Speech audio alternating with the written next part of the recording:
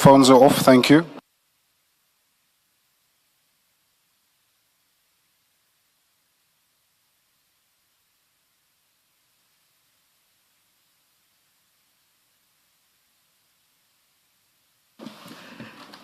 Yes, Mr. Sim.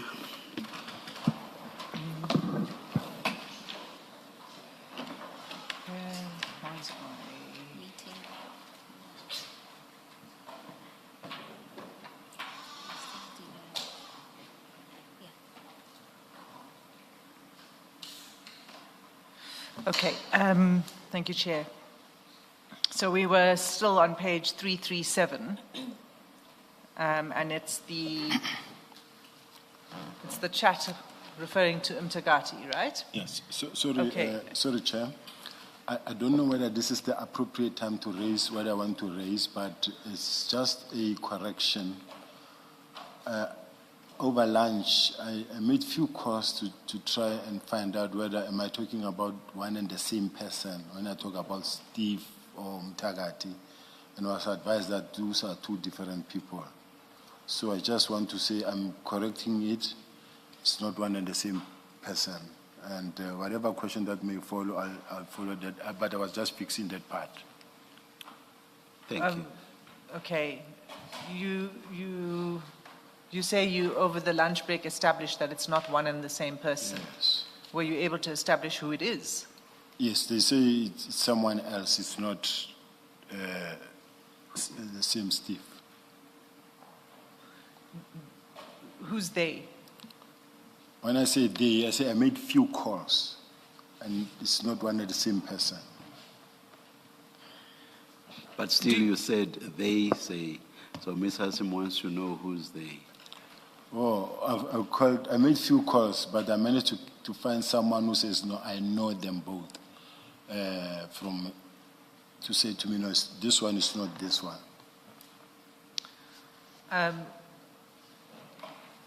Maybe I'll come back to that, but let me ask you this for now. Do you know a person named Ignatius Pielo Motokati? No, I don't know him.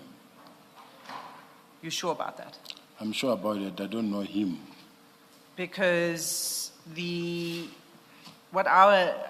the adjournment, over the lunch break, what I've been able to establish and our investigations have shown that in Captain Sergeant Nkosi's phone, right,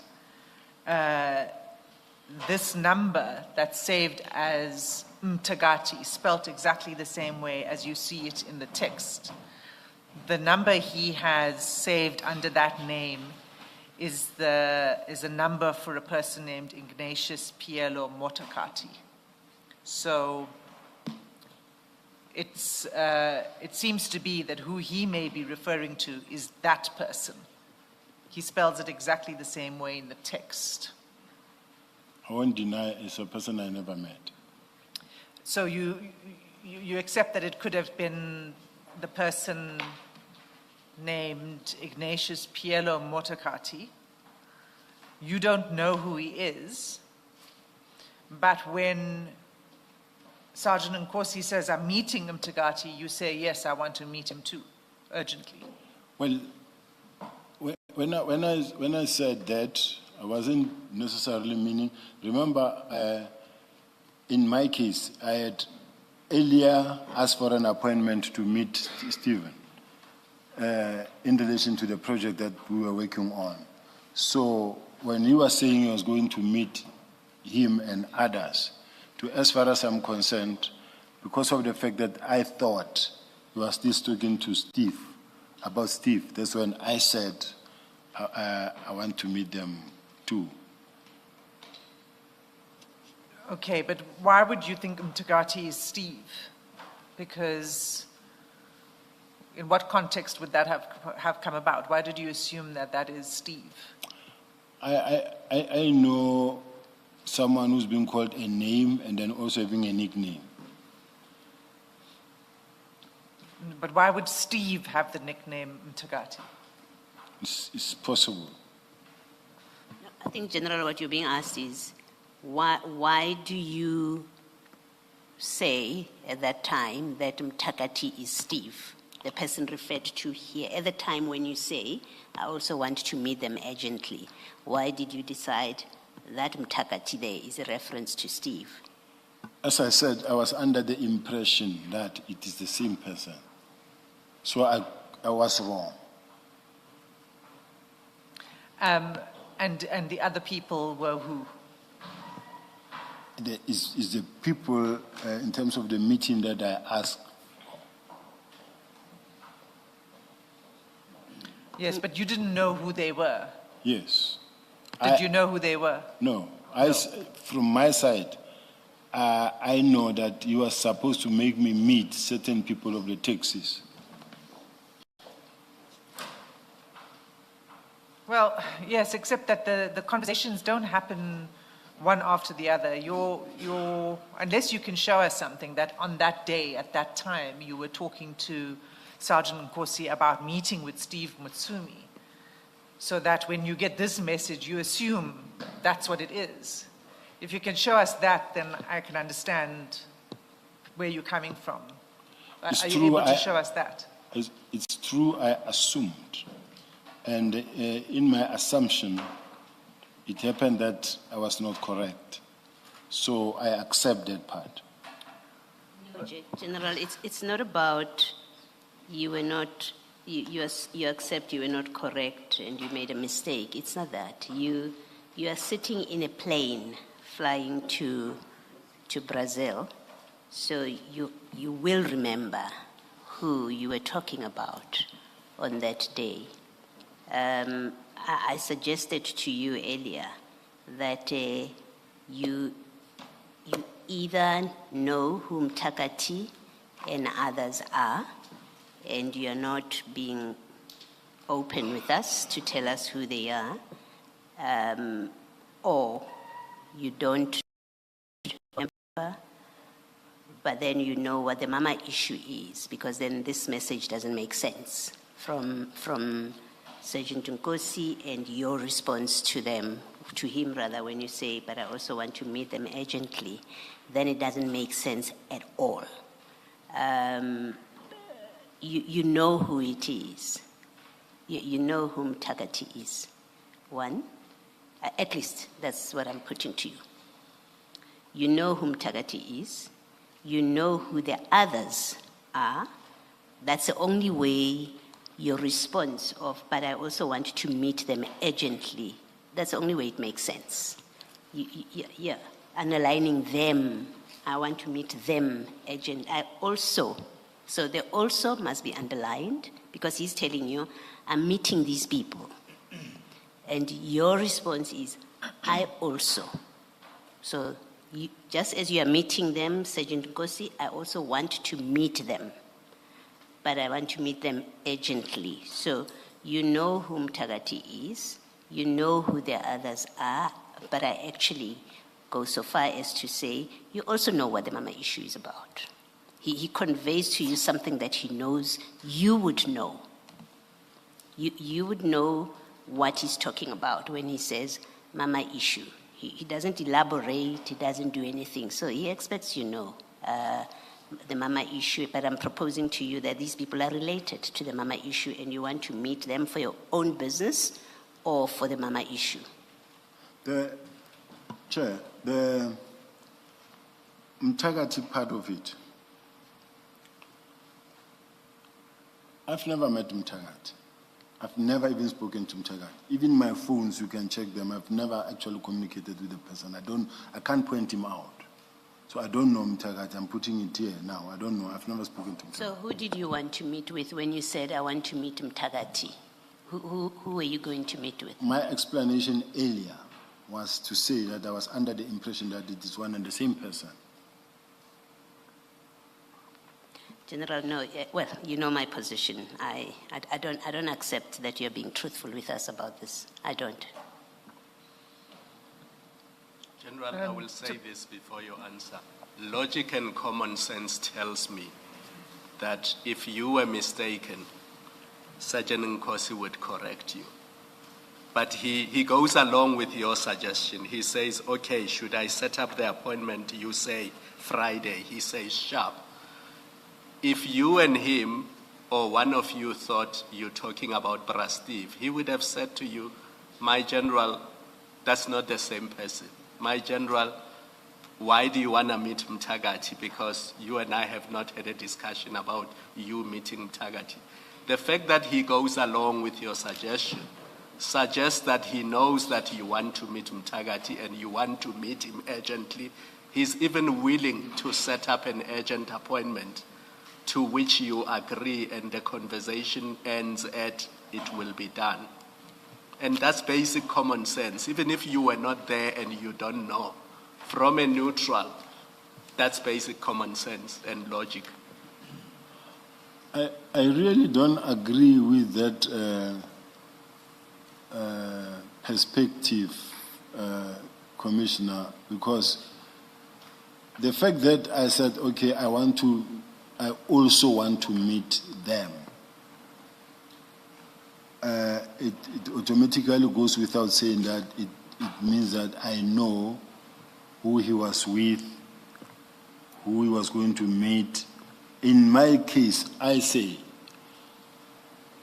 I want, because coming from the impression that I'm talking about one and the same person, that is when I said I also want to meet them urgently, because me, where I was just thinking work, in terms of that project that I spoke about. So that's what I was referring to. If that's your answer, let's leave it there. Thank you, Advocate. Maybe let me try. How did you think Sergeant Nkosi would know who you're talking about? Because clearly he has his own idea. You have your own idea of whom Takati is. You also have your own idea of who the others are, because you want to meet them in the plural. So you have your own idea.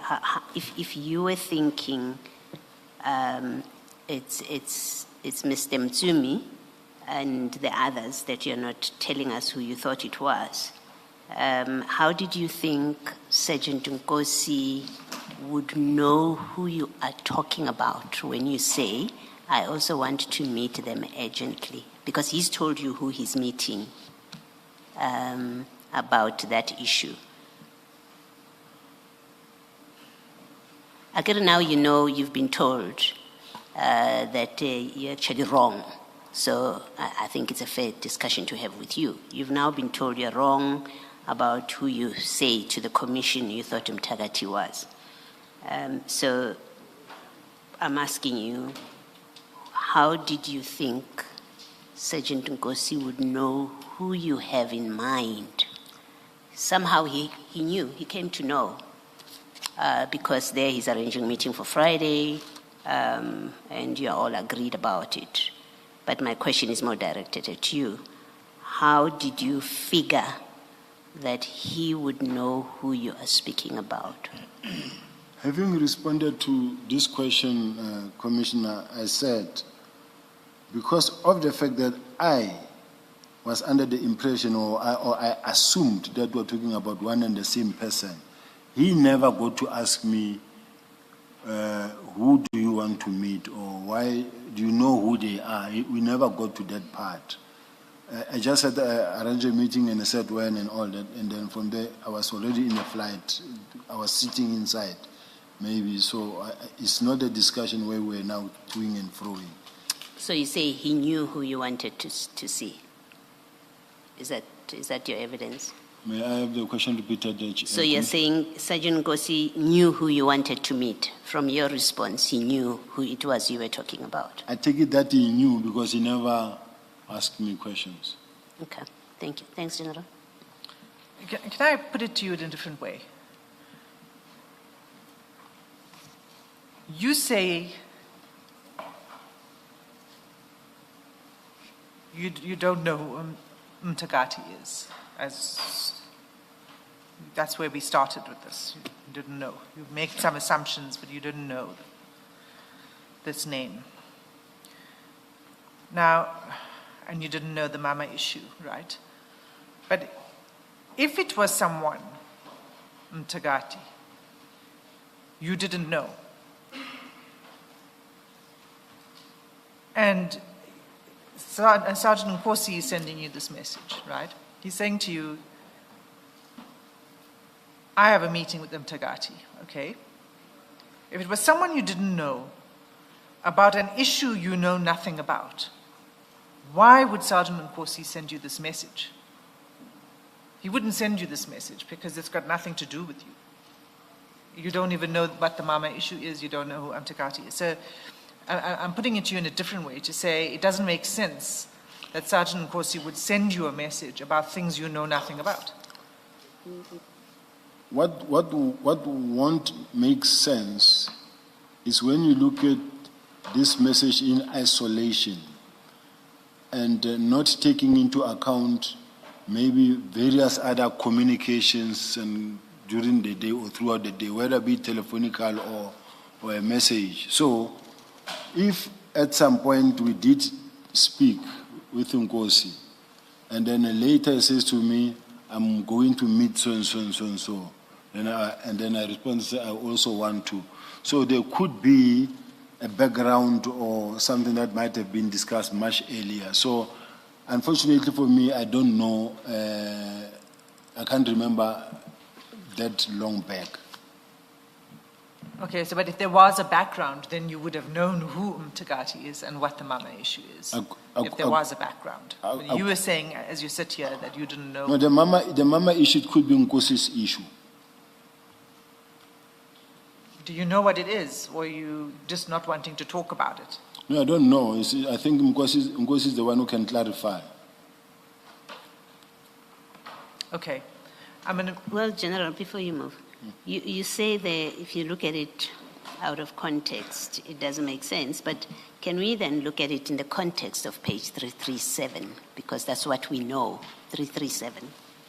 That's that page. So you have a communication with Sergeant Nkosi on the 19th of April, and the next communication on this page is on the 21st of April at 12:35. Which is file number? The one that we had, file 7. It's the one that was in front. File 7, page 337. Yeah, that's where the text about from Sergeant Nkosi about Mtagati and others in the Mama issue. That's where it is. So if you look at chat 3 is on the 19th of April, and I think we've been told it's a call or something. And then chat 4 is a different date. It's the 21st of April. So you spoke on the 19th. The next time you spoke is on the 21st. And there's that picture there that is sent at 12:35.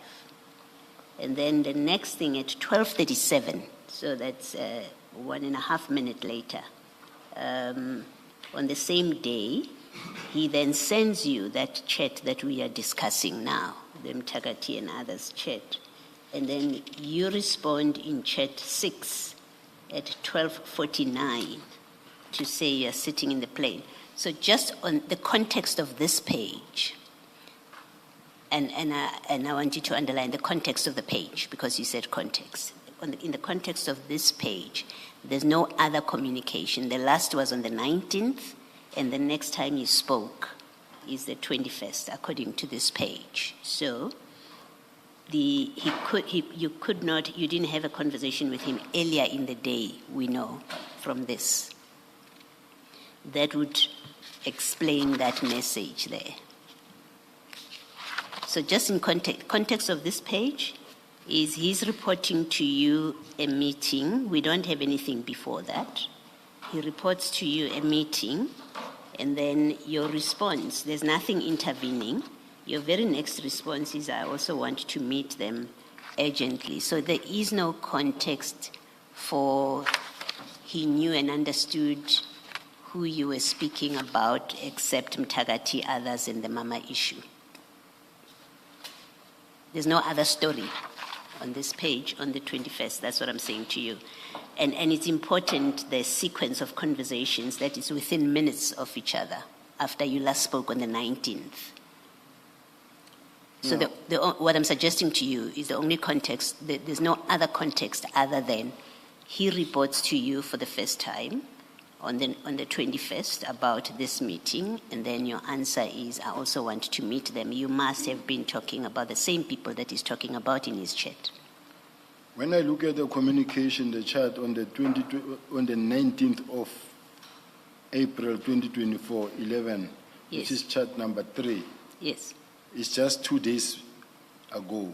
yes, There's a difference of 2 days. yes. Now, if maybe whatever that we might have discussed at that time, and then he now comes back to me on this time Yes. and say, I am going to meet Umtagati, and then I have a meeting with Umtagati and others in regard to Mama issue. Yes. Now, Mama issue, I don't know whether it could be the issue of whose Mama, whether it could be the wife of somebody or whose Mama, I don't know. But on my side, I then also said I also want to meet them, hoping that, and urgently, hoping that, or thinking or assuming that it is the same person, Ntagati Steve, hoping that it is the same person. So that's what I requested. Right. Thank you. Thank you, General. General, what was so urgent about the meeting that you wanted to have? What was urgent, it's the same thing that the issue that I discussed, because I know I was going to work, or I was working on a report that I was in dealing with that project that we were dealing with. You were working on a report. Yeah, we're working on this issue of the extortions. How long did you go to Brazil for? I'm not sure whether it was 3 days or 4 days or a week, but Okay. it wasn't a night or two. The 21st of April was a Sunday. So when you are on the plane, and you want the meeting for Friday, so it would have been one of the first things you wanted to do upon your return. Right, yes. Okay. And that you wanted to do, you say, has to do with Mutsumi, Mr. Mutsumi. With the meeting that I Yes, asked that with was him, urgent. yes. That needed to happen urgently. Yes. Okay. Can we go to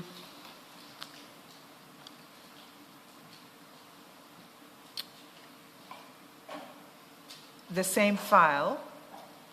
If you go to page 343,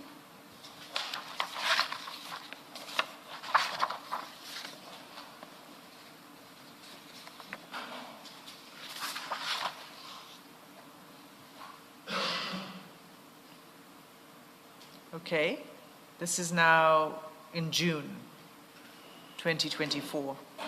It's still conversations between you and Sergeant Nkosi.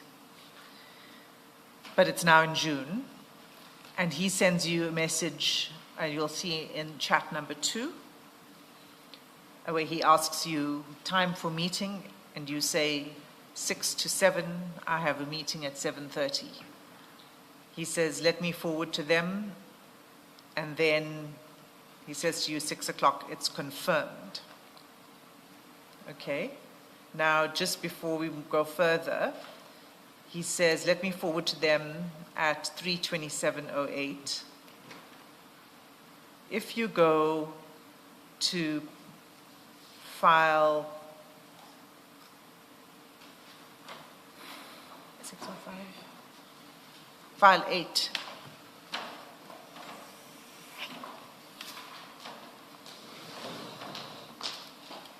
at page 605.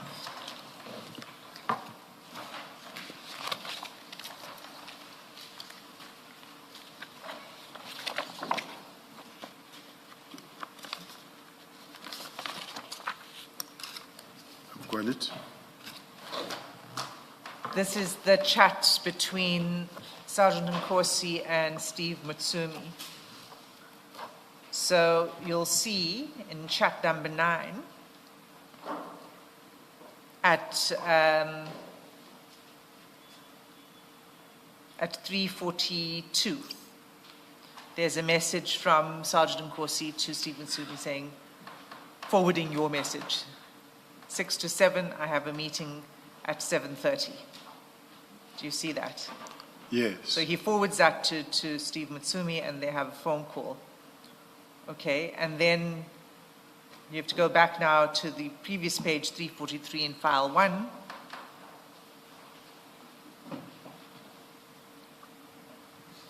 He gets back to you in chat number 5 to say, 6 o'clock, it's confirmed. So he is arranging the meeting between you and Mr. Mutsumi. Yes. Okay. Let's just continue with this before I ask you questions about it, just so we have the complete picture. Can I raise just quickly something that I want to let the commissioners also look into? Whilst I understand maybe the line of approach or the questioning, I'm in between. I look at the date and the month. It's not like it was a streamlined type of communication on a daily basis every day, because it will be one message once in a month. Another one will see that it is in April, another one it is in May, another one maybe is in June, because when you look at the month, they are scattered. I'm just trying to say, let's bear that in mind, that whilst you read this message and that message where you set up appointment on different timelines, different days altogether. So I'm just trying to put it in such a way that it shouldn't be that one was not working, just focusing on arranging meetings with Nkosi, with Mr. Mutsumi. I was just putting that. No, thanks. Jen, that's not what I'm suggesting at all. So that's not my line of questioning. I'm not making any suggestion about whether you were working or what your preoccupation was. I'm not, that's not the reason why I'm going to these chats.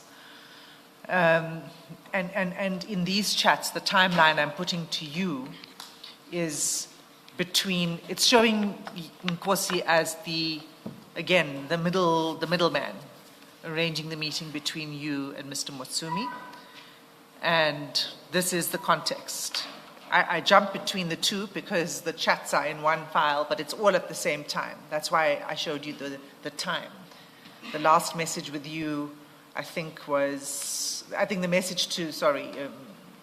Mutsumi was around 15:48 or 15:47, and then 15:49 he comes to you and he says it's confirmed. Okay? And your point about different chats on different dates does not apply to what Ms. Hassim is taking you through now. All of these are on the 5th of June 2024. So the chats between you and Sergeant Nkosi are on the 5th of June 2024. And the chats between Sergeant Nkosi and Mr. Mutsumi are also on the 5th of June 2024. And what Ms. Hassim drew your attention to is the fact that under chat number 9, Sergeant Nkosi is forwarding your message to Mr. Mutsumi. Your message being the one where you said 6 to 7, ? I have a meeting at 7:30. That's your message to Sergeant Nkosi. Sergeant Nkosi is forwarding it to Mr. Mutsumi. All of that is on the 5th of June 2024. So you see that your point about different dates and so on does not apply to what Ms. Hassim is dealing with now. I respect what the chair is saying. Yes. But just to refer the chair for an example, let's say to page 605 in file 8 of 10. And you may want to look at the different charts of course dating from, let's say 590, you'll see is March, and then we'll find in April, we'll find in May. Now we are in June. I was just trying to rest that part or bring it home. That says, I understand, Chair, I heard what the Chair said. Yes. I was just saying that most of the communications will be If ever, it will be once in a month, maybe, if it happens. Not that it was like constantly, they are scattered, but now as it is being presented. I hear that, but I'm not sure of its relevance in the context of the point being made now. Perhaps let's just proceed, General. Yeah. Yes, Ms. Hasim. Thanks, Chair. So let's just keep going down. Now we were 6 o'clock, it's confirmed. Right, that's still at page 343. The next message from you on the same page is at chat number 8 at 1641, where you say, still with the National Commissioner, let's see how it goes. Okay. Then the next message is, and just to be clear, I'm going to put all of the messages to you so you see the whole picture before I ask you questions. So I'm not trying to bombard you. I'm just trying to give you one coherent picture. Okay? So he says to you, Sergeant Nkosi, at 1642, should I let them know? You respond at 1724, yes, but let us see. Okay? And then that's at 1724. I have to take you then to that page we were at, 606 again. That's the chat now with Mr. Mutsumi. Okay. And again, he forwards your messages to Mr. Mutsumi. You'll see that in chats number 4, 5, and 6. Should I let them know? Yes, but let us see. Sentumule is still presenting. And then there's a phone call between him and that's Sergeant Nkosi and Mr. Mutsumi. Okay? And then we go back to your timeline on page 344 at 1827. Page 344, chat number 4. Chat number? 4.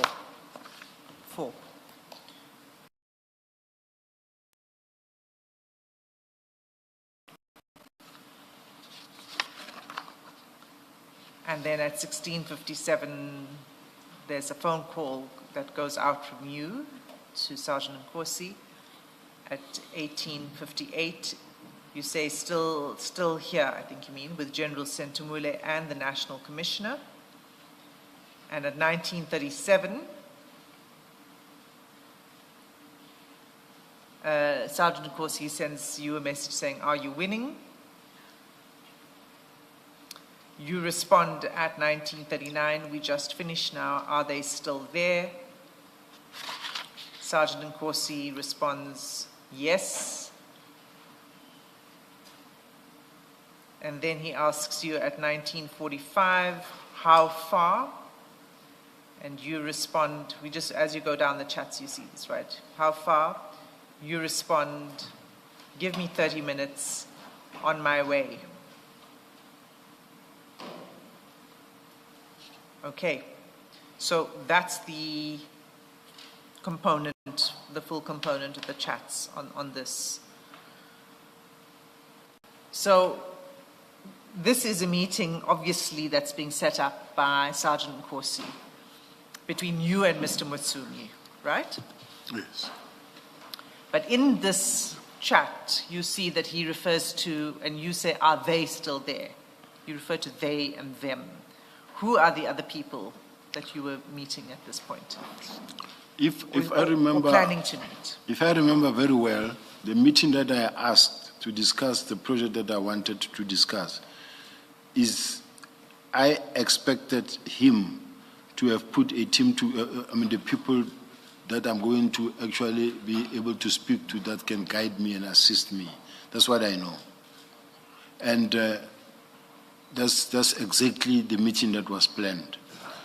This is the meeting that was planned. Okay, so this was the urgent meeting you were wanting. I take it so. Okay. It's quite some time since April to now in June having this meeting. Yes. So had the urgency worn away, or how do you explain the urgency now? Is because when I came back, I don't think it happened. It never happened because the meeting never happened, never took place, and even here, as you could see, there was a little bit of impatience. Are you winning? How far? And because the time was supposed to be much earlier, and others had their own other arrangements. So, as I was saying, I'm on my way. Then, and it was like, you know what, Chief, let's postpone. Oh, so did it never take place, this I meeting? don't remember. It never happened. So you took me down another, you went down a different road. You didn't answer the question I asked you, which is, what happened to the urgency that you had in April? You're telling me now that you were trying to get there and then this meeting got postponed. Okay, I hear that. But what I asked you was, you said that this meeting was the meeting you were talking about on the plane to Brazil, right? Well, And I'm saying that was urgent. You said it was urgent, so urgent that you wanted to have this meeting as soon as you returned from Brazil. And now we're in June. So what happened to the urgency? What made it lesser? Why didn't this meeting take place sooner then? It's just that, Chair, I'm quite honestly speaking, because I'm talking, the timelines will hit me hard here, but remember that there are instances where I said I wanted to talk about the Boshoga matter. Because from where I'm sitting at this level,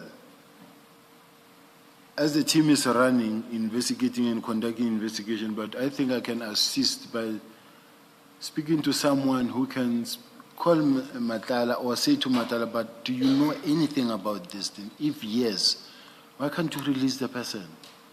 I mean, in my case, we spoke to him. I asked him and he denied. And yet the family was of firm view that he could be involved. Now, what I don't know in terms of the timelines is whether it is around about the same time when he was already kidnapped or not, Mr. Boshoga. But I've met them on two different matters. The first one is the one that I spoke about, and the second one is I had to meet him on the Boshoga matter, and the other surname I forget, where the mother and the child was kidnapped, but it was on a different time. Okay, so when I asked you what was the meeting about, you said it was about that, this is the meeting you wanted to have, that's what you were referring to when you were on the plane to Brazil, right? It was about the report on extortion and the bucket system within the taxi, broadly speaking, industry, okay? And then when I asked you, but then if that was urgent and it was a report you were preparing, what happened to the urgency? Now you're saying that actually what this meeting was about Jerry Boshoga, to talk about that topic. Is that what you're saying? Well, I'm saying, I might say that was the case. I'm speaking from where I'm speaking, from relying on my memory of something that happened in the past, I'm sure 2 years ago. Now, I'm saying I know that I met him on two different issues. 2 or 3 different issues. When I say 2 or 2 different issues, I'm saying once I'm talking to kidnappings, and then also that one of, I said he's in construction, but I also spoke about Jerry Boshoga, I mean, the taxi bucket system. Okay, I'm just pointing out to you that at first you said it was about one topic, and then you said, well, maybe it could have been about this other topic. But also what you said is, when you met them, this is now not just, if it's about Jerry Boshoga, I would think that you would want to have that conversation with Mr. Motsumi, not with a group of people. Not with her? Group of people, because when you first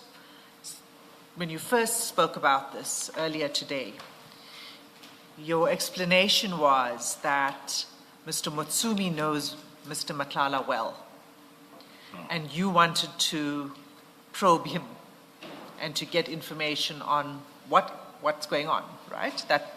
And what are these allegations all about? What information you would wanted to get information from Mr. Mutsumi? Not to probe him, but to check with him if he could really assist. That's fine. That's what I mean. It's to get information, Yeah. to assist in understanding what was going on. Fair enough. But now when I asked you about this meeting, you said when I met with them. And if you were meeting with, if the topic of discussion was Jerry Boshocha, it would have been with Mr. Mutsumi alone, not with a broader group. Isn't that so? Yes. Okay. So the meeting now is about what then? What is it about? Which one? This meeting in June. In June. Yes. At this present moment, I'm not sure whether it's still the same project we're working on, or at that point in time is when I was now going to discuss the issue of Mr. Boshocha. But the timelines are the ones that would hit me there, but I don't know. Okay, well, I can tell you I'm advised that Mr. Boshocha was kidnapped in November 2024, so it couldn't have been about that. All right. So which means it was still on the bucket system. So it was the bucket system. Yeah, The urgent issue. in the construction, yes. But, and then you say that meeting never took place. It never took place because when I finished late, they were gone. So so let me just go back to that. You say are they still there, 1939? And he says, Sergeant Nkosi, 1945, yes, how far? Give me 30 minutes on my way. And then you went to the venue. Sergeant Nkosi didn't come back to you to say, sorry, it's too late. They've left. I think we spoke over the phone and said, no, they said we must postpone. Okay. Yes. So if this meeting was about the report that you were working on, that's work-related. That's a work-related Yes. meeting. Yes. Why is it that it's Sergeant Nkosi who is the person who sets up these meetings? Let me put it a different way. Normally, when you set up meetings, you have a professional environment where you're setting up meetings with people, whoever it is, for this purpose, but for the purposes of work, you communicate through a PA, or you communicate directly Yes. with the person. Why is it that you communicate via Sergeant Nkosi?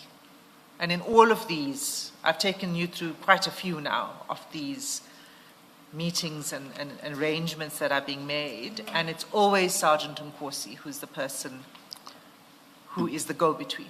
It is not in all instances where you have to communicate through the PA, because some meetings are meetings, like for an example, meetings with informers, it won't be with PAs. And in the underground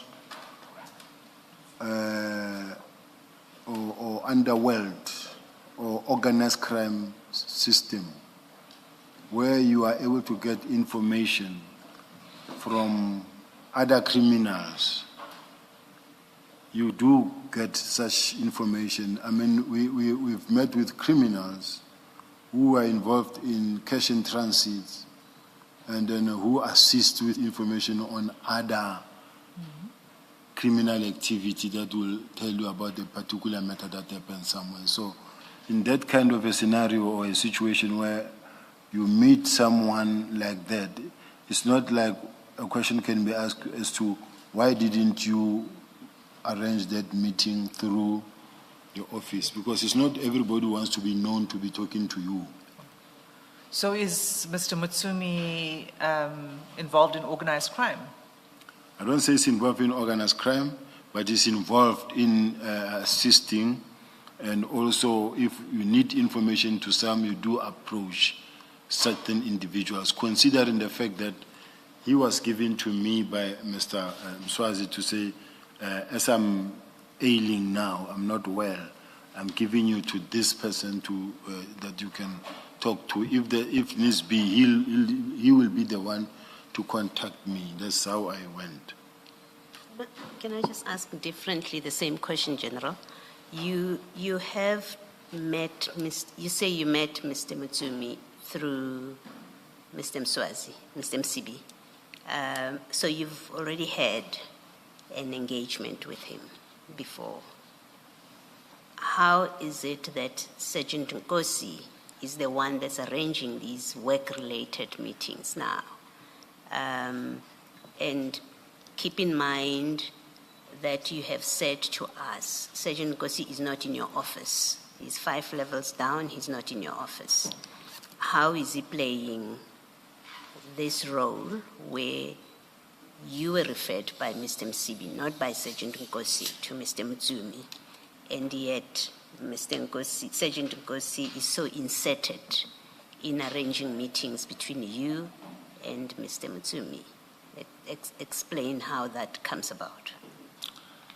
I really didn't see anything wrong to ask Sergeant Nkosi, because these are the people that he knows very well. And to say to him, I would like to have this meeting, please assist me in getting an appointment. I saw nothing wrong. So, and yeah, I think there's also, I do struggle with what appears to be a conflation between his role in your life. At some point, you're dealing with him as a subs officer, and hence my question now. When you share documents with him, you say, well, I was sharing with a subs officer. So I asked the question in that context, that you have a subs officer who's significantly your junior, who's not in your office. How is he arranging business meetings with you when you've got other people who are closer to you in terms of how they work by rank and in other respects? This is not a social gathering or get-together, you're telling us. It's a work-related meeting. You may not see anything wrong with it, but please explain it so that it makes sense to us, because we are investigating these relationships where serious allegations have been made. So we do need to understand from you, why is Sergeant Nkosi arranging meetings for you with a person that you have been introduced and you've already met? And so presumably you have his number. And I don't want to suggest yet what I want to propose to you is happening, because I really would like to hear an explanation that, for lack of a better word, that makes sense. Why is Sergeant Nkosi involved in arranging work meetings for you? I preferred talking to him about these people because he was close to, so it was easy for him to call them anytime and to arrange meetings. So that's how I prefer to work. You were not using him to communicate because he is your dedicated go-between between you and the people that are involved with Mr. Matlala, No. or that are in Mr. Matlala's world. No, he made it easy for me. It was easy for me to say, please arrange a meeting between myself and so. It wasn't with any other person. Each and every one of them had his own role. If, let's say, for instance, one was to deal with a problem in Wheatbank mining area, I knew who to contact. So was Sergeant Nkosi involved with those Wheatbank meetings?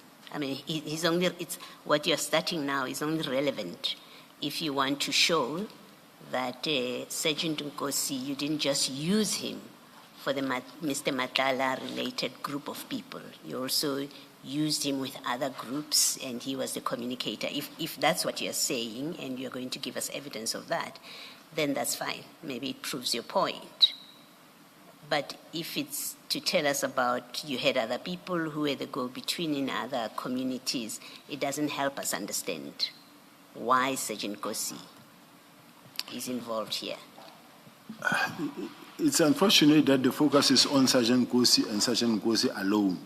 But I had many people in the office that I work with that could, or that assistant in many other directions. But to just give another practical example, he's from Soshanguve, or he grew up, I think he testified, he grew up from there. Now, there was a lady whose car was stolen at some point, and I also got a call that says, hey, so-and-so's car has been stolen, please assist. I called a number of people to assist within organized crime, to know the syndicates that steals car, or maybe where cars that are stolen have been taken to. But Sergeant Kosi is not one of those people. He's the one who assisted, in fact. Yes. I called him. He was one of the people who actually assisted to trace that car. Yes. That day. Yes, we do have text about you and him talking about tracing somebody's car, and the car has been found. In time, I guess it will be discussed, but there is something like that. But please keep in mind the discussion we are having now is you have an undeniable group of people who are a Mr. Madlanga kind of group. You have General Shibiri, who's, we have what connects him, or apparent connections to to Mr. Madlanga. You have you speaking to Mr. Mutsumi about Mr. Madlanga because you thought he could speak to Mr. Madlanga. So there is a connection that you are giving us there. So Sergeant Kosi comes up in that way, in the context of this particular group of people. And the question is, why is he so in the middle of making arrangements for you when you could be dealing with these people directly? He's not an informant. You're not dealing with Sergeant Kosi as an informant. You're not dealing with Mr. Mutsumi as an informant, unless that's what you tell us. You've met him before, you have his number. Why are you not arranging your own meetings with Mr. Mutsumi? He will pick up your phone. You've met. You've exchanged numbers. Why are you not calling him? Arrange your own meetings. I think this question is coming. It's more than, I don't know how many times now, and we kept on responding to say that I preferred to tell him to assist me to arrange a meeting, and then he would do it. Okay, General, if you feel you've answered it, let's leave it at that. I'm happy to leave it. All right. I'll just add one thing, and it's because we've gone through a few of these examples, and each of them have their own features. And this particular exchange, what's happening is you are in a meeting, and it's sort of a fluid environment, okay? And meaning it's fluid in the sense that you're not sure exactly what time you're going to finish, and only you know when. Once you are ready, once you are done, and you are on your way.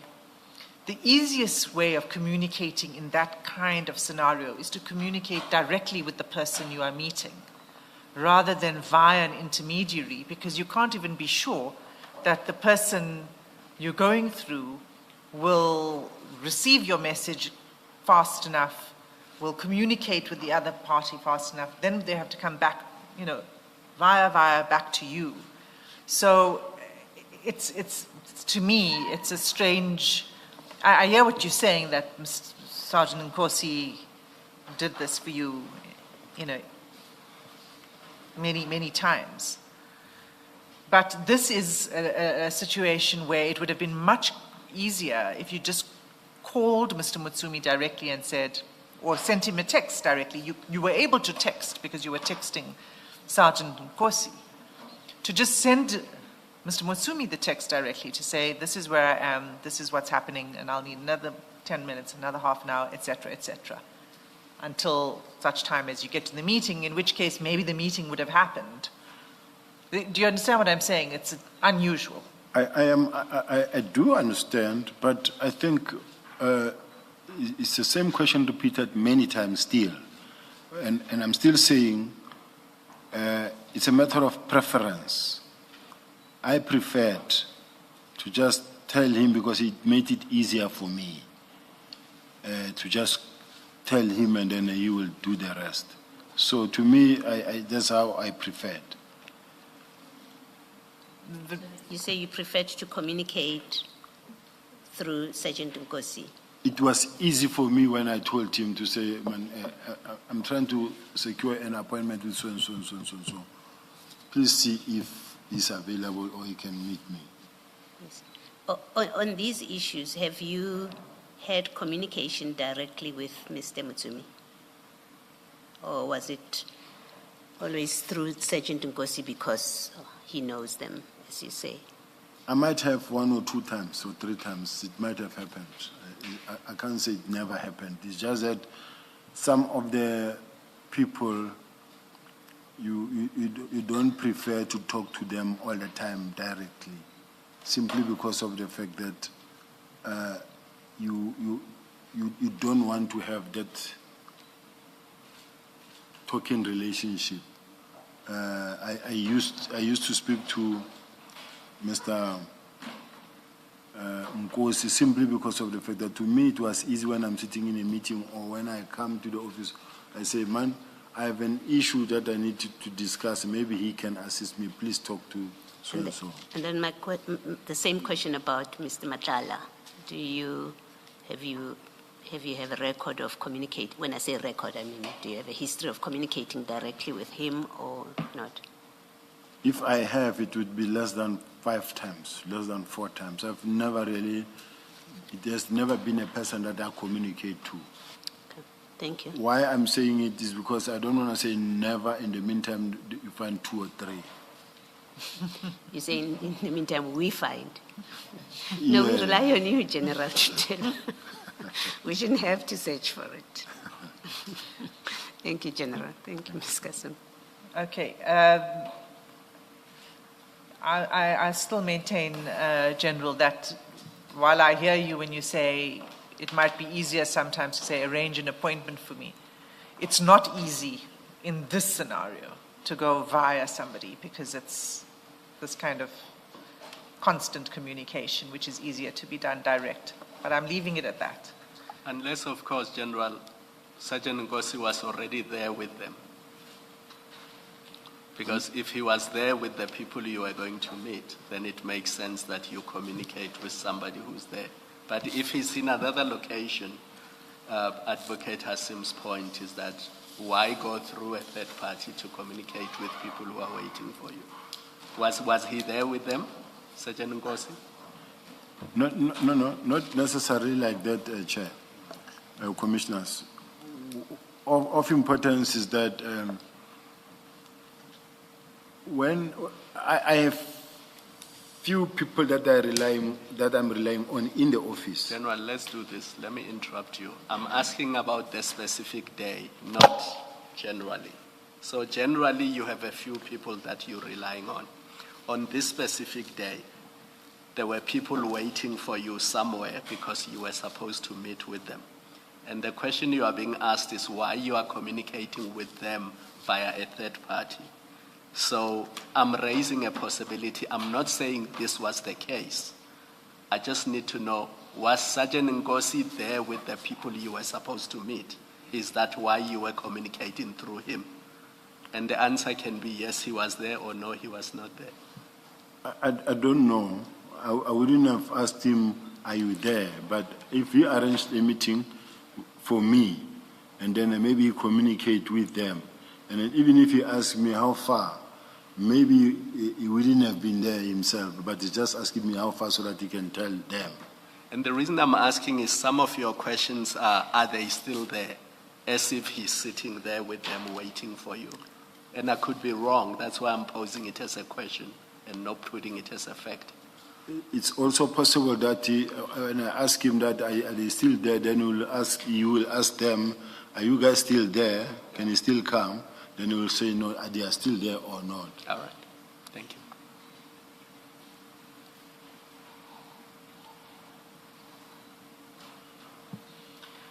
you. Just before we leave Steve Mutsumi and this context, when General Sonona came to the commission, he expressed, in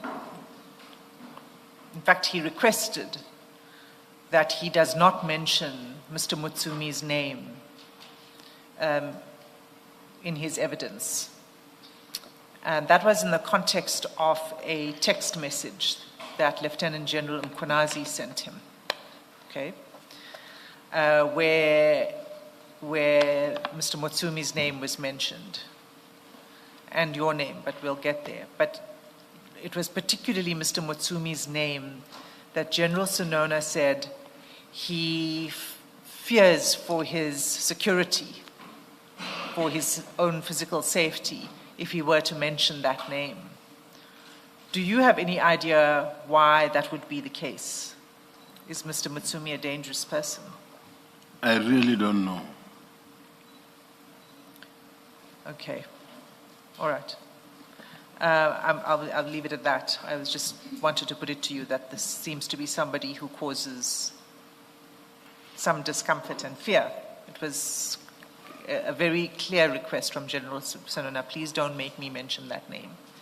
And it actually took a ruling from the chair for General Sonona to mention Mr. Mutsumi's name. You're not aware of anything circling around Mr. Mutsumi, any reason one should be afraid?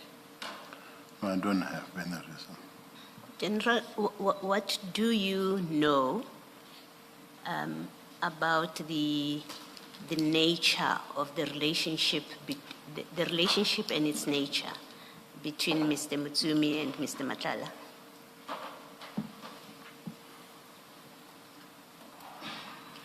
Mr. Mutsumi, as I was referred to Mr. Mutsumi by Mr. Msibi, and also having heard that Mr. Madlanga was Mr. Msibi's VIP protector. This takes me to the next point of saying that, but if everybody says this man is involved and is denying it, who I can speak to who can actually sit him down and say, are you involved in this thing? Do you know about this thing? So it was, that's me applying my own approach and my own mind into making sure that I get assistance in being assisted to get this man released in case Mr. Madlanga is involved. So is your answer that you did not know what relationship they have other than you were referred by Mr. Msibi to Mr. Mutsumi and you knew that Mr. Madlanga is VIP protection of Mr. Msibi? You didn't know anything about their relationship? I don't know about their relationship other than the fact that they know each other from Mr. Msibi. Okay. So when you spoke to Mr. Mutsumi, as you say you did, about Mr. Bushokha and Mr. Madlanga, what was being said, the questions you were asking, what you were doing it blind, what did you expect? Why did you think that Mr. Mutsumi can be of assistance if you don't know anything about their relationship other than that they're both connected to Mr. Msibi? It happened many times in this type of work that I'm doing, where you find that sometimes you find someone who can speak sense to somebody, who can assist in the investigation or even give guidance and say, I think I'll call him and I'll sit down with him and I'll tell you whether he knows he did it or not. So you thought that Mr. Mutsumi has the ability to call Mr. Madlanga and sit him down and talk about this. Yes. That's what you knew about their relationship. Yes. Okay, so you knew that he's got that kind of ability. That kind of proximity. Okay. And did he speak to him? I mean, Yes. And did you get the kind of answers that you wanted? He said the man is denying, he says he's not involved. Okay. I think somewhere in your evidence you then also say you did speak to Mr. Madlanga about Mr. Bushoka. Am I correct? Correct. In what context? Were you in your office? Did you call him into this? Is a detective now. I'm assuming you're not being friends now. Where does this happen, and in what context? If you remember, Chair, at some point he did say that he came to my office. When I called, he did come to my office. He said, is when I was asking him about that. I don't remember when, in terms of the timelines, but... When you say, you remember, he said that he hasn't appeared before us, so maybe be a little more specific where you're recollecting him. I mean, we haven't followed all of his evidence wherever he's spoken. He was talking. He was speaking at the ad hoc committee. That at some point I called him. I did call him to ask him Into your office? into my office. Yes. And then he categorically denied about his involvement in this thing. Instead, he assisted me with further information that actually assisted the team further. So this was a formal thing when you called him to your office? It was a formal thing that when I called him in the office, but having denied and in realizing that, but this man sitting in front of him, when I look at him like this, he appears normal, he appears like a gentleman, and he says that doesn't know, but still the family is of a firm view that this man is the one. And rumors and many saying, hey, but this man could be involved. Then that's when I said, you know what, let's look into other.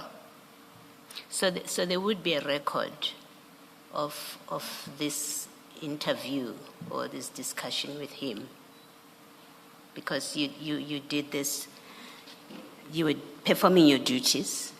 He came to your office. That's the clearest sign that you were executing your duties. There has to be a record. There will be a record somewhere. Whether it's at head office, I don't know at head office security how they do it. No, I'm not asking a record of did he come. I'm asking a record. I imagine you would have taken notes. There has to be a record that this person was called in. You had a discussion with him. There's a record of a note somewhere of your discussion with him, the questions you asked him, even if not point by point, but this is what was discussed with him, these are the answers he gave. That's the kind of record I'm asking about. There will be a record because he gave me of 3 scenarios and say, I'm not involved here.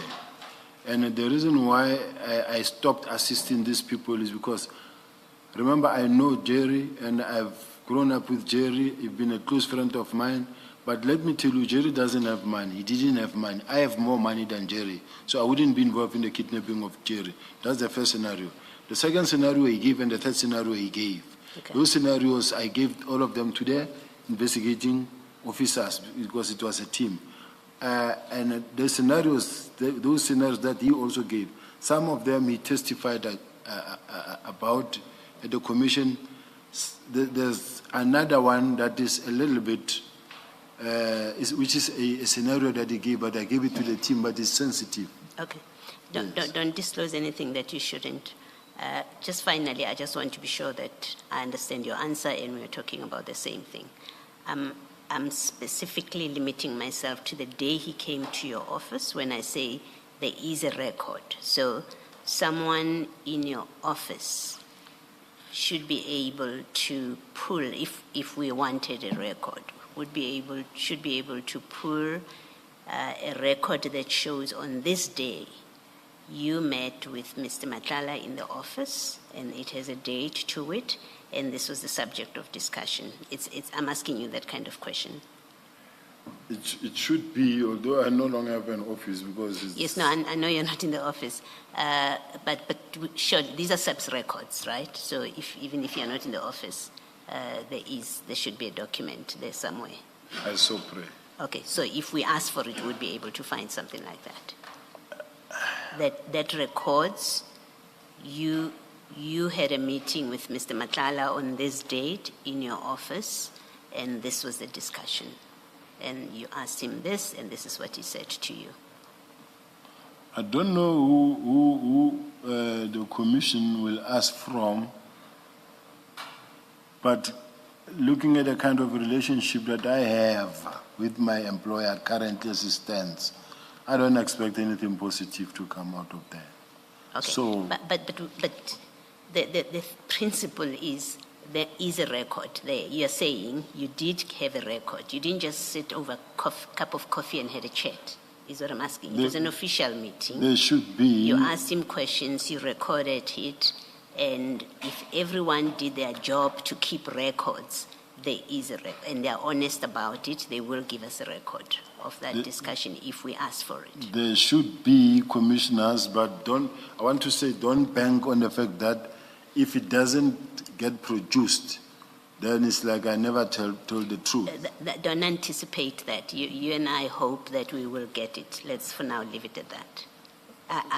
Your answer is there is a record. It was an official meeting. And if the commission were to ask for it, we will say on this day you testified and you said you met with him. You just don't remember the date. You say. I don't remember the date, but I'm asking to give one example of what I'm talking about, Commissioner, if I could be allowed. If maybe you can make your example, but One example. Let me say this, that for purpose of our discussion, please do not focus on we may not get it. I understand what you're saying. We may not get it because maybe there are shenanigans, maybe it's not there for whatever reason. So that part I understand. That's what you're saying. What I know is that I asked my legal team to ask for information from the SAPS. It was never provided, including the minutes of the meeting of the 1st of November, wherein the National Commissioner actually was heard saying this is just a test team. It was never meant to. They fear the chairperson more than your legal team, so don't worry. The chairperson has more power than your team. What I'm saying is that we asked, and to date, I don't have anything that I could also play here and say, listen to the National Commissioner, but we asked, we never received. Okay. Now, I'm saying I'm not hopeful. If it's not there, I'm also not, the chair must not hold it against me if they say there's no record, because I don't expect anything positive. Thank you, there. General. I hear your answer. Thank you. Ms. Asim. Question that requires a yes or no answer. And I'm prefacing it so that we don't get a long explanation. Has there ever been an occasion where yourself, Mr. Madlanga, Mr. Mutsumi, and Mr. Msibi were together in one place? Not at all, not even once. At a farm, somebody else's farm? Not at all. You've never been with the three of them together? Not at all. Thank you.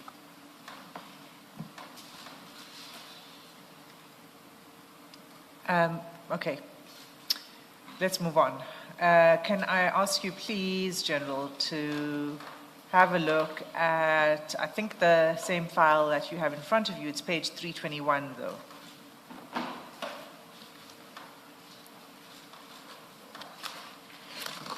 Page 321.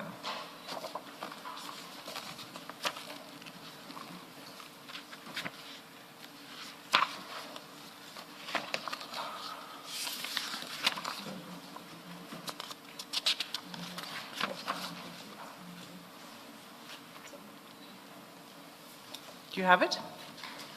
Yes. Okay.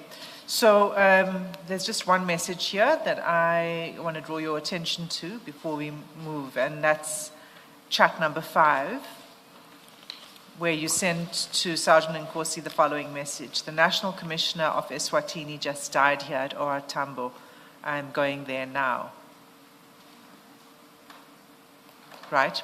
Yeah. You sent that to Sergeant Nkosi. Now, if we were to look on the same day, I'm going to need you now to open file 8.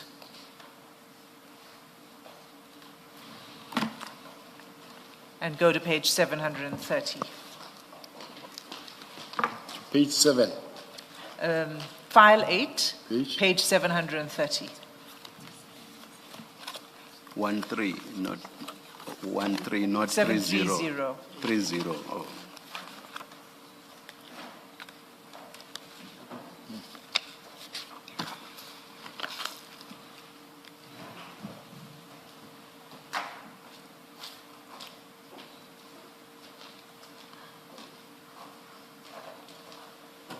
Okay, so that's a chat between Sergeant Nkosi and a number that he has saved in his phone as Mswazi Taxi Boss.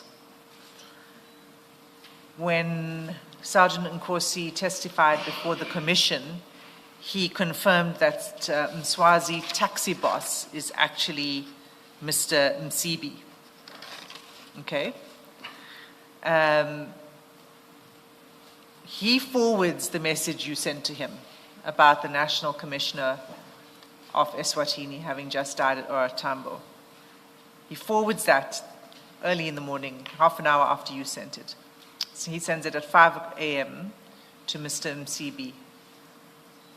And then he follows it with a message saying, "Morning, Baba. It was SMS from number 1 this morning." So the reference to number 1 here is you. I'm not sure about it.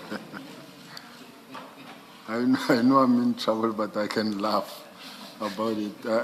I'm not sure whether I'm number 1. Number 1 is the president. That's what I know. Okay, so that's why I first went to your message to Sergeant Nkosi. You send it to him, he forwards it to MCB, he says it came from number 1. Which means that it also assumes that Mr. MCB calls you number 1, or that he knows. I wish I was you number are. 1, but I'm not number 1. I assume, let me accept that maybe perhaps it was me. I didn't know they called me number 1, but I accept maybe it's me because I In did that send a circle, message. in that circle, not above. Did you know that Mr. MCB and these people, the circle, as Commissioner Kumalo puts it, called you number 1? Were you aware of that?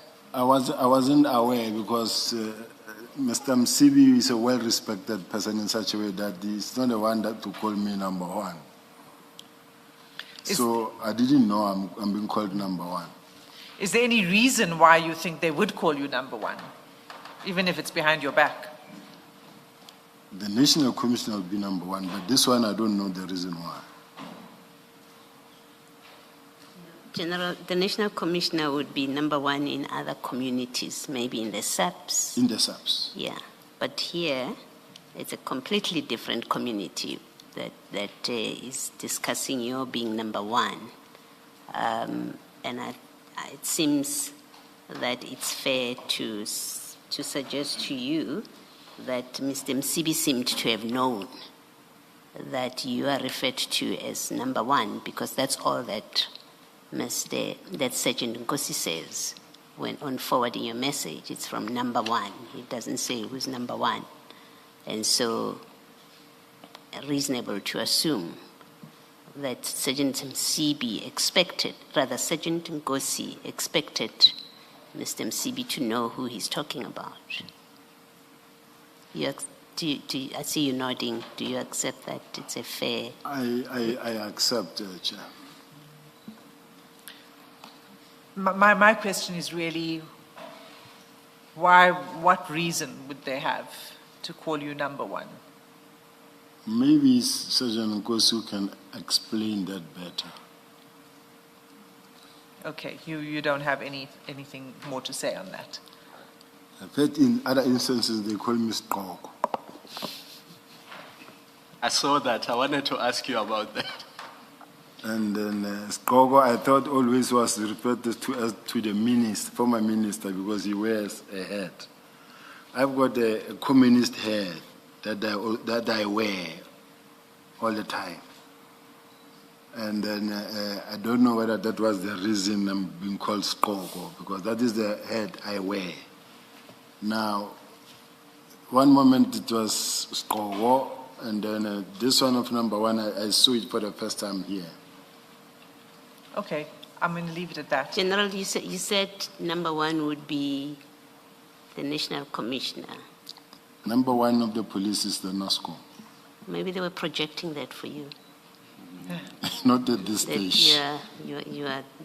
you would be number one. Not at this stage. Okay. Okay.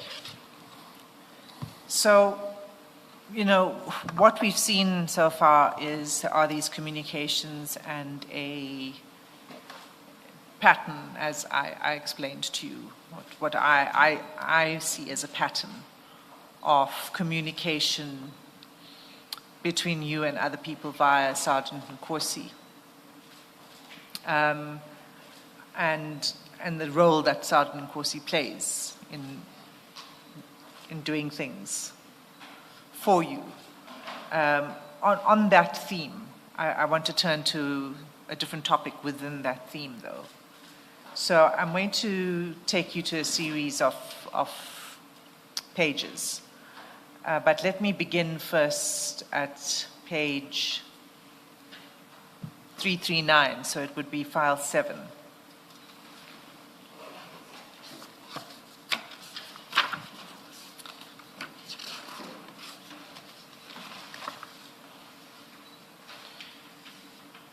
Right, so it's page 339, and it's chat number 3. It's from Sergeant Nkosi to you, 6 May 2024, at 15:39. Where are we? I was still reading at 340. 339. 339, it's chat number 3.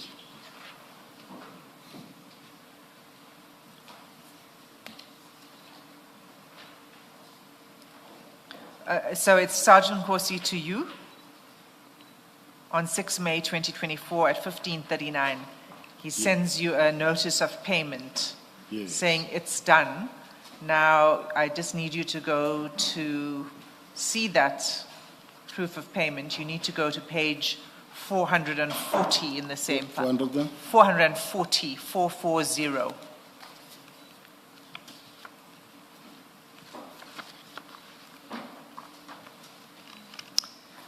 Let me know when you're there.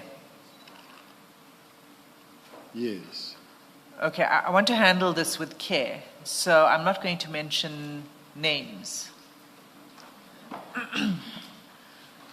But what this is a proof of payment for a school, right? Yes. And it's for a beneficiary whose name is there. Yes. Okay, so what is this payment about? It's a person who asked for assistance because the person wanted to assist, for the child at school, and then asked for assistance, and then I said, okay, let me give you the money to give. And then I said, so normally I would either give him money. Now from where he's sitting, he will just pay it over himself, and then, but in my case, I gave him money to assist.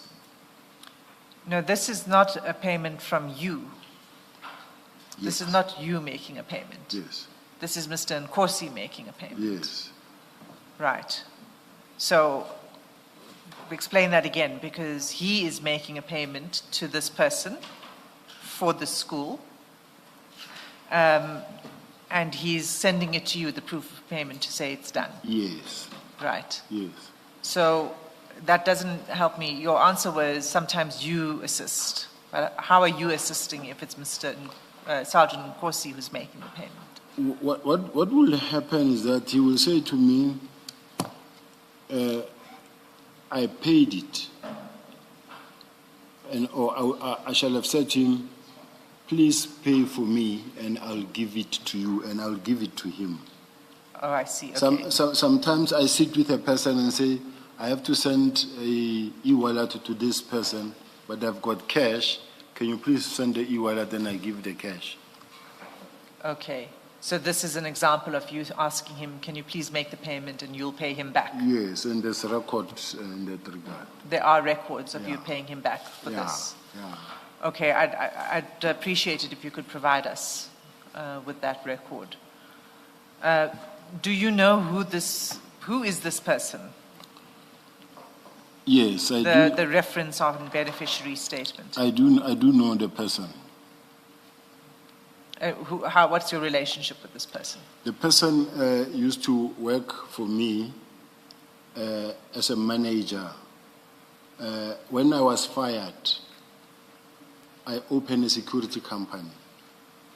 And then, but because I was also working and also operating a security company, I asked the person to run the security company for me. But now the monies I owe the person felt that, look, you still owe me money in terms of the salaries. And then I'm also suffering because of my child must be at school. And then I had to then pay, assist with the school fees where I needed to assist. So as a result, when I came back to the police, I resigned from that company, and left the person to run with the company. This person runs the company? Yeah, but finally she couldn't proceed because it died. But she ran that company. So you opened a security company in what year? 2017 or when? Somewhere around there, and it pushed through for quite, I don't know until when. What was the name of the company? High-tech special operations and risk management. Okay. And you say you resigned. I resigned because even when you check record, it's there. You resigned as what? Are you still a director of the company? No. Are you sure about that? I'm sure about that because I resigned a long time ago. When I had to go back to the police, I had to make sure that I'm clean. Right. So when I ask, are you a director, if you say I no longer run the company, I don't manage it, I'm not the boss, the CEO, the executive director, I appreciate that. But are you still registered as a director? No. Are you still, do you know what I mean? Are you still linked to this company? No. Okay.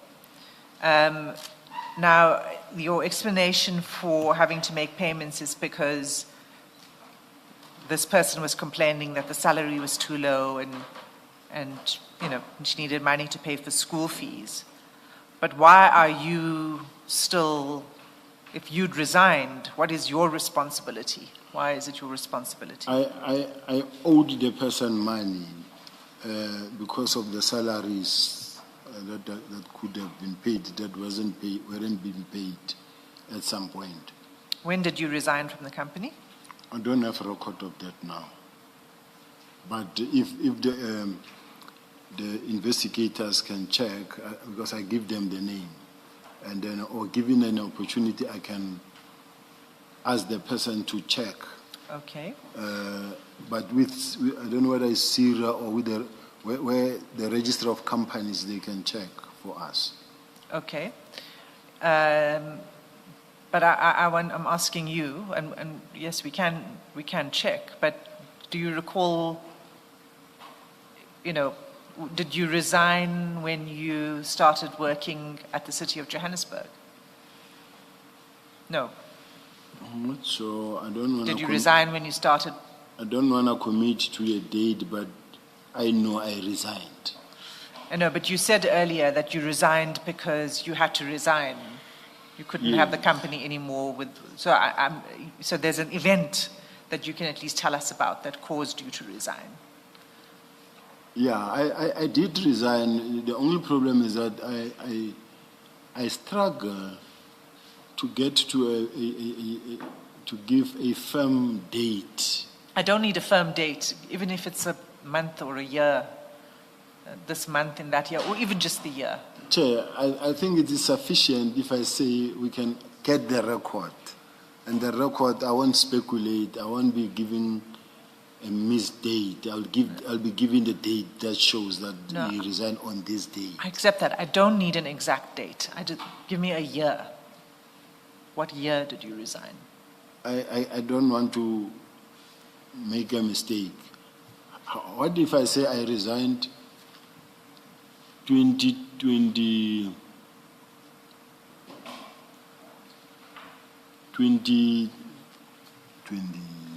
before I went back to the police?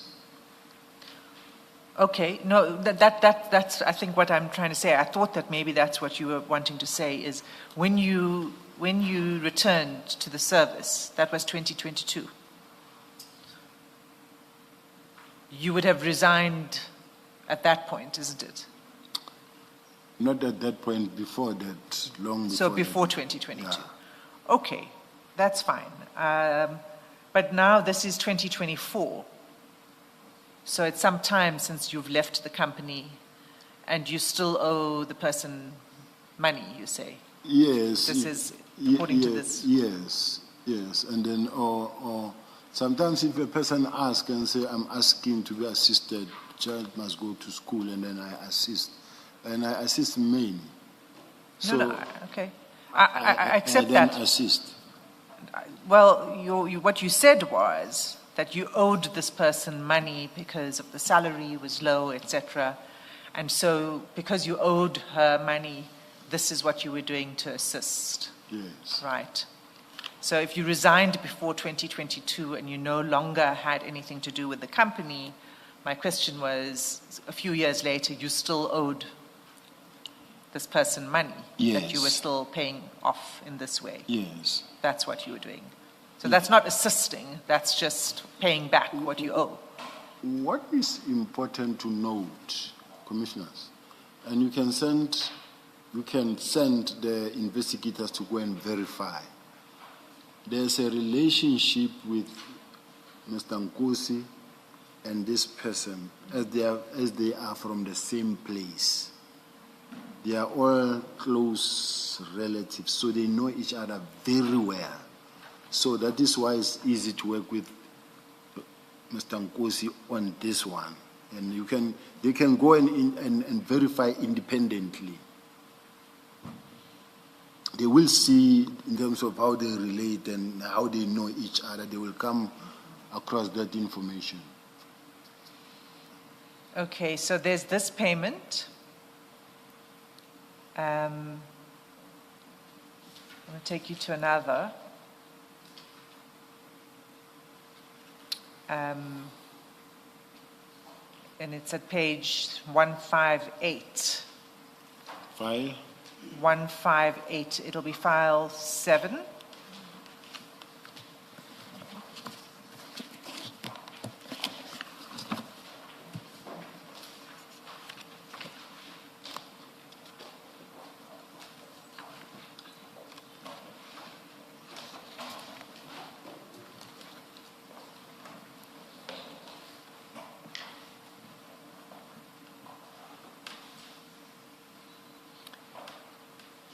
I think that this is the same transaction.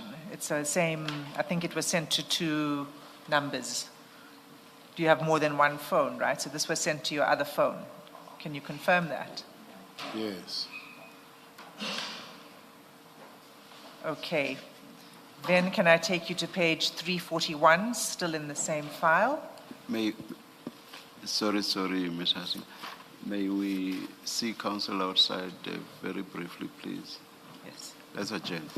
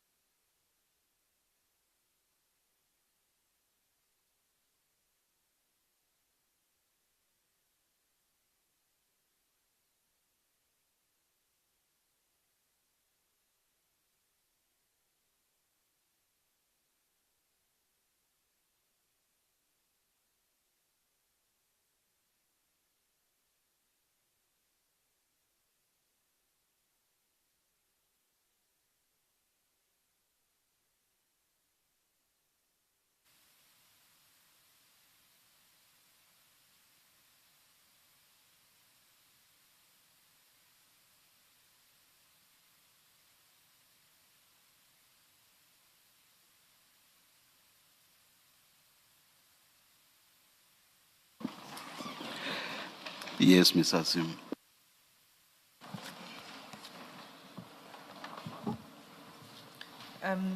General, I took you to a page that was a page of another payment like the first one. I'm not going to go through each one of the payments, but could you just have a look at page 441, Which file? the file 7, the one that you have open, file 441.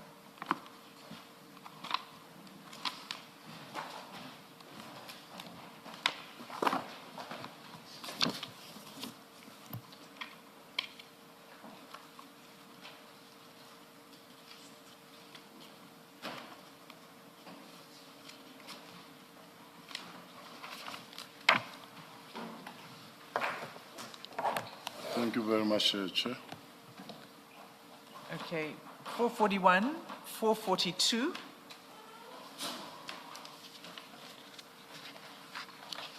443,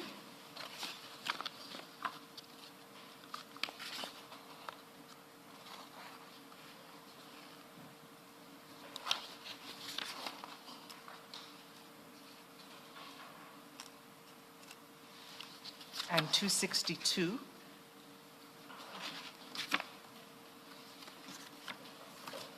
262. 262.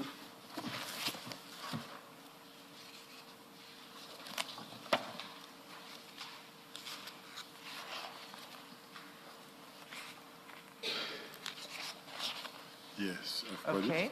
Now, and we're not going to display the next page. But I'd like you to go to page 163. 163. Yeah. And that is chat number 7.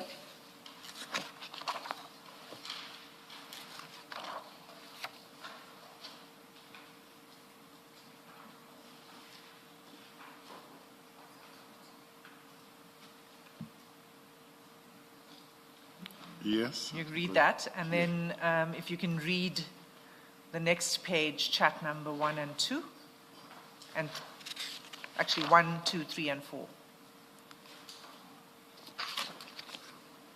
Which page? 163. So, sorry. I think I took you to 163, and I asked you to read chat number 7. Okay? The chat continues on to page 164.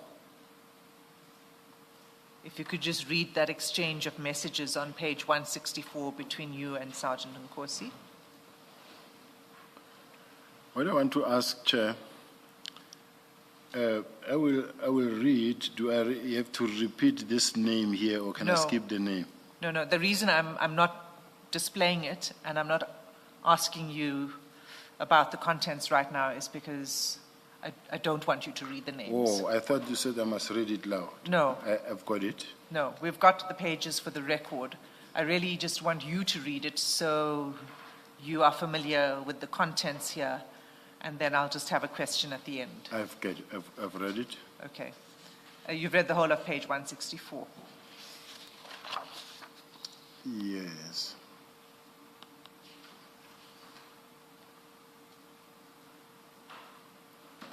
Okay.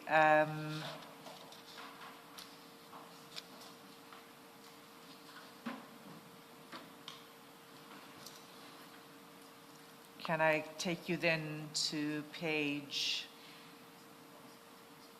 196?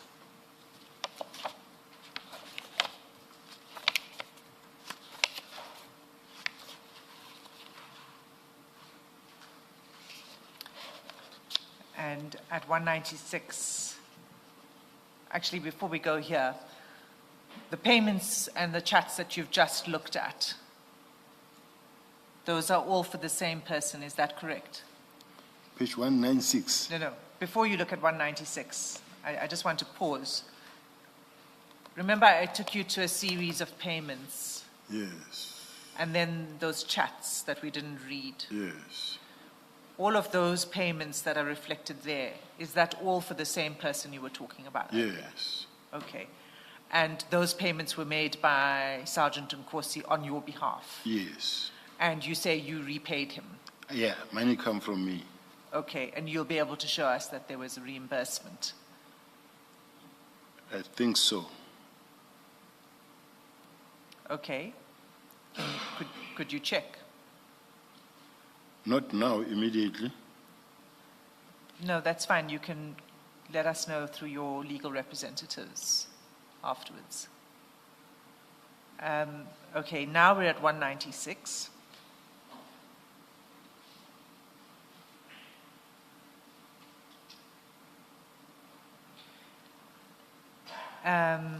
And we have at chat number 6. You'll see there's an attachment there, Which page? page 196. I'm at 196, chart number? 5. Yes. Okay. That's on 24 December 2024. Now that attachment is at page 271. So you need to just flip forward a bit to page 271.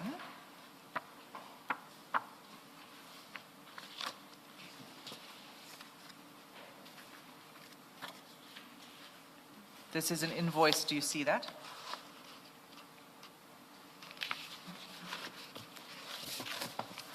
Yes. Is this a payment that Sergeant Nkosi also made on your behalf? It's for a fridge. It's not for a fridge.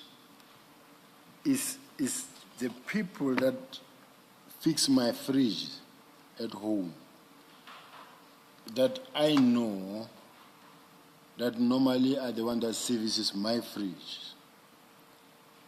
He doesn't even know them himself. Okay. So was this for servicing the fridge? Yeah, it is 3 fridges. Right. 3 fridges. Your fridges.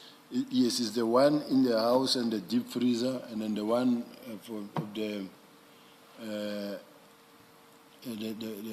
gardener, his fridge was not working, so they had to refill the gas and all that. Okay. But it's one person who comes and fixes the fridge. Okay. So so let's just look at each invoice. The first is at page 271. That's what we were looking at.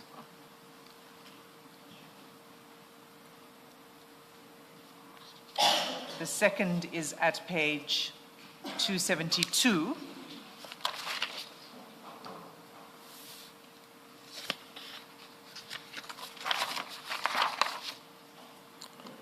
Okay, so the first one is for 9,100. The second is for 2,535 rands. And then there's a proof of payment on page 273. Yes. And that payment was made by Mr. Nkosi. Yes. Okay. And you say this was done on your behalf and you reimbursed him. I gave him money. Or you may find that I was not even around, maybe when I asked him to go and do it for me. But I paid for it. He would not be in a position to pay for me all these things. I was giving him money. But the payment, the proof of payment, if you look at page 273, is a payment that's made by Sergeant Nkosi. Yeah. So you reimbursed him, is that what you're saying? Yes, I do give him money. Okay, and you'd have proof that you reimbursed him? Even if, as we are sitting here, commissioners, and we give the telephone number of the person now, and they communicate with him, he will actually better tell them what happened. Then they can ask him any question they want to. and consult with him, because this is what he has been doing over years. Is the person, is a kind of a fridge that needs it's a Samsung fridge, and then it only needs certain expert. It's a person I've been working with over a period of time. So now, due to my schedule, the person that I relied on was him to help me with certain. You can't bring everybody into your space, but the person that I could rely on to assist me in case I'm not able to get there, it was him. So sometimes you give him, let's say I gave him money, I never knew that he's using or he's transferring from his own account. But quite honestly speaking, they can, even the person now, the investigators now, can go out now and speak to the person for however long they will get what they want. So I'm just saying I was the one paying. Or, General, I heard you say I gave him money. He would not have been able to pay. Did I hear you correctly? Yes, I mean all this payment continuously for me. Okay. Yeah. Would you give him the money before so that he could pay using that money, or would you only give him the money afterwards? Many a times it will be vice versa. Sometimes you find that he'll say, General, I thought I paid this thing, then you will give me. Or I will say, please pay for me, come get the money.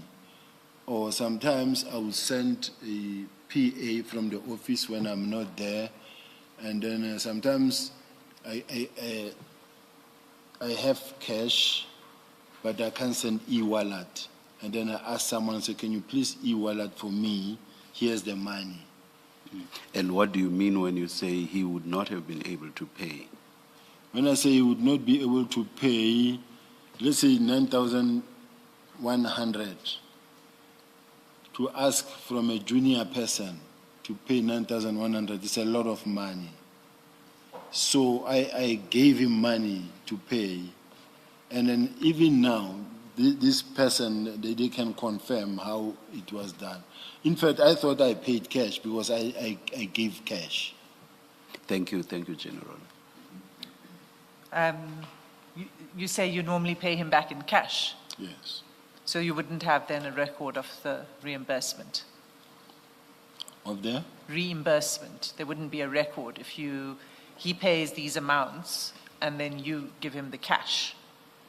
Yeah, I don't think so, because they don't give a receipt that shows his investment. But in his case, if I gave it to him, I didn't need a receipt. And why did you not do electronic transfers? Why did you have to give him cash? Why would I give him cash, Chair? Is that coming back to the police, my salary went down very bad, to an extent that if I even when I get salary, I have to wait until certain debit orders go through. Otherwise, if I don't, and I start using money, find that the Lord bounce back. Now the cash I have, because I have other businesses that actually are declared, that some of them are cash-based, in such a way that I will get that amount of money in my own hand. Thank you, General. Yes, Ms. Hassan. Can you go to page 274?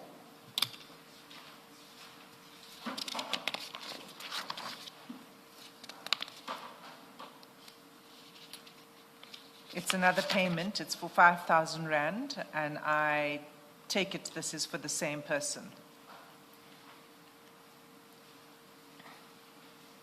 This one is like the previous ones that we were reading at, yes.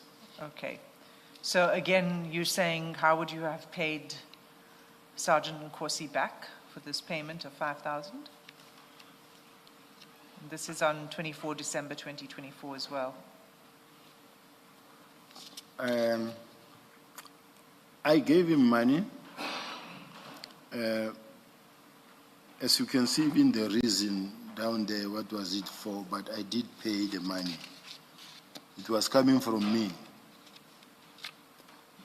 Okay. So these payments, this you say that he does, this you say is part of what he just normally does for you. And it's sort of a favor that he does for you. Yes, He helps you out. yes. Okay.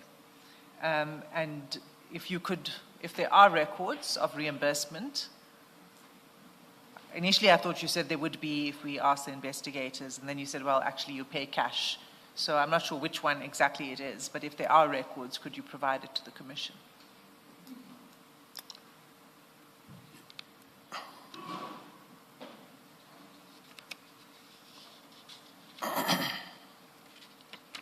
Look, to say, because as far as I'm concerned, these are some of those transactions that really you want to see it through. And if I give money, it pays paid. I didn't expect that Sergeant Nkosi, will give me a receipt, because it wouldn't be of any assistance if it is in his name anyway. Okay, so all of your payments to him were in cash? This one, in these instances, yes. In all of the instances I put to you? Yes. If let's say, for instance, it was a big transaction, so then I would understand if maybe the commissioners will be worried and say, so much money to buy this cash. But now this is a small amount of money that I have. Because I have livestock in the family, I have to keep on buying food for this, food for that, food for this person coming to fix this and that. Some of them you find that there are people from outside the country, they want cash. So I will have that type of cash. These are small, relatively small amount of money. So it's doable, and unfortunately, is how it happened. Okay. I'm not going to ask you any further questions on these payments. So unless the commissioners have, what I want to ask you is, you mentioned the company, High Tech Special Operations and Risk Management, I believe. Do you have any other companies, or are you a director in any other companies?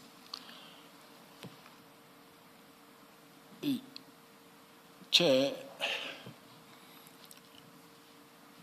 because of the fact that I've been knocked down different times in life, and as you go out, you register a company, you start something, then you go back to the police, you fix your life again, and then you resign, and then you'll get knocked down again, you have to start something again. So I know very few. We also owned a bus that was transporting school kids to school. We also had an Uber. We have rooms. I'm just trying to say, this is how I would get to some of this. So the question was very simple. Do you have any other company? Now, you will have a company that transportation business will report under a particular company. So You said we. Who's we? it will be me and my wife, but sometimes it will be my wife alone. In some instances, I owned I owned a jazz cafe and a tax shop, and I've had a number of businesses along the way as I go along, real businesses. Are you currently a director in any companies other than High Tech? I'm not a director at any company, to as far as I can remember. I know of different trading companies that I've had. And then as far as I know, I've resigned. If ever there could be one, it must have been deregistered by now. But I don't remember, I'm not a director of any company now other than working for the South African Police Service. And the other companies that you were director of, what was the name of those companies? I remember Mongrish Trading Enterprise, Mongrish Trading Enterprise. I remember High-Tech Special Operations. Some I don't remember really. I may have one or two more, but they all didn't happen all at the same time. Each one of them will have its own time period, and not necessarily meaning that they all operated or were in active business. Sometimes you start something with the hope that it's going to take off, then you secure the name, then you don't get there. I have tried to register one not so long ago, but I don't think we got to a point where now it is fully registered. I've paid SARS, I've paid all the dues, it's in my name. So there is it's something that I can't really, with my whole weight, say I have one or I don't have one. All I know I don't have. If ever there can be some or one more that I'm still a director, it will be a negligent on my part that I did not cancel it, but or remove myself as a director, but I don't know of any. So the companies would have to, in order for you to register these companies, you would have had to open bank accounts for these companies, right? Yeah. So those bank accounts, are they still in existence, or did you close those bank accounts if you say the company is no longer? Personally, I don't have any bank account of any particular company. You don't? Yes. Besides companies, what about sole proprietorships? I don't have any, Chair. I tried at some point also to even register a trust. It's such a long and tedious process, and then you end up nowhere in between. So I even ended up, I've paid money, but I ended up not knowing how far it went. Do you know the name of that trust? It will be the same, I think, the one that... Mongrish, is it a family, trust? family trust, something like that, but it never took off. Okay.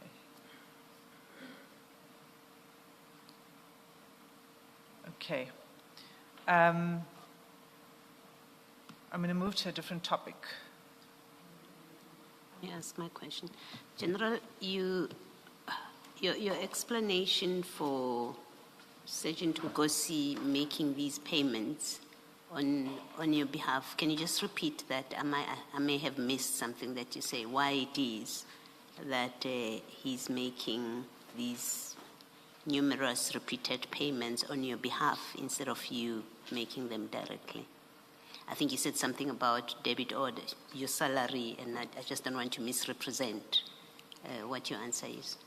It was easy for me to use him and my staff officer, not my staff officer, my driver protector, the two of them. So mostly you find that now I'm with the driver where I am, and then Ngosi will be the one that I could call and say, please assist me with 1, 2, 3. Then as and when I come back or whatever, but I will make sure that he gets his money back. Okay. You said something about your salary having dropped when you rejoined the police, and with the consequence that some of your debit orders, you would have to wait for debit orders to go through before you pay. Was that part of your reason to have Sergeant Ngosi do this for you? Not because of I don't have money to pay that, my salary dropped, no. I'm saying just to avoid bouncing back of certain transactions, you end up making sure that when it is month end exactly, you don't rush to start paying, and then later you find that you are on the minus, and then some bounce back. So I don't use that mostly, but I would use on a cash base. So you would allow debit orders to go through, and then Sergeant Nkosi is making these payments for you, and then you pay him in cash. Is that Yes. Is that what you're Yes, I saying? would pay him cash. And this cash, you say, drawn from where? Where? Did you have what kind of other income did you have? I did explain that I have, firstly we have rooms for rental, Sorry, you had it? rooms for rental, Okay. we've got flat, I had an Airbnb, so that is why I will have cash most of the time that I have. It's But- it's but- not large sums of cash. Yeah. Like now, as we speak, I do have a lot of eggs laying chickens, and we do sell eggs as well. You can go and check, or it's there as we speak. Yes. Sorry, you want to say something? Just on the egg laying, because that I understand how it could be a cash transaction in the sale of eggs. Sorry, Commissioner Baloy. No, please carry on. Just but the other businesses you say you have on the side, Airbnb, rooms for rent, and Uber, the scholar transport, those kind of things wouldn't normally be cash operating businesses. An Airbnb, it would be EFT.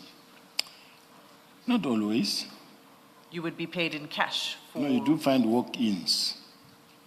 You do find walk-ins that says people who walk in and say, "Do you have a room?" You say yes, and say, "Then can I book a room for tonight?" Yes, it happens.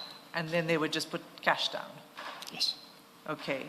I would imagine it doesn't happen often, though. It doesn't happen often, but I have rooms at home that I have, and In your house where you live. no, at the village, from home where I come from. Yeah. Yes, And that's what you rent out. yes. And you get paid in cash. Per month, well, some will deposit in the amount and the cash. Someone will give the money to my mother. And the scholar transport? Scholar transport, although we sold the bus because some will pay in cash, some will pay in deposit, but it's something that is no longer there. Remember, I was just mentioning the lifestyle, the different lifestyle that I passed through. So it doesn't exist anymore, that No, business. no. And the Uber? Even the Uber was more problematic actually, and then we tried it, and then we realized that this one is problematic. Your business interests, the Airbnb and things like this, would you have disclosed this in your in your register of financial disclosures?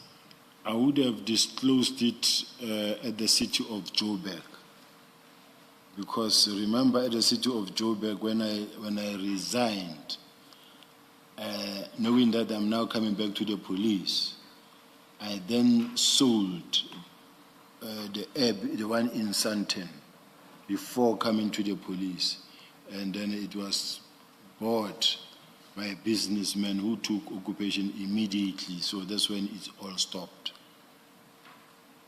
So you sold all the businesses when you went back to the SAPS? I sold what belongs to me, yes. So you wouldn't have had anything to disclose, you say? Anything? You would not have had anything to disclose? Yes.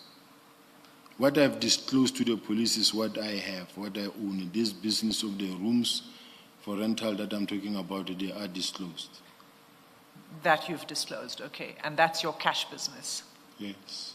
And then the eggs are also your cash The receipts. eggs, well, animals, it does happen that the person comes and say, I'm looking for a white goat for a specific traditional something, and then they will come and I will sell it. I also buy a lot of them and then keep as well. I don't make it my habit to sell them. I keep them to slaughter for the family and just to own them. But if sometimes it happens that the person say, I'm sick, or so-and-so is sick, and then we need this, and then they buy, I give. Okay. Sorry, Commissioner Beloya, I interrupted you. I think you've covered quite a bit of what I was going to cover. General, I think what I wanted to point out or to clear with you was, and you've now clarified it in your engagement, that the payments that you've been discussing with Ms. Hassim, they are in 2024 and I think 2025. And I wanted to say to you, well, at this point, you are now the Deputy National Commissioner. This is at this point. So your debits and your explanation is, I thought I had understood it earlier, that the reason Mr. Nkosi was carrying these for you on the basis that you refund him was because your salary wasn't as good as it used to be, so you were managing your debit orders vis-a-vis your daily expenditure. I had understood you to say that. So can we just clarify, in the period that you make these payments that Ms. Hassim is discussing with you, or has just discussed with you, in that entire period, your only source of funds other than your salary is your egg selling business and the rooms that you say you have? Are those the only two sources of income? Okay, all right. Thank you. Thanks, Ms. Hassan. Just a moment. Can you please look at page 180 of file 7?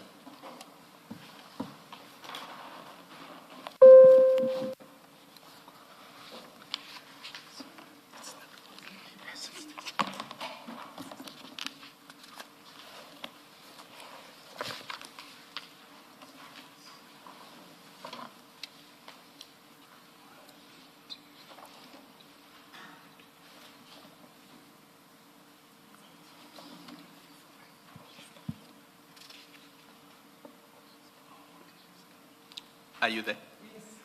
Yes. I needed to ask you, are you going to deal with it? Because I want to leave it for you if you're going No, to deal with it. you may deal with it. I had a question on this. You may deal with it, Commissioner All Khan. right. General, are you on page 180? Exactly. Yes. Remember when we put to you what Nkosi's version is about the meeting you had at the office with Mr. Madlanga? Yes. And his version was that you asked him to go collect Mr. Madlanga and bring him up to your office. You remember that? That's correct. And you said that is not possible because in your office you have PAs. So you could not have asked him to bring Mr. Madlanga up to your office. Do you remember that? Yes. Now, if you look at chat number 3, starting from chat 2 to chat 3 on page 180. Yes. Just read chat 3 into the record. You can read it loud. This guy Imran wants to see me. He's downstairs. Can you please go get him and let Brigadier Ramangwa interview him? You beg, even bring him at the National Commissioner's boardroom so that he can see that I am busy with shortlisting.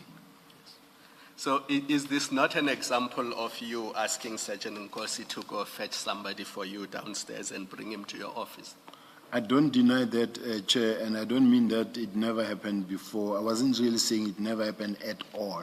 But what I mean is that it wasn't my practice that he will be the one to go fetch people, because Sergeant Nkosi is an investigating officer. He's mostly outside. So I take it So the reason I was using this example was to show you that what he says about what happened on the day you met Mr. Matlala is actually possible, because it has happened in the same year that you have asked him to go fetch one of your guests downstairs and bring them to your office. And this chat is an example of that.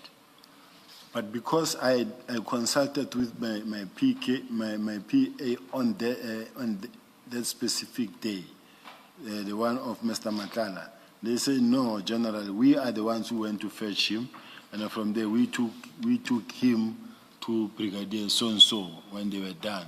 And I guess the commission can still call her to come and explain that part. So on the issue of the specific meeting with Mr. Matlala, you stick to your story that it never happened? I stick that to my Sergeant Nkosi went to pick him up? I stick to my story, Chair. All right, thank you. But General, I have a difficulty with this response now. My impression when you testified earlier in relation to Mr. Matlala, you said you do not do this.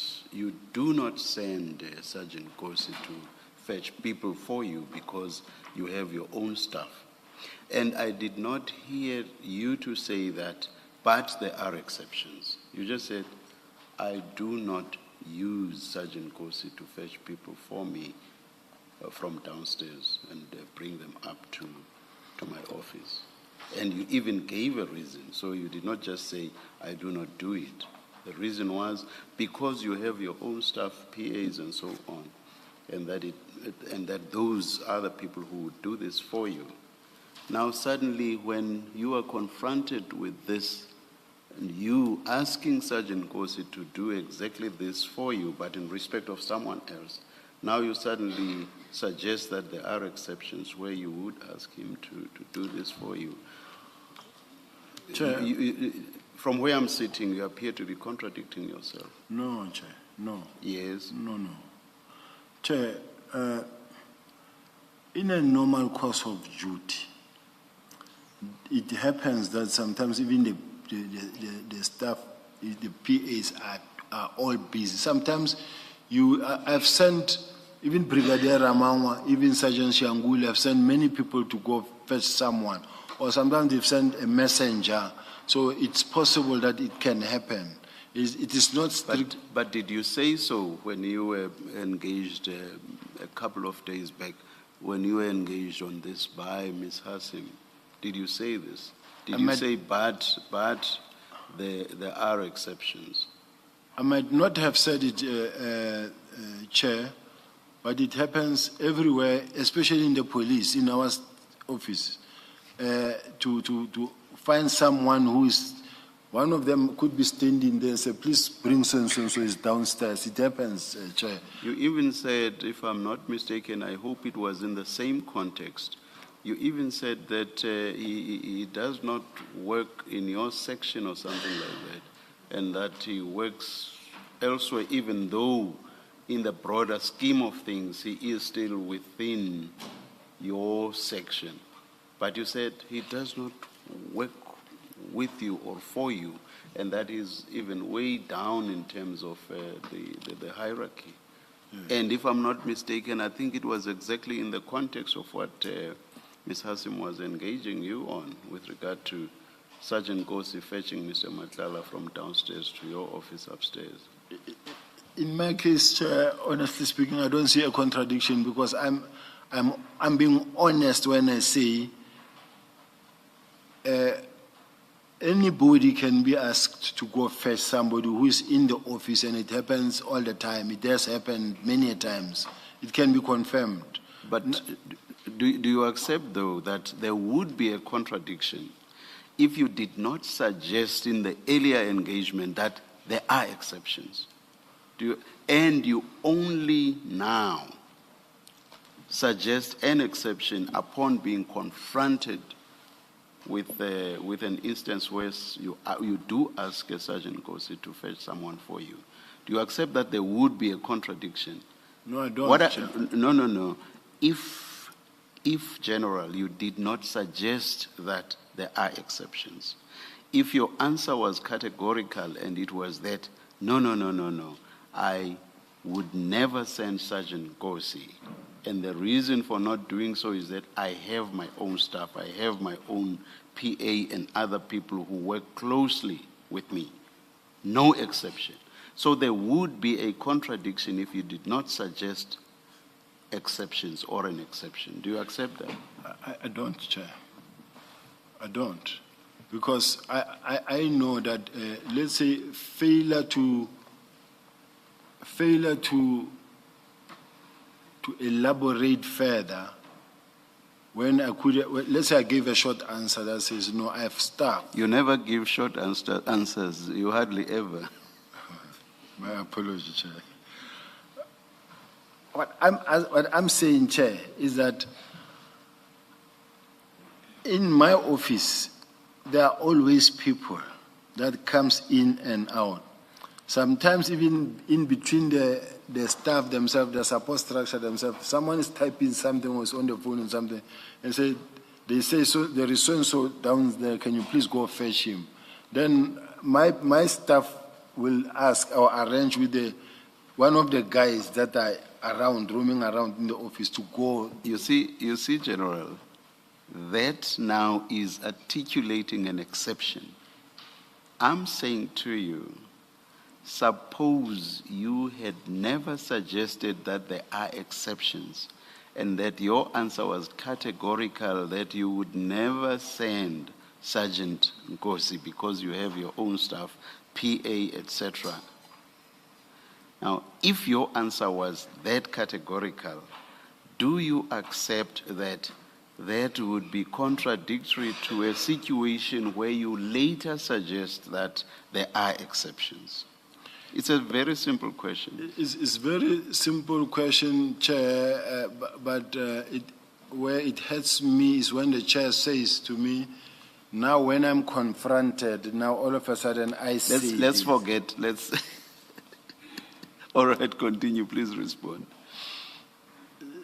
All I can say, Chair, is that in all our offices, even the National Commissioner, it's not only one person that's not what I'm asking. Who goes first. That's not what I'm asking, General. Oh. That's not what I'm asking. I'm saying, suppose your answer is categorical and it says that there is no way I would ever send Sergeant Nkosi because I have my own staff, my PA, and other people who work closely with me.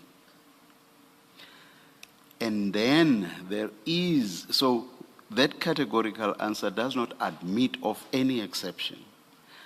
But later you give an answer that suggests that in fact there are exceptions. My question is, do you not accept that the two would be contradictory?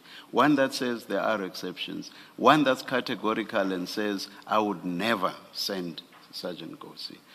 Aren't those contradictory? It's a simple question. If the Chair calls it a contradiction, I guess the Chair, the ultimate end, normally will rule on it and say, I say it's a contradiction. And whether I say yes or no, it won't change the Chair's perception. Thank you very much. Thank you very much. General, that exception that you speak of doesn't apply in this case at page 180 because Mr. Nkosi is obviously not standing next to you. He's not the people who are walking around. That's why you text him. That's why you SMS him. And you say, I'm busy shortlisting. Go and get him, bring him up here so that he can see I'm in the boardroom. So we know from that text that he's not one of the people that fall within your exceptional circumstances where they happen to be walking around and you stopped him. You got him from wherever he was in the building. So the question still stands that Commissioner Khumalo asks, that your evidence is he's not in my office. He doesn't work in my office. He's 5 levels down. So even before you get to your explanation about PAs, you've already said he's not in my office, he's further down, he's a detective, whatever. He goes out to do work. I could not have asked him to bring Mr. Madlanga, so he's not telling the truth. But here we are, we have evidence here where you text him because he's not next to you. You text him from wherever he is to come and bring this gentleman to you. That's really the important point here, at least for me, that says you do, after all, send him, even when he's not within your sight, you call him from wherever he is by text, and you say, go get that person and bring him here. So even the exception that you're describing, it doesn't answer what we see at page 180 and the contradiction that the chairperson talks about. Do you have a response? The worry that I have is to really create an impression about something that looks like wrongdoing, even where there's no wrongdoing. It's such a problem that I have. Don't anticipate where questions are going or what they are calculated to achieve, General. Answer questions on the basis of the facts that you know. Don't try to anticipate, because sometimes that's probably what causes you to give us very long answers, is because you are trying to anticipate where you think we are going. So can you please respond to Commissioner Baloyi's question? I take what the chair said and what the commissioner said. And may I conclude this by making this observation or suggesting this to you for your comment. What we see now with regard to this example and you asking Sergeant Nkosi to fetch someone for you actually gives credence to what Sergeant Nkosi says about you having asked him to get Mr. Madlanga for you. It's not outside of the realm of possibility. If you've done it now, then this instance gives credence to what Sergeant Nkosi says. Can I have half a minute to say something specifically on this one, Chair, please? Will that be responding to my question?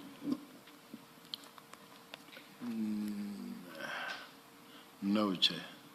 But Then it is I'm relevant to the fact that it is very much relevant in a sense that it shows the other side of what I'm talking about on the same issue. I'm not sure, General. Maybe just at some point, maybe later even before we adjourn, you may make your point. For now, I want you to respond to what I've suggested to you and invited a comment on. Can you please respond to that?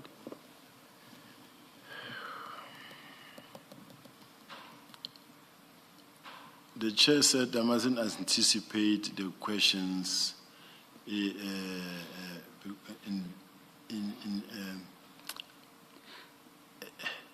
I just want to ask the chair maybe to really repeat it for me, because I said, General, this instance, the instance that Commissioner Kumalo drew your attention to,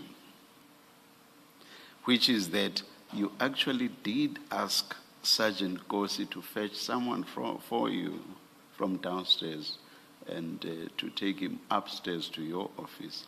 I said that instance actually, which you do not deny, by the way, in fact, it comes from you, is your request here in writing in black and white in chat number 3, page 180. I'm saying that instance gives credence to what Sergeant Nkosi has said, which is that you asked him to fetch Mr. Madlanga for you. I'm suggesting that to you, and I'm inviting your comment. I have asked him to go fetch someone for me. No, I'm saying that request for him to fetch someone for you actually gives credence to what Sergeant Kosi says, which is that with regard to Mr. Madlanga, you asked him to fetch Mr. Madlanga for you. Your comment? I'm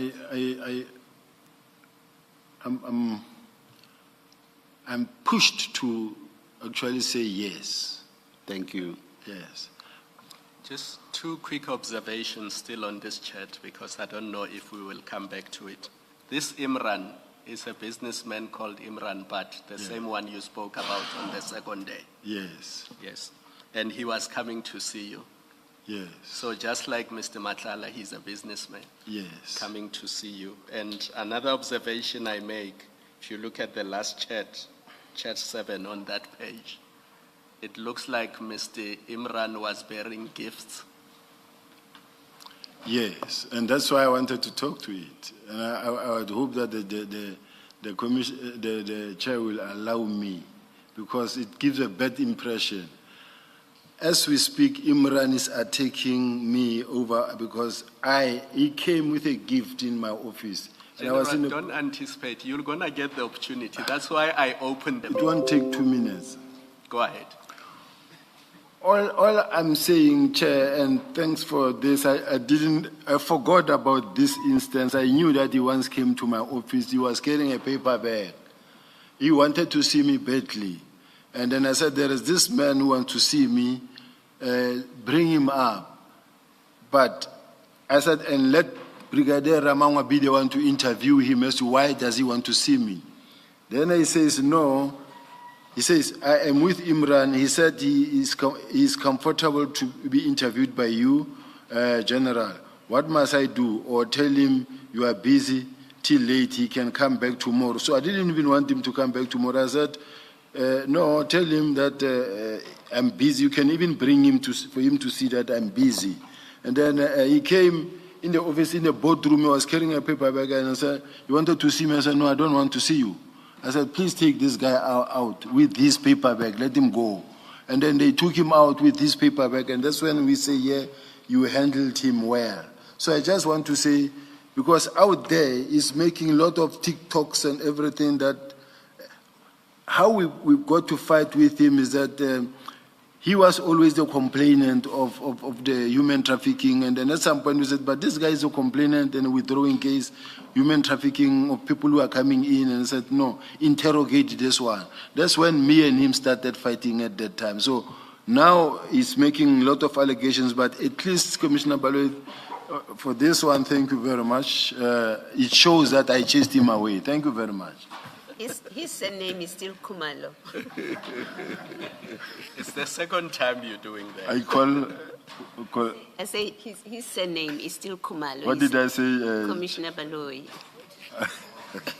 And it's the second time. Yesterday as well. I'm confused, Chair. It's not easy sitting here. But I'm glad you now think we are fair. It's And you fine. can see that we are, because we have given you the opportunity to address something which you regard as burning Thank you very and much. current. Thank you very much. Thank you. Thank you. General, the commissioners took you far away from me and where I was with you, Apologies, Ms. Hassan. which was on finance. At least So- it gave me a break. They gave you a break. A break from this intense. Well, I'm glad you thought that was a break. Let's get back to it. I was asking you about these businesses, and you explained. And you explained that, you know, the rooms for rent and the eggs animal business sounds like a smaller Nyana business. It's cash. You get cash. What amount of income do you get from those businesses? And I do not expect you to be precise about this. Do but I have to say it, honestly speaking? a rough amount per month. What do you earn from these? I'm forced to respond on this one, Commissioner. I can give it to the commissioners because I don't know how the other people outside and what impact it can do to me and my career, my business outside.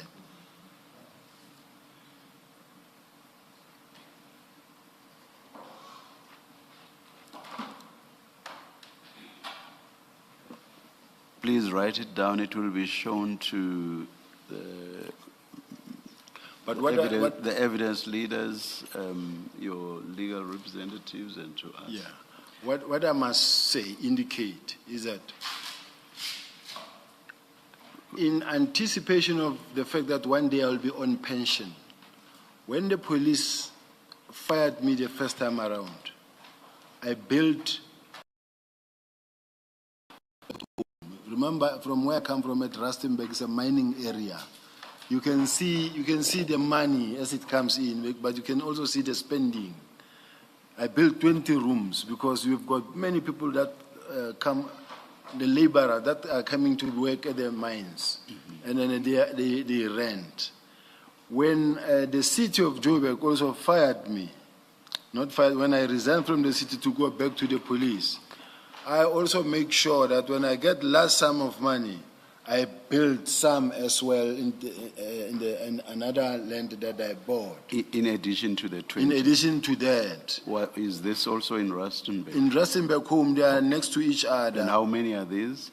I'm sorry, Mr. How many is going to result into the amount? I'll write the amount. all right, but the all right. bottom line is that Yes. each time I get large sum of money, moments like this where when the police turned against you, you know that at least you don't go hungry at home. Yeah. May I say this, though? We are going to be shown this confidentially.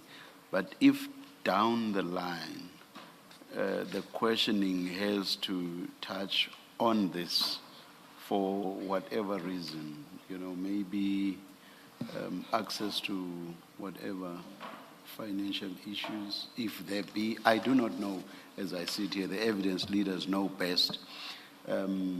It may well happen that it may be necessary to divulge. It's fine. So I don't want you to say, but I gave this to you confidentially. Why are you suddenly divulging it? Yes. No, Thank you. it's, Thank it's, you. it's okay. Thank you. Commissioner. I Thank don't have any other. Thank you. Yeah, that I can say myself. I commit Thank to you. this. Thank you, General.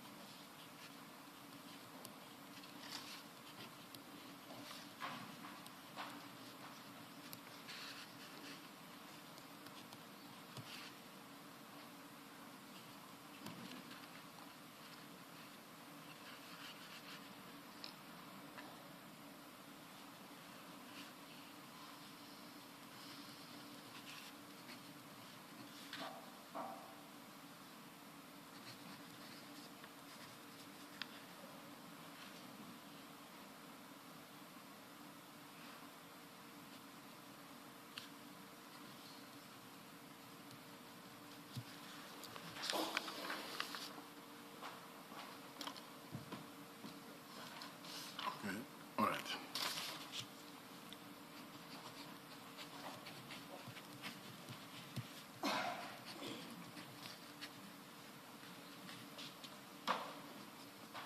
General, it looks like that's a lot of money. No.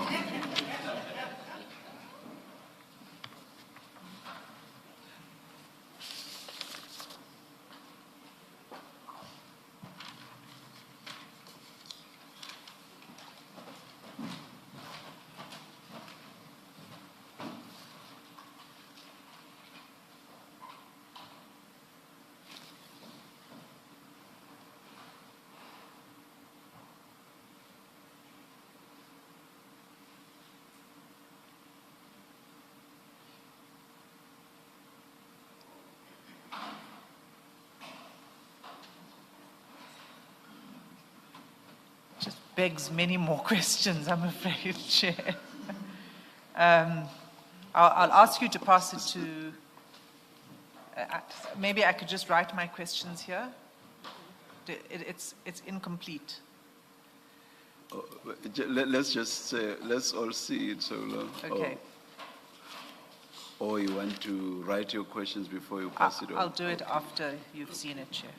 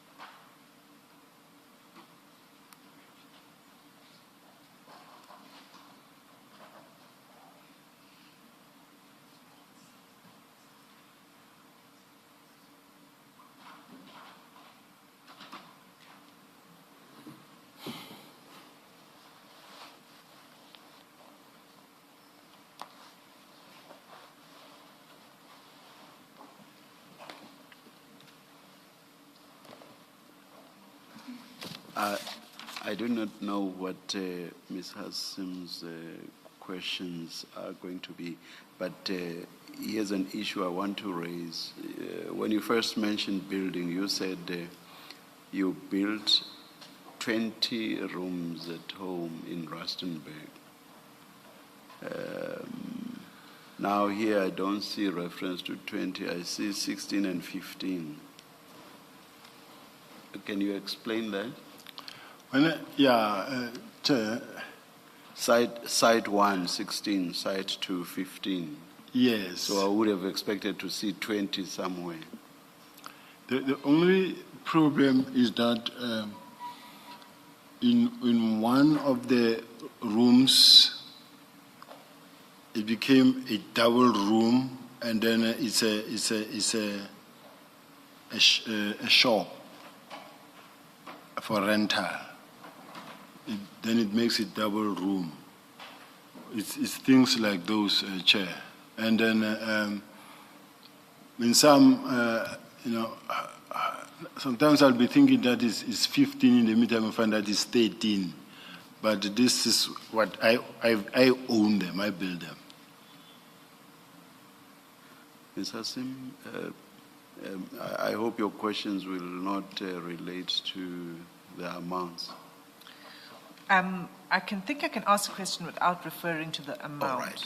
You, Chair, have already referred to 16 and 15. Yes. And then, General, you said there's an amount for each of those rooms, that amount. Yes, Is that a monthly amount? monthly. A monthly amount. Okay. Now that helps. There is another entry below that, and it would help to get more detail, like how many of those. You refer to your wife. So it would help to just know how many Yeah. and I what will- the income is from that. And the income, again, confidentially. I will ask, I'm sure she's watching, she can WhatsApp me now, so that I can respond. She's watching wherever she is, I think, Chair. You've made the request indirectly then already. Thank you. So, I mean, I hear you want this to be treated confidentially. From my perspective, for now, only for now, that's okay. But you would have had to disclose this, right? May I ask, Chair, it is disclosed with the police. Yes, It's okay. disclosed, it's That's there. right. But what I want to just check, is this still in the commission's mandate in terms of us working with the drug cartels, or is this something else in terms of the lifestyle audit and whatever, so that I know in which field I am now? Because now it's focusing on me and my lifestyle, and in the meantime, I thought I was going to be asked more questions about the drug cartel. I'm bearing my being here from the July 6th press briefing. And then I thought I was going to be asked about how I fit in into Katiso Molefe, Mr. Swartua's matters, and I wanted to know what role did I play. And now, the questioning is far from those things. It's just based on my communication with Nkosi, communication with that one, communication with this, my lifestyle. So it's just, I don't know whether I'm still real on the same railway line or Let me put you- it's just broad. Let me explain. It's not far at all, because there have been allegations and evidence that of witnesses that have come or that have presented evidence here about payments to you. Allegations of links with cartels is not unrelated to money, frankly. So that's why I'm asking you this. And the other chats that were put to you and the meetings and why Sergeant Nkosi is the go-between is because there have also been allegations that some of these individuals with whom meetings are set up, and I'll give one example, Mr. Msibi, the allegation was that he's the head of this cartel. So these questions, maybe you don't realize, but they are completely related to the terms of reference of the Commission. And I'm glad... Ms. Hassim said the cartel, the Big Five cartel. Of course, at this stage, as Ms. Hassim correctly says, they are allegations at this stage. What we will make of them at the end will depend on the totality of the evidence that we will get. So sorry for that, Ms. Hassim. Yeah. Thanks, Chair. I mean, there are allegations, and we're Yeah. testing it. Yeah. And it's allegations that have been made, amongst others, against the witness. And so we must test those with the witness, including the issue of the payments of money and cash and so on. So that's where I am coming from with these questions. Before you continue, Ms. Hassim, do we give this an exhibit number? Oh, yes, definitely. It would be CJC 84. Thank you.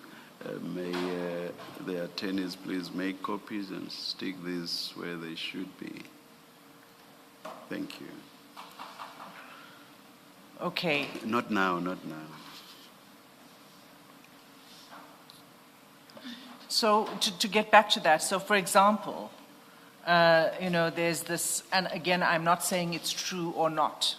Please accept where I'm coming from. Allegations of large amounts, payment of cash. You have, like 300,000 Rand was mentioned. You have said that you never received cash payment from Mr. Matlala, right? Yes. Have you received cash payments from anybody else in that amount, in that kind of large amount, 300,000? I think so. In You the think bank. you have? In the bank, yes. When would that have been?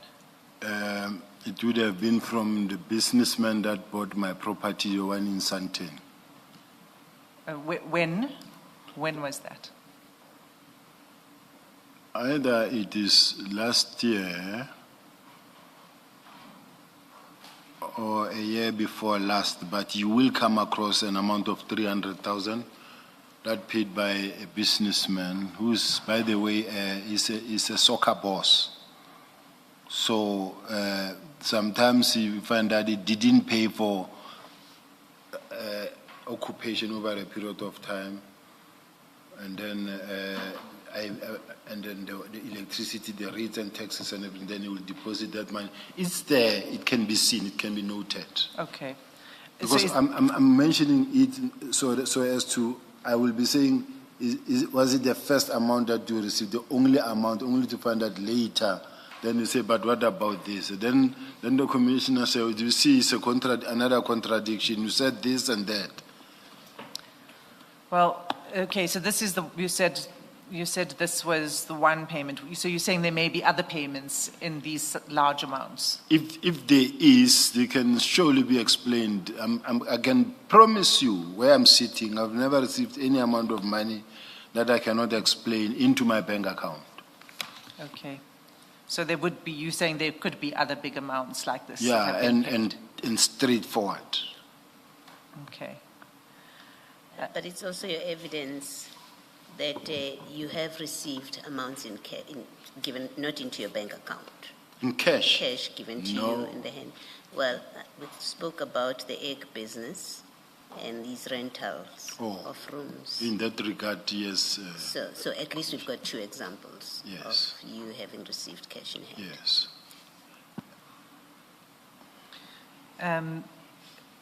Have you ever been subjected to a lifestyle audit? Many times. I can bring one tomorrow where they went through up everything and they came to nothing. That's when they were investigating me for my, that time when I was being charged for the Porsche or the X6 and the house and everything. So they went, I'll bring the whole file. They did it upside down. And then the second time around, obviously, is when I was applying for security clearance, top clearance certificate. You complete your form, and you say everything that you own. They went and they investigated everything they have to investigate. So the lifestyle, even now, they can still continue. I'm not worried about the lifestyle audit. Okay. Thank you for offering to provide it to us. If you could, that would be helpful. Thank you. So you don't, I mean, from what it sounds like, from what you're telling us, you don't have a financial problem. I mean, I know you've complained about how your salary has gone very much down at the SAPS, but you really don't have financial problems. No one can say they don't have a financial problem. I'm sure even the chair will have at some point. As they say, General, speak for yourself. What I'm saying, Chair, it's on a lighter note, Chair, on a lighter note. But what I want to say is that at this present moment where I am sitting, having been subjected to lots of processes running simultaneously, Madlanga, ad hoc, disciplinary, criminal, it's a lot of things. So I find myself running to different lawyers, different people to assist me. They've been here, my legal team, for the whole week, and it's on my shoulders, and the police refuse to assist me. Now, I can't look like someone who says I don't have a financial problem. I'm in a financial crisis. Okay, that's fair enough. You know, one other reason why this is relevant is there have been claims that you, in fact, maybe what we should do is just play the full, it was sent to you, a video clip of I think an ENCA interview with Mr. Stuart Sharnick. Yeah.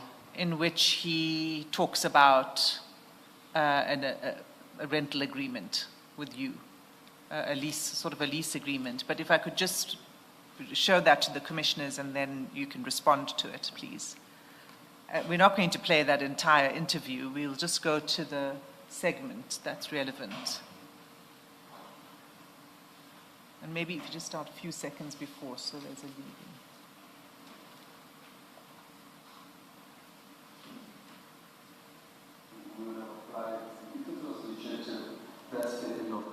Let me make 100% sure I understand what you're saying, Stuart.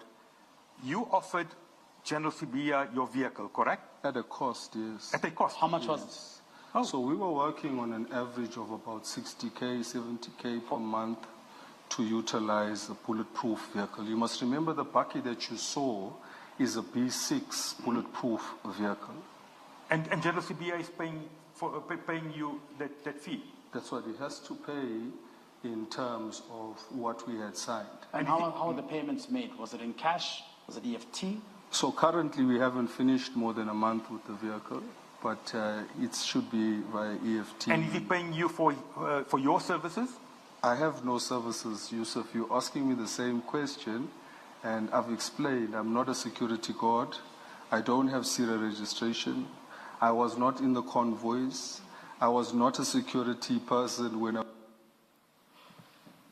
think that's the relevant part, Chair.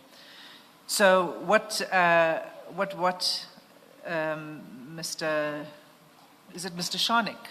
Is that correct? Is Yes. saying is that he had agreement with you that you would pay 60 or 70,000 rand a month for the use of the vehicle. Now, that vehicle, I believe, is the white Toyota that was shown here Yes. last year, Yes, that prompted him to go and give this interview. yes. First of all, is that correct that you pay 60 to 70,000 rand a month for the use of the vehicle? The agreement that this is what I will pay. Yes. Yes. Okay, so that was, I think, in November 2025. So have you been making payments since then? Not yet. You haven't yet? Not yet. And not, yes, not yet. Okay, and why is that? It's not really an agreement, it's just a loan. Are you using the vehicle? No. Did you ever use the vehicle? I did use the vehicle. For how long? Almost, I think, I don't know whether it's 2 months or 3 months, but I did use it. Please continue, Mrs. Okay, so you don't use the vehicle, so that's why you haven't made any payment, is that right? Not because that is why I haven't made payment. It's just simply because of the fact that I'm not in a good financial position at this present moment. My focus is in making sure that I keep the legal teams. There are some who have already withdrawn from assisting because of legal. So anybody who I owe money, and then I try to make sure that I keep them also. I keep them here and there. I rob this one to pay this one, and I must leave this one, go and pay one for disciplinary, and then as I'm doing for discipline, this one says I didn't sleep the whole weekend working on your paper. I also have bills to pay, so this is how I live my life. But I also want to say, even before Mr. Shanik's one, I was using the one that was rented to me for almost a month, and then I still owe them. It was a bulletproof, it was a Fortuna. And then when they took it because I could not pay, I was left vulnerable. And then when I approached Mr. Stuart Shanik to say that at this present moment I'm engaged in a very serious fight, and my life is in danger, and can we sign, can we agree to sign on a piece of paper that this is how much you will want, and maybe I will pay, and when I get money. So I didn't actually say when I get money, I will say I will pay, but it hasn't been easy to pay because of the fact that I just get my salary, and all the lawyers want their money, and I'm struggling at this present moment. Okay. You said prior to that you were renting another bulletproof vehicle. Yes. And what was the rental on that? What was it? What was the rental? It was a security company initially that said they will send their bill. I don't have their bill yet, because I said to them, I I know I owe you. I'm still facing this thing. Let me face this fire. I'll still revert back to you. So you haven't paid I haven't. that company? I haven't. Which company is it? What do you know?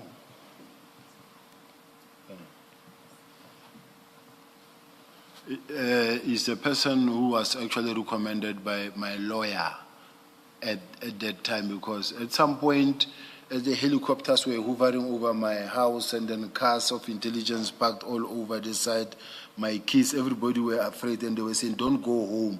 And then my lawyer was saying, I've got a brother that I can ask for you to go and sleep at my place. But I said to them, I'm not going to leave my family alone and then run away. They rather kill me in my house. Then I didn't go, but at least they said, okay, let's see what we can do. That's when they gave me that car to say, okay, in the meantime, let's keep you at this one. I have driven that car for quite some time. I think record is there. And then they also brought me some security at around time. There were some break-ins where they cut a fence, tried to come in. There were some instances where life-threatening instances were happening. But lucky enough, the security that I had at that point in time was able to reinforce in such a way that I ended up surviving up until I got the one of Mr. Shanik. So the one of Mr. Shanik I kept. Even when they attacked me for using that, and the commissioner asked, does General Sibiya had security? At that time, I didn't have, but they provided.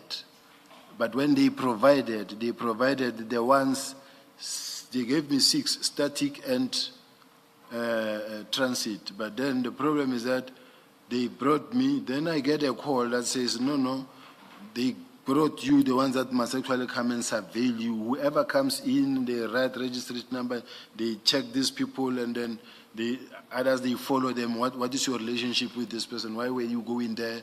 And then I ended up realizing, one of them, in fact, came to see me and he said to me, General, they gave you their own people. This one is so-and-so's bodyguard, this one is so-and-so's bodyguard. Then I had to release them and say, I can't trust you guys. That's when they allowed me to say, can I call people that at least I can trust? Then that's when I asked for the team that I sent to the borders of Mozambique to go and fight organized crime there. I asked, they then sent me 2 people that I have currently. But I could not, even when that car was supposedly saying it's controversial, I still held on to it. For as long as I still wanted to be alive, I kept holding on to it. But I'm not using it anymore. So you approached Mr. Shanik, you knew him already? Yes, I knew. Just before Mr. Shanik. So the first one, you were given without an amount being fixed for it, the Fortuner. They were saying this car is 5,000 rand a day. But under these circumstances, we understand what you are sitting with. And the lawyer said, I will speak to them to see how best we can come up with a deal. For now, let's focus on your case. And then I closed my eyes to just focus on traveling between my home and the lawyers, to have that car, and then from there it goes. It wasn't really full-time and all day long there. Oh, thank you. You answered me, General. Yes, Mr. Sim. General, you said you approached Mr. Shanik, so you knew Mr. Shanik already. Yes. Okay. I must put this to you because it's been, one, because there were allegations made in this commission and because it's been circulating. It's known that Mr. Shanik has a criminal record, right? Yes. And the question is, for me, how it is that you come to associate with somebody with a criminal record, and it's not just a single instance, but there were multiple instances, as we saw. And I'd just like you to explain that as somebody in your position, because And I'm certainly not saying that someone with a criminal conviction should not have any friends thereafter. But it is very different when it's a top cop in the country. So that's why I'm asking you the question. Number one, I didn't know at this stage that Mr. Shanik could have been or might have been in conflict with the law. It doesn't always happen that when you meet a person, you have to vet a person. And the circumstances under which I met Mr. Shanik, he was coming to complain at the office about the matters that are taking place and organized crime that is taking place in KZN. I then called General Kumalo, the Divisional Commissioner of Crime Intelligence, and say, here is this man, he's from KZN, listen to him, go with him. They left my office, the two of them, intelligence and Mr. Shanik. Now, intelligence was supposed to say to me, we know this guy. Or they were supposed to, because everybody get vetted from intelligence. They went there, they didn't agree there, and then the next thing Mr. Shanik also left, because apparently instead of helping him, they said they wanted more information about me from him. So he came to my office. I called General Kumalo to my office and say, here is this man with information, go with him. He left with him. When was this, General? Oh.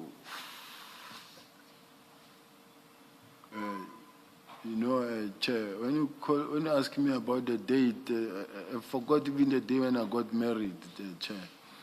So I really... 2 years, 3 years, 4 years, 5 years? I would say 5 years, 4 years. Okay. That he came to you for the first time? Yes. Okay. So in between, we lost touch. We lost touch in between. So up until now, when we saw him again. But of importance is that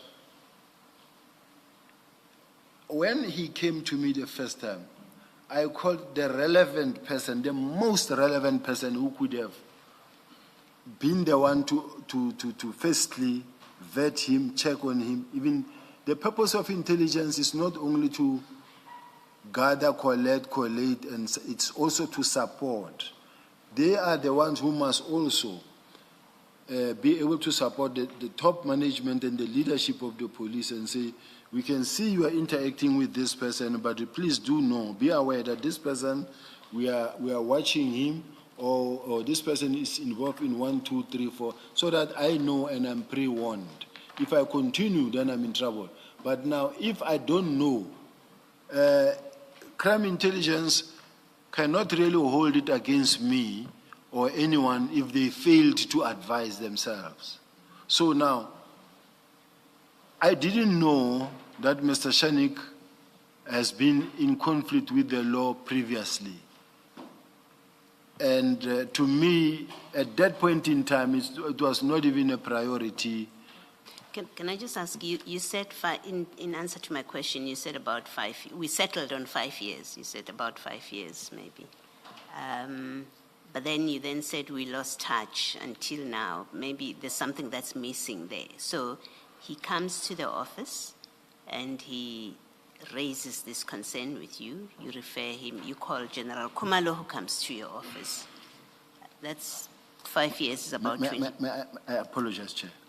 5 years, General Kumalo was not the head of intelligence for 5 years. He was not the head of intelligence for 5 years, and I was not a DNC for 5 years.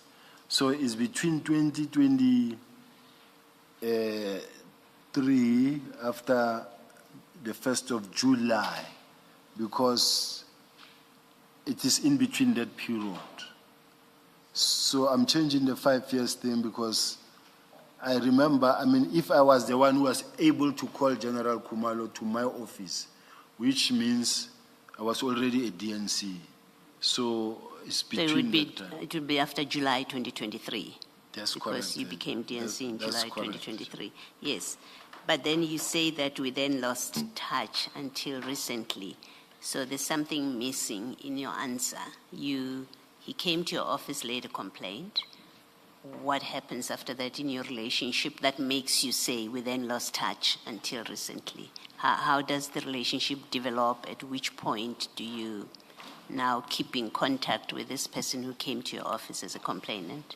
The information that he was giving, was of a sensitive nature and too complex in such a way that I didn't want to give it to any investigator on the ground. I wanted it to be handled from counterintelligence approach or from intelligence approach. That's why I called General Kumalo to my office, and the two of them sat in front of me, and I introduced Stuart to General Kumalo. I didn't know they know each other. They are all from KZN. So I introduced this one to this one, and then I asked him and said, please listen to him. And they left together from my office. So I did what I was supposed to do, and I take it that if there's anybody who was supposed or who ought to have really brought light or vetted Mr. Shanik would have been General Kumalo. Yes. General, you're not answering my question. My question was, you met him after July 2023. We've said that. And my question was, then what happens? How does your relationship develop after that? At which point do you have a relationship with him? And I say relationship because you said we then lost touch with each other after that first meeting. We lost touch with each other until recently. So I'm trying to understand, beyond him being a complainant, that first time you met him, what happens that in your evolving, does the relationship evolve when, into what? We didn't have a relationship at all. He left with General Kumalo. It was the first time he was introduced to me, in fact, by Robert McBride, and says, so and so and so and so will come see you. He's got information that can assist you in case that end. Then he came. Then coming to see me, we spoke. I then called General Kumalo, then we lost touch. Now, when we got to meet, now it was when I was hitting the storm. And as he saw it happening, he says, he approached, actually, he called, in fact, the first time and said to me, General, I know these guys. They might kill you. Yeah, I'm more interested in the timeline, General, because at some point you get into this transaction with him where he lends you his vehicle or he leases it to you for this huge amount of money. Because he's concerned, he gets consent, you approach him, you get consent, rather you're concerned, you approach him and he helps you out. We know that somewhere in October, November, according to what you're saying and what he's saying, because he's on TV in November and he says it's about a month. So on his version, you would have had this vehicle in about October 2024. 2025, let me correct myself. But you first met him in 2023 at some point after July. So I want to understand, between the time that he gives you this vehicle for rental and when you first met him, what happens with your relationship in that period? Did you become friends? From which point did you become acquaintances, or you had nothing to do with each other until when you now ask for a vehicle from him? We had nothing to do, absolutely nothing to do with each other. We never contacted each other. We never met. We never even visited each other. Even when you can check my phones, there was no point where we called each other. Okay. I never hit my relationship with, or my communication with him. Because to me, at a point now where it was now about the survival of me, my life, I had nothing to really hide. So when, as things are happening, we now know we are in 2024. We've moved to 2024, we're talking about 2025. When in 24, 25 do you resume now the contact? And this would be for the second time, according to you, because you first met him as a complainant and then as an information sharer. And then you went your separate ways. So what I'm asking you is, at which point, and say, I would like you to be specific. It's 2024, 25, and about when in any of these 2 years do you next have a connection with him? After my suspension, I think I was still using the security, the private security car for a month. And thereafter, it was that one now of Mr. Shanik. So how it happened is that there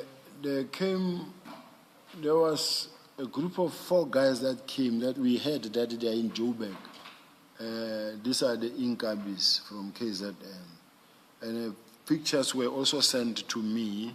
They came to kill someone, but at the same time it was local. And there were photos as they were leaving a restaurant. Those things were sent to me by a member of the South African Police Service, who was also running away from them from KZN, but they came for him here. And then I said, hey, don't only think that they are here for me, they could also be here for you. But it was the policeman, I have his name. And then as a result, I knew that anything can happen, even to me. So I received a call from him that says, hello, General, I need to meet with you because... This is after your suspension? Yes. Okay, so what period are we talking about here? And I was suspended, I think late July. 2024? 2024. Okay. No, 2025. 2025. 2025. So you first met him after your appointment as DNC, and the next time you have an interaction with him is in 2025, when he calls you. Yes. All right? And then, so that's the second time you have an interaction with him. Yes. All right? And and is it in that interaction with him, he called you, I would like to see you, is it in that interaction that you then get to discuss the vehicle, him lending you or leasing to you his motor vehicle? No. Yes, but I am not at this point in time able to say exactly when the security pulled out their vehicle because they were losing more money because the car is with me, so they started pulling it out actually. That's when we discussed this one with Mr. Shanik to say, can you borrow me? Because he made it available from initially. Now he told me. I guess what I'm seeking to clarify, General, is it when you meet him or when you speak to him the second time? Remember, your evidence is the first time you spoke to him is when he came to you to tell you about what's going on in KZN. And then you didn't have anything to do with him. That's your evidence. The next time you had anything to do with him is after your suspension. And he reached out to you. So all I'm trying to clarify with you is it in this second time that he reaches out to you that you then discuss the vehicle? In his second time. Okay. And was the vehicle made to you, available rather, to you immediately or shortly after the second meeting And I'm trying to see whether we can put a time period It to took it. quite some time because initially I was trying to say to him, borrow me the car. And then he said to me, General, this is expensive car, and then even the insurance, even this and this and this. And then this is the car that he's using. I then offered to borrow him my car. I gave him my one, and then I took his. Of course, his is more expensive. I was gonna have to pay it. And he would use yours for free. Me, I didn't mind. Yeah, no. Yeah, I'm not yet at the point whether you mind or not. I'm just checking what was the arrangement. The arrangement was he gives you his motor vehicle, you will pay rent, as he says on TV, and then you, in exchange, you give him your vehicle to use, but he uses it at no cost. Yes, but it was Those are not the in. facts. It was not in exchange. He gave it to me, and he said to me, "This is how we can maybe do it." Now, only to find that he was using his girlfriend's car all the time. He was struggling himself, but sacrificing the car for me. And then I realized that this man is sacrificed his car, and because he said to me, "You need it more." And then I said, And that's why you gave him your vehicle. "Yes." I said, "No, keep this one." Okay, all right. And that would have been, so when he gave you his vehicle, we know you met him after your suspension, so we have a date of, but the earliest would have been immediately after your suspension in 2025, and it's the second half of 2025.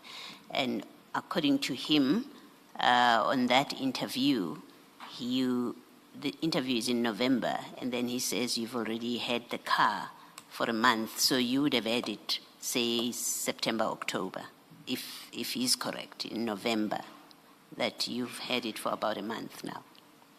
So that would be September, October. Yeah, I think I had it for 2-3 months. I'm not sure. Before November 2025. It could be November, December, and January. Yeah, okay. But January, I think he had already taken it because remember, I'm not able to pay as Yeah. well. Okay, so in November when he says you've had, the arrangement rather, is about a month now, that's all I'm saying to you, that if he's correct, that as at the date of his interview, the arrangement that you have with him is about a month old or so, that would mean you took the vehicle in about October, maybe late September, but maybe more actually, October, because he says it's a month. That's all I'm checking, the timeline. I'm asking not to commit to the timelines. I do admit and accept that I did use it. When the security pulled out, I took this one. Now, in terms of the timeline, commissioners, you may actually find yourself having to say to me, "You see now, General, you lied here, or you were not being truthful here." I don't know the timelines really that I can say unless it's something that I have to confirm. Yeah. So that I then give the exact date. Okay, no, that's fair. I'm happy to leave it at this point at that. Thank you. Ms. Assam? Just a question about, you said that Mr. Shane came to you in about July, said he wanted to meet you. What did he want to meet you about? When he came to see me the first time, No, you've explained that, and then you said there was a gap, and then you said in July 2025, Mr. Shane contacted you. no, he came and he contacted me and said, "General, I can see you are now going through the heat." Okay, I so said, he contacted you specifically to talk about what was going on in your life? to Yes, say that- because it was all over. I see, okay. And then your answer you said you didn't know at the time when you first met him, and that he had a criminal record. Yes. So when did you come to? He came back from Parliament when General Kumalo made, when he was testifying and he showed a whole list of record. And then that's the very first time we all got to know. But he also then went and said, but this is not true. And he provided the true reflection. But for me, whether it was a whole list or he went and fixed it, is neither here nor there. The only problem that I wanted to just explain to me was that it was irrelevant for me. Whether he has a criminal record or it doesn't, the fire that I'm facing for my life, and this man comes and say, here's my car, you can use it. We are at war now, and I need this car, Commissioner. And this is what I did. And I must say, pull out Imran's butt, and then you see how Imran's butt looks, and then and you see the commissioners that are with him. So I'm just saying it's normal. You don't investigate a person criminally when you meet him the first time. I don't know if Commissioner Kumalo will meet me, and then before we begin to acquaint myself, then you will vet me. It's not how life works. You know, your problem, General, is you assume that we've already arrived at certain conclusions. We are far from that. We are at a stage where allegations have been made and they are being tested. And questions that are being asked, their purpose is to test those allegations, not to say they are true. We are at the stage where they are still being tested. So I think if you understand that, then you'll be able to answer questions freely. Just assume that we are there. The heat is on here, Chair. I understand. I will hold on. I understand that part. Okay, in any event, you've answered that it didn't matter to you that he had a criminal record because you needed help and he was willing to help and you wanted to take that help. Yes. So it didn't matter. You said it's irrelevant. I didn't know, but having learned, I say to me, it really didn't matter. Okay. Thank you. Now, in the course of answering that, you spoke about being at war, which takes me to the next topic that I want to go to. Who are you at war with? May I just deal with the question of the list of the highlights? Oh, apologies, Commissioner. No problem at all, no problem Please at all. In general, you say you used the bulletproof Toyota Hilux for 2 or 3 months, and you say there is a written agreement in terms of which the car was hired out to you. You do say that you did not pay for it because you are in financial difficulties. But what I want to find out from you is, but when you signed the agreement to pay 60,000 to 70,000 rand for the vehicle, for the Paki, you seriously intended to pay, not so? I seriously intended to pay, but he understood that I'll pay when I'm in a position to. Not immediately per month, because per month I was not able to. All right. No, I just wanted to understand that you concluded that agreement seriously intending to pay. So, General, if that was the agreement, why would he take his vehicle on the basis that you're unable to pay? I may have misunderstood you, but I think I heard you to say you had the vehicle for a period, but you took it back or you gave it back because you couldn't afford to. In fact, you said you took it back because you were not paying, you couldn't afford to. But if the arrangement is what you've just described to the chair, why would you take it back on that basis, that you're not paying? The fact that no money is coming through, number one. Number two, it had the other rim cracked, and now it was using, we put a spare wheel of a smaller rim. Now the car was like, now I had no money to even buy a new rim for the vehicle. And then each time we meet and he says to me, General, you're gonna damage this car because now it is heavy and it is unbalanced and it's cracking he was talking about it. Then he said to me, I'm taking it, I'm going to fix it. And then he took it and then it never came back. But I also realized that I understand if he's not bringing back, and I told myself I'm not going to ask him about it, and I didn't. Have any payments at all been made on this agreement that you had? Any at all? No. I haven't made any payments, but when let's say for instance, I found myself in possession of, let's say 10,000 rand, and then sometimes I'll give him 5,000 rand. Okay. And then I wouldn't say it's towards the payment of the car. It's just to try and show him that I try.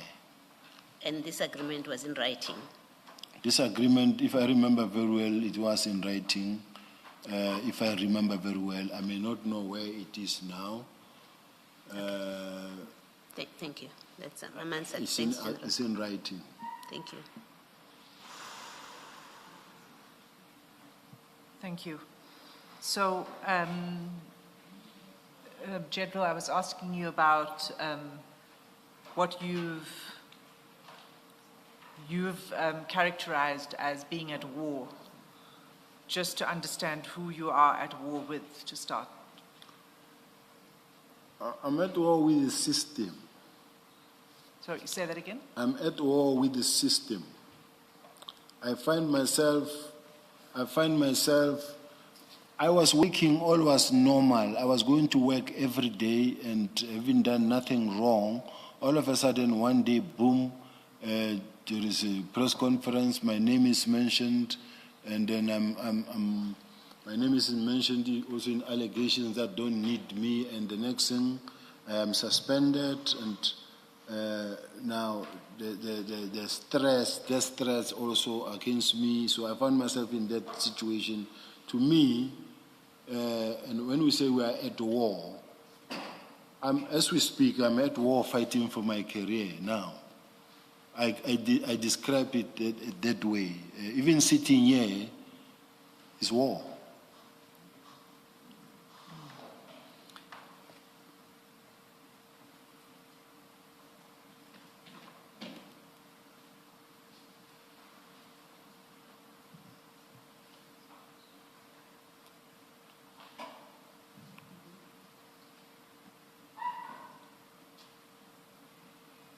No, please, I see it's 2 minutes to 6. Or you're still continuing with a new point? Yes, Chair. Yes. I'm going to continue with the new point. Oh, just a minute.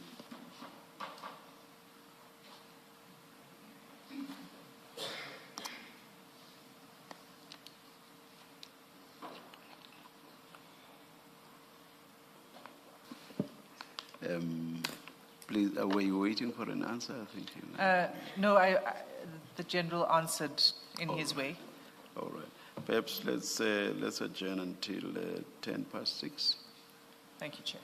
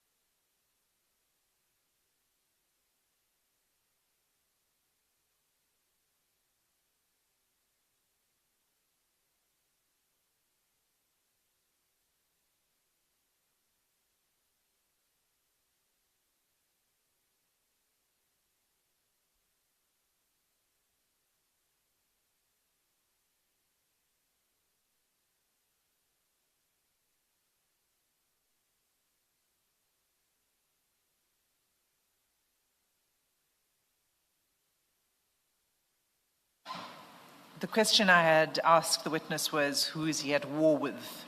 And he says he's at war with the system. And then he gave a long answer about the war that he's waging with the system. Now, the reason I asked you that question, General, is because you said you're at war. But it's also apparent to, I think, anyone who's watching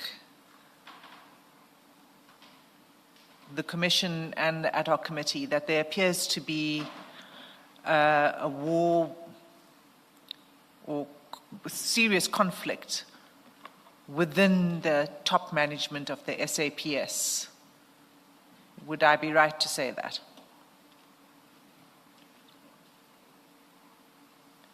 That there are factions, let me use the word that others use, that there are factions.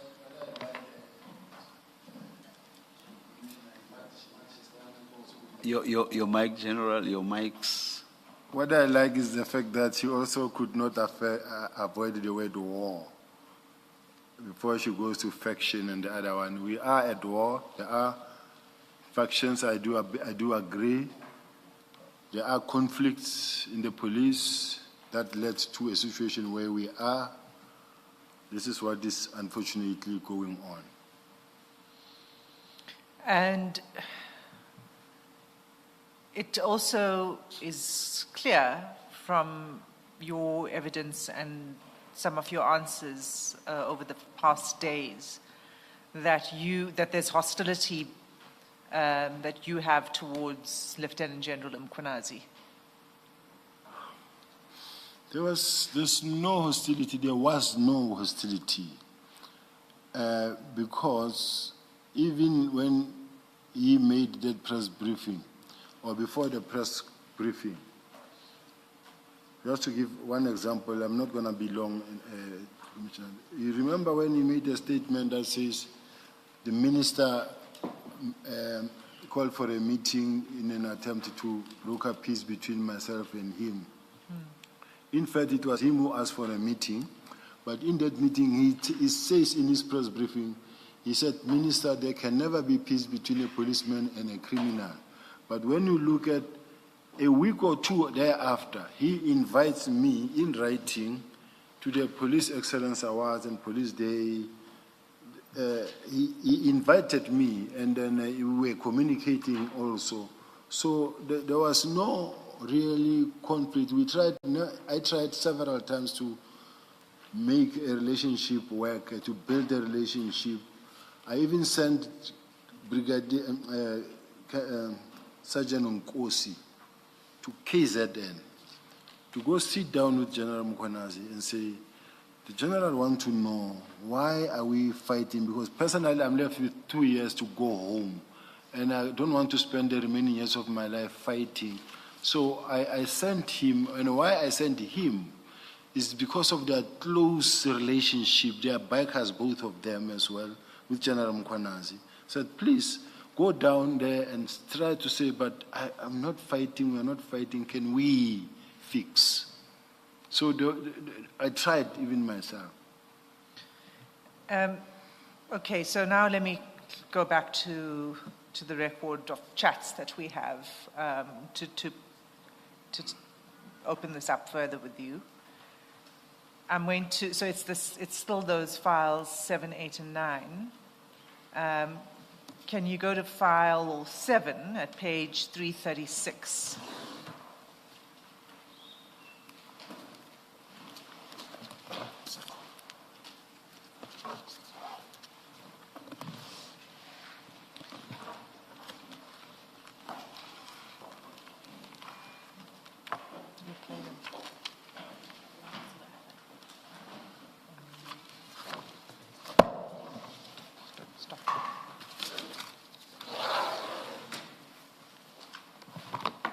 Page 336, Chair. Yeah, 336. So here, Sergeant Nkosi, if you look at chat number 3, all the way to chat number 1 on the next page.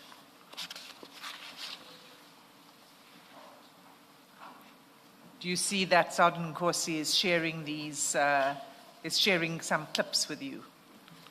Some audio, video clips? Yes. Okay, so this is now, let me say, 10 April 2024. Okay, so let's just go to that first clip.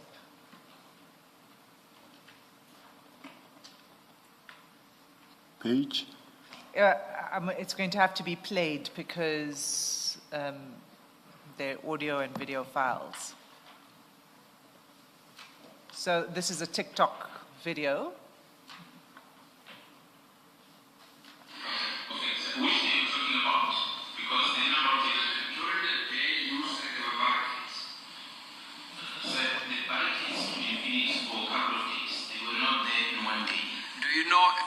When were they erected? I do not know. What do you know? I know that I'm General Mkhwanazi and I'm a police officer.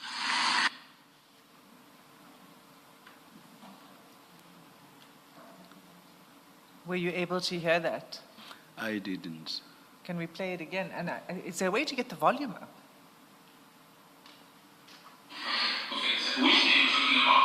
Because the number of days during the day you say there were barricades. Say the barricades stood in Phoenix for a couple of days. They were not there in one day.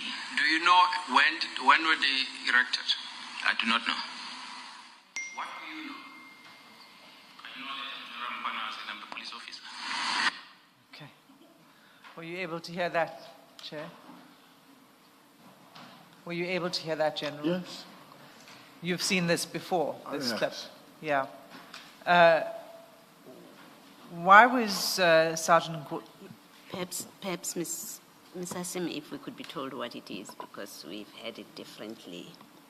It's not similarly audible to everybody. So maybe if someone can say okay. what is being... Isn't there a transcript? There is not a transcript, Chair. It was audible when I heard it, when I listened to it myself at home. What I can say is it is the South African Human Rights Commission hearings into the July unrest. That's where General Mkhwanazi is speaking. And he speaks about the barricades, whether there were barricades. Riots in July 2021. Yes. So the question is about whether there were barricades or there weren't barricades. He seems to be denying that the barricades arrived, and it ends with, what do you know? And he says, I know I'm Lieutenant General Mkhwanazi and I'm a cop, I think, a police officer. Yeah, so that's basically what's the content of the clip. Now, what I'd like to know from you, General, is why did Sergeant Nkosi share this with you, and what was the interest in this clip? Maybe something that he came across TikTok and say, listen to this. What did you make of it? Well, I was listening to the way he's responding to the Commissioner of Human Rights when he was asked a question, what do you know about this? And then he said, I do not know. And then they ask him a question, what do you know? Then he says, I know that I'm General Mkhwanazi and that I'm a police officer. So that's what I know. So now, as to why he sent it to me at that time, in this frame of mind where I am now, after so many months, I'm not able to really know the mood and the space we were at that point in time. Okay. Can we go to the next clip, please?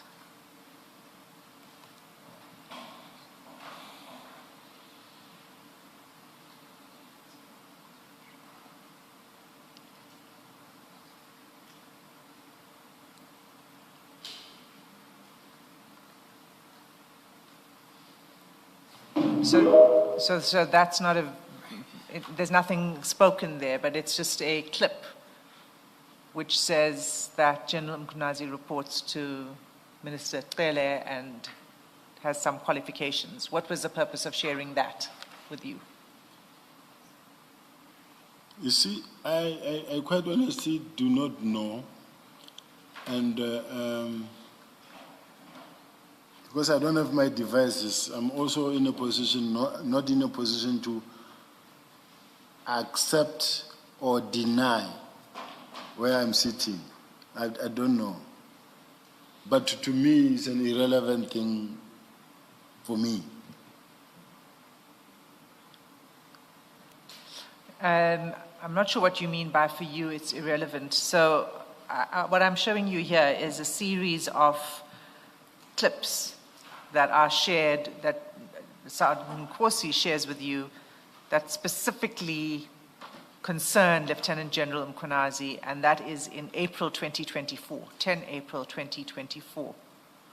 Maybe we could just play the remainder and then you can respond to all in one go.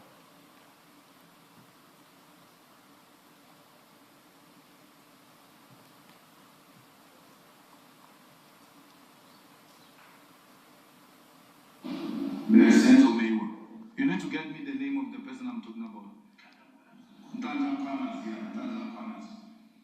He must be the commissioner of police, that guy, or anyone similar to that guy. I told Becky Kelly when we're in that place where the whites were trying to destroy a police station.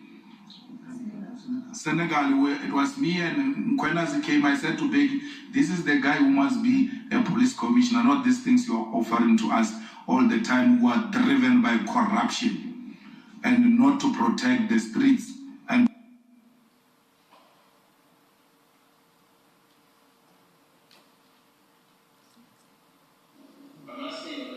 one of the things that I requested the minister to cease from doing, because the day before coming here, she was on television and telling South Africans that over 800 SNDF members were already deployed. And I warned the minister, you do not go public and tell lies and say these numbers are deployed, because they are not here. Did you say that in those words? Exactly, in that closed meeting. That's only one thing I can say.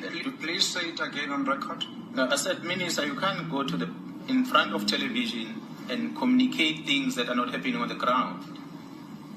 It's a lie that there are 800 soldiers here. They are not. What was her response? Well, she didn't respond. She kept quiet.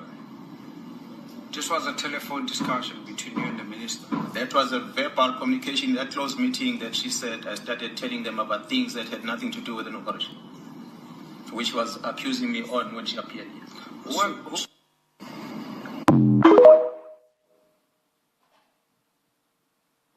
Criminals amongst us. You'll have this youngster from this house who drives expensive cars, he wears expensive clothes, but is unemployed.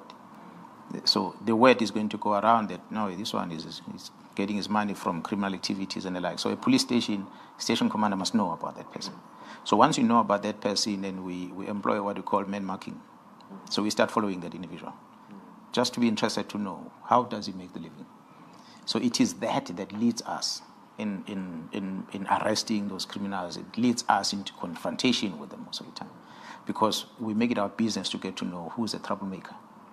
So that's by so doing we prevent. Obviously, when we get to know that these are the people, we go into a mode of getting them arrested so that we can remove them from society. But in the process of us trying to arrest them, as you asked earlier, they start fighting, and it's the fight that we end up winning with. I think that was the last one, Chair. That was the last one, General.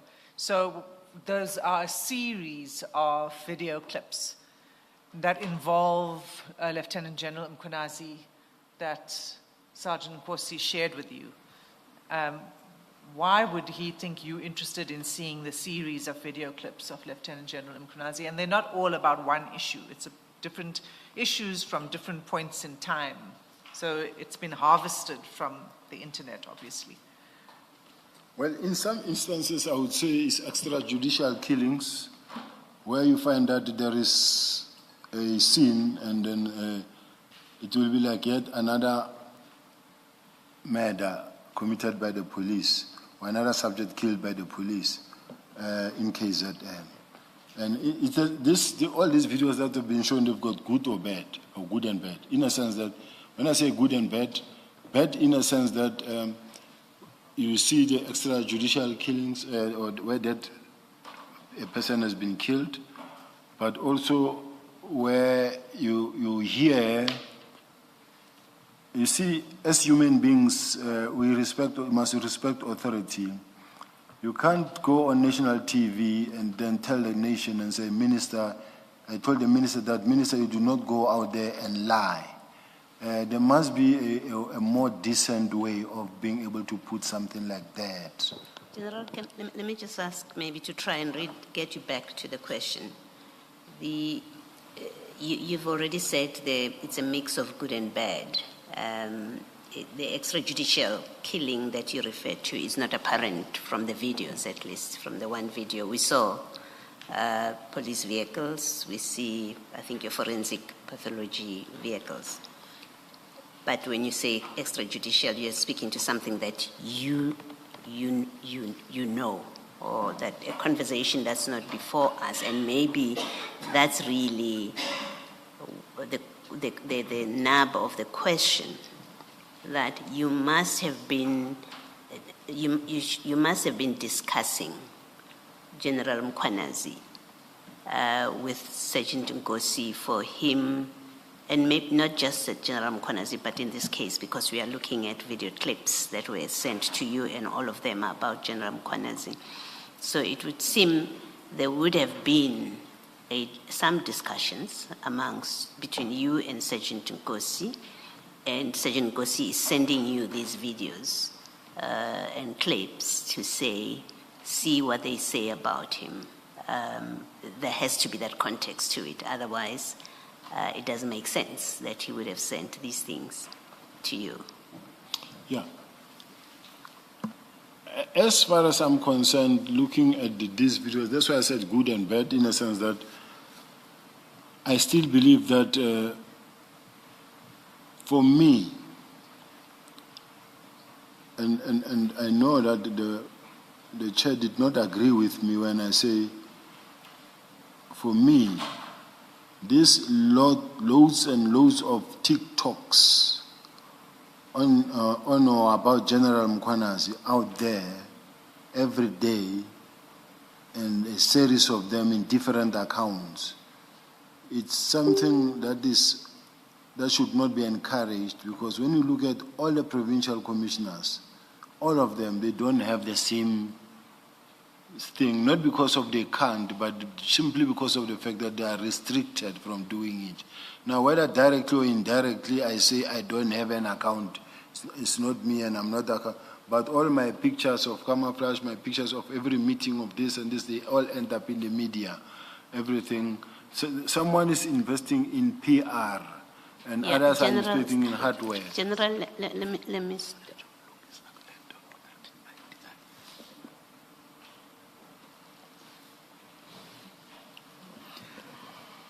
General, maybe my interpretation of what happened between you and me when we had that exchange, maybe my recollection may not be accurate, but this is what I remember. And I do not think you can interpret it as disagreement. What I did was to test what you were saying. You said your prescripts, police prescripts, do not allow the social media presence that General Mkhwanazi has. Am I correct? Correct, Chair. Yes. I then asked you whether General Mkhwanazi's presence is as a result of accounts, social media accounts that he himself holds, and that he then posts on his own social media accounts, and maybe there are then responses to his posts and so on. Do you remember that I asked you that? I do, Chair. Yes. And I went further and said, is it not more a case of others posting General Mkhwanazi on social media? I do not remember what your answer was to that. But all I'm trying to demonstrate is It was not a case of me disagreeing, but it was more a case of me testing what you were saying. Do you agree? I agree. Thank you. Chair. Oh, thanks, Chair. Yes, General. I interrupted you at a point where you were going a bit, but not answering the question that I had asked. My question was that you've got these things that is being sent to you by Sergeant Nkosi, and you describe them as good and bad. There's a mix of good and bad. And what I was putting to you was the context in which he sent this, because there's no text in all of this. He doesn't explain why he's sending them. It's not obvious to the reader why he would have sent this. And so I'm suggesting to you that the context must have been that you and him were discussing about General Mkhwanazi. What do you say to that direct question? I may be wrong by placing that context, by suggesting that is the context, and you can say I am wrong and maybe explain why you say that was not the context. It's possible that it is something that he came across on TikTok, then he forwarded them, not because of we were discussing it. Okay. But I don't deny that I had a lot of discussions with Sergeant Nkosi about General Mkhwanazi. Okay. Because for me to be able to send him down to meet General Mkhwanazi, he was also sending him to talk to me. So we were actually trying to mend the relationship. Okay. Yes. All right. Thank you. Thanks, General. Mr. Singh? Thanks. Let me take you to the next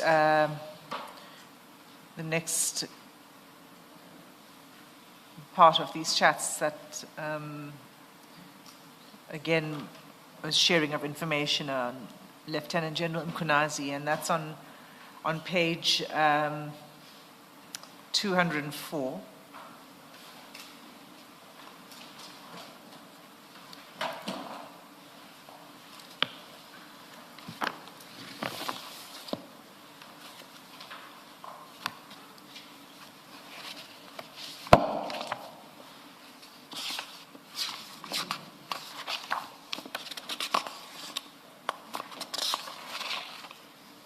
Got it?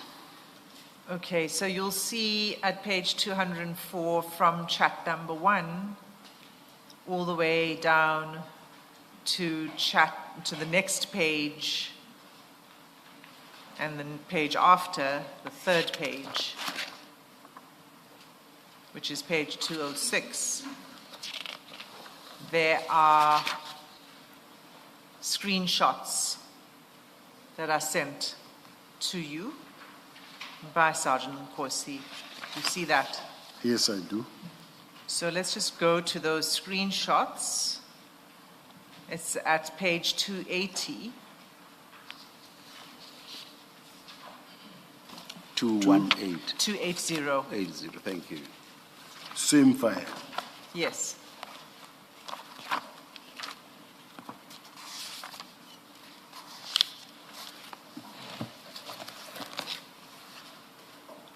Okay, you'll see it's, this is just for the date, it's 12 January 2025, when Sergeant Nkosi shares this with you. You'll see it's a City Press article about Lieutenant General Mkhwanazi being suspected of defeating the ends of justice. And it's very long if you just page through it. It's screenshots of this article, so it goes on for quite a number of pages. Okay, do you see that? That's correct. Do you remember receiving this? I don't remember, but I won't deny it either. So after, and you see what the article is about. Do you see that story? It starts off with Lieutenant General Mkhwanazi being suspected of defeating the ends of justice. I think it's got to do with the Mpangeni case. At the end of all of this, you respond to Sergeant Nkosi on the 12th of January, 2025. You say, well explained, I think. Do you see that? Yes. And then he responds saying he's furious. We'll talk to you tomorrow when we meet. What did you mean by that? Well explained. Well explained. Yes. I could have been referred to what I see maybe here and say it is well explained here. But what was your interest in this article, and why was Sergeant Nkosi sharing it with you? You respond saying, well explained. It sounds like the article is, I'm not sure, I don't want to put words in your mouth. Well explained. And then he says he's furious. I assume that's Lieutenant General Mkhwanazi. Yes. Well, you see, when he says well explained, it's the way I read it here. Let's say, for instance, this is how what was written, and I don't even know it's in the same article, one and the same article, continuous from start to finish, or maybe when I say Netsuanda said the provincial commissioner was perplexed as he was not aware of any arrest of an area commissioner in his province. The provincial commissioner then took it upon himself to investigate the matter, only to find that a team deployed by the national head office to safeguard the Richards Bay minerals was behind the intended. Now, I could have been saying well explained, referring to this explanation. Okay, but what was your interest in this? Why were you and Sergeant Nkosi interested in this? I thought we passed that stage because the previous answer was the same question. That says, why were you exchanging these things? And then we said it's maybe the messages that were circulating. And then the next question was, okay, isn't it that maybe the two of you were discussing Lieutenant General Mkhwanazi? I then said, okay, it's possible also because we were in those type of discussions. So the same question will apply basically. Why were you discussing? Okay, that was April 2024. This is January 2025. Your answer remains the same. Yes. Okay. Then on 28 January 2025, if you go to page 217,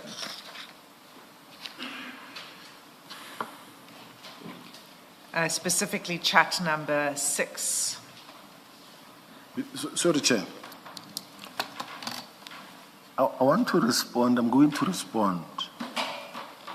But what worries me, Chair, quite honestly speaking, is that, you see, I have lots and lots that I could also put forward. But where you find that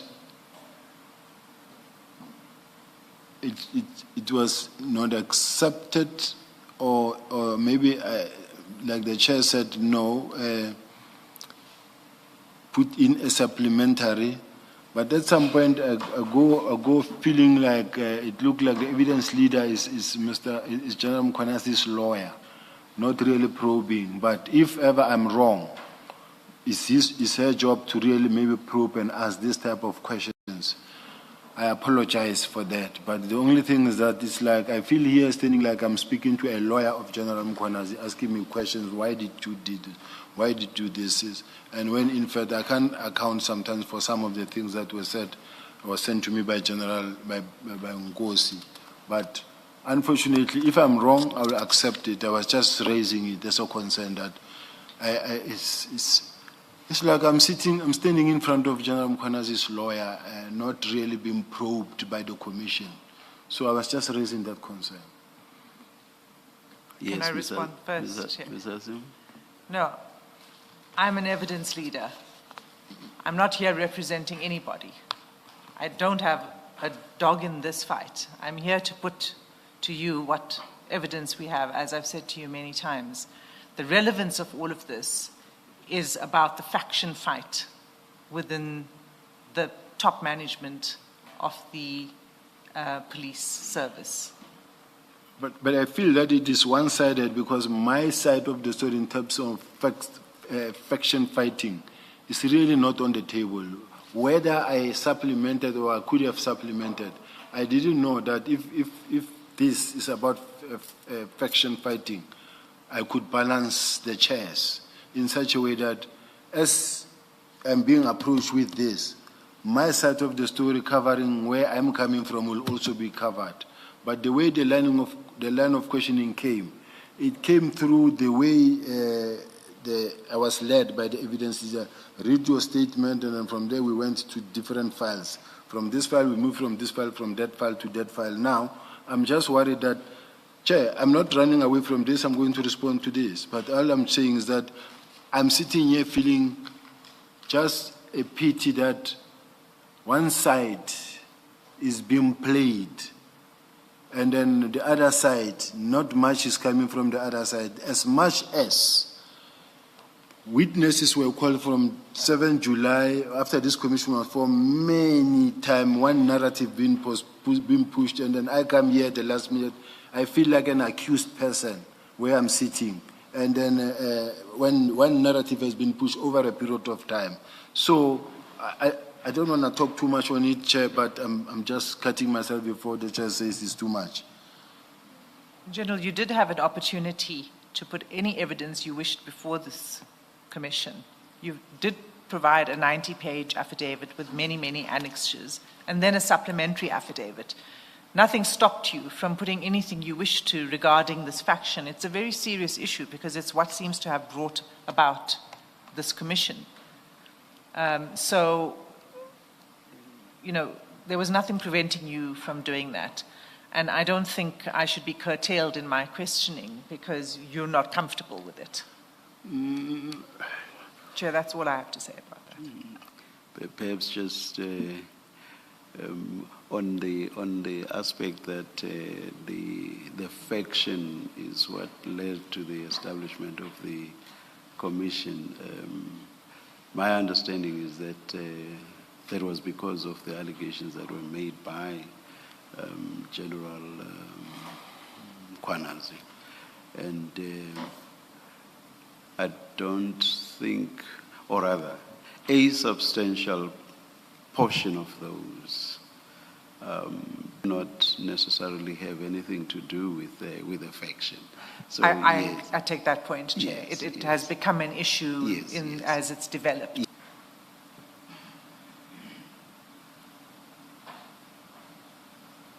Maybe in the meantime, let me say what my interest is in these exchanges, or what piques the interest. I wanted to raise the second point before that. I don't want to stop there. I can't. I don't have that authority. But the second point, and I want the Chair to hear, is still busy.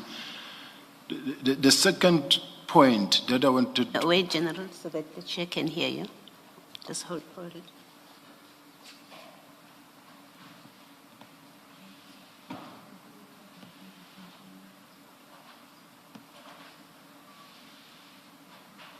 I'll listen just now, General. Thank you.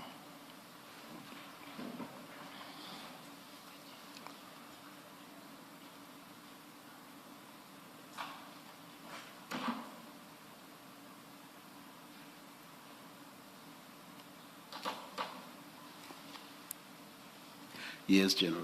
The second point that I just wanted to raise as a much serious concern to me is that a press briefing was made. The next thing, my devices were taken. Then I got suspended, never allowed any access to anything, and being overwhelmed, like a shock and awe type of approach where we are being overwhelmed from different directions. Now, I'm being told now by the commission, I don't mean Chair, by the evidence leader that you had ample time to do 1, 2, 3, 4, 5. Now, what they do, they paralyze you. They take your devices. After they take your devices, they see what is in your devices. They use it against you. What is in their devices, they took that. What is against them, let's say in Sergeant Nkosi's phone, is removed, is being removed. The same way applies, like let's say, when Ket Matala's phone was found, certain chats were deleted and deleted and deleted. Now, you've got a complainant who is a complainant who investigates, and then who's the one now running all the investigation. The PKT did, the same PKT that I'm being accused of attempting to disband is the one that is running, investigating me now. Now the report that came from Madlanga that went to the president, the people that must investigate is still the same Mkhwanazi again. So now I feel really helpless and pushed in a corner. That's why I'm saying, Madam Evidence Leader, I understand you are evidence leader, but the problem is that the answers that I'm answering here, you are more prolific or more of a very vicious advocate that is defending or representing General Mkhwanazi. It's not like coming out in both sides, because there's no good side of mine that is being brought up from whatever that I have, because I have nothing to show. I don't have device, I have nothing. He's strong because now he's got all these things, he's got all the devices, he's got all the experts, he's still in the office, I'm outside, out there in the wilderness, no device, nothing, and I'm being put in a corner with these things. So, quite honestly speaking, the playing field is not leveled. So, that's my point. Yes. General, what's happening now is a function of how these proceedings have been structured.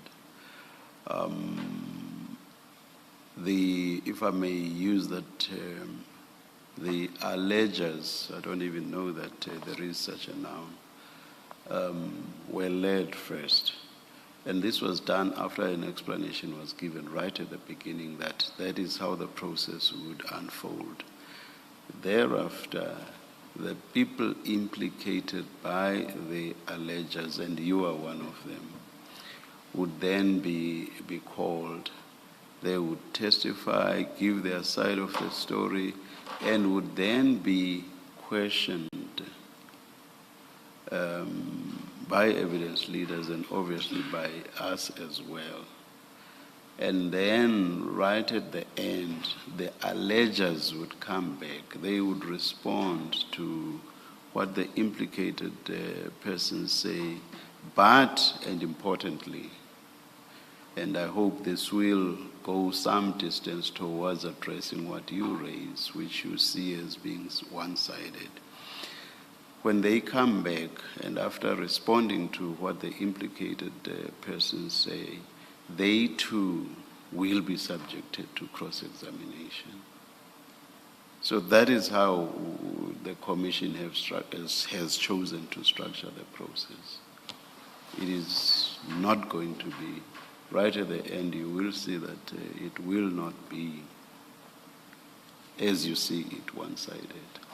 So Ms. Hassim is doing what was throughout envisaged, which is you tell your story and then you get questioned. Call it cross-examined.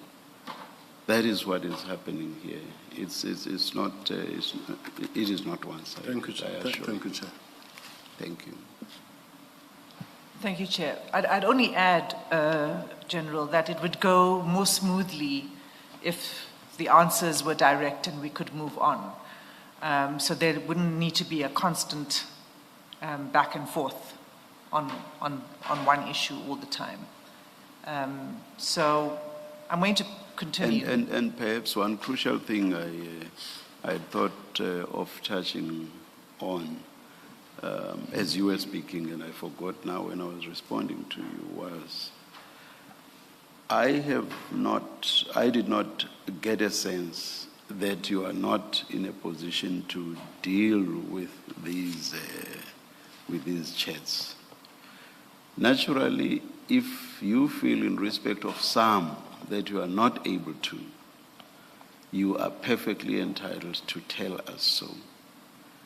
But by and large, you have been able to deal with these chats and other evidentiary material for that matter. I'm touching on that in the context of you saying, I'm subjected to this process after all my devices were taken away from me. So, because your devices were taken away from me, perhaps you may not be able to respond to some of these things. In that event, feel free to tell us so. But as I say, overall, you appear to be able to deal with these chats and other evidentiary material. Can I comment, Chair? Yes, General. It is my wish that immediately after General Mkhwanazi made a press briefing, and they say everyone must stop, give us the evidence of what you get. You can give your statement and everything, but then what then happened? Then they started the investigation and start seizing people, securing evidence now after effect. Now after effect, now they start seizing ours. And now arming themselves and deleting what needed to be deleted. That's what affects them. There's that unfair advantage on that side. Because now you go out there in public, you make some allegations. It was often referred to by the SG of the ANC to say that a senior officer going out there and making some disparaging allegations against people. Now, from there, then the investigation process starts. After making those allegations, now every little thing that was found in phones is being used. When the people's phones have been taken, theirs are not taken. So that's why I feel really that the playing field is not, but I've had the chair, I'm prepared and I want to respond to these questions. Let's maybe perhaps proceed. I just wanted to register that uncomfortability of the fact that the playing field is not leveled, because I'm being thrown to the boxing ring with my hands tied at the back. I have nothing that I can refer to. I have no document that I can show. Don't have access to the office. I don't have access to any employee that I can talk to. Everything is being pushed in front of me here. Yes or no? What do you remember about this? Why were you discussing this? I have nothing to show. I wish we were all operating from the same strong points. Now I'm operating from a weak point of view from where I'm sitting. So I just wanted to say, I don't want to waste time really, Chair, but let's go according to this. I will respond to all of them, but I just wanted the evidence leader to also know that you are talking to a man who is blind now. Another one can see, another one is blind. And that's not a fair play. Thank you, General. I've given the explanation that I gave. Thank you. Yes, Ms. Asim? Thank you, General. So let me say to you also that we do have this evidence, and I want to give you an opportunity to comment. If you don't want to answer, then you don't. But you've said now you wish to respond to it, and I think we can get through this, expeditiously. Let me just take you to... Just a minute, and perhaps for purposes of fairness and indeed even transparency for that matter. Ms. Killian, as a matter of law, I do not think that there is any bar to the General being assisted by his legal representatives, of course, having access to his devices for purposes of whatever responses he may want to give. I do not think there is any bar to that, and it's something that could and should, if it was seen as something necessary, have been done beforehand for the General to use for purposes of his responses, and indeed even for purposes of his own story, which he gave in the 90-page affidavit, which, if there was anything to be gleaned from those devices, would possibly even have been more than the 90 pages. Nothing stood in the way of the General and being assisted, as I say, by his legal representatives. So I'm raising this just to address the issue of the fairness, the issue of him being blindfolded, the issue of his hands being tied to his back, and him having to fight in that position. It's just an issue I'm raising, Ms. Gillian. You may comment on it if you wish to. I'm indebted. The devices referred to by the witness are currently sub judice in terms of an application that was launched to decide the validity of the search warrants and the seizure itself. We then subsequently learned that those devices were moved out of the control of the police to an independent third party to assess. So that is the status at this point in time. We can attempt, but I have a dim that we will be granted access.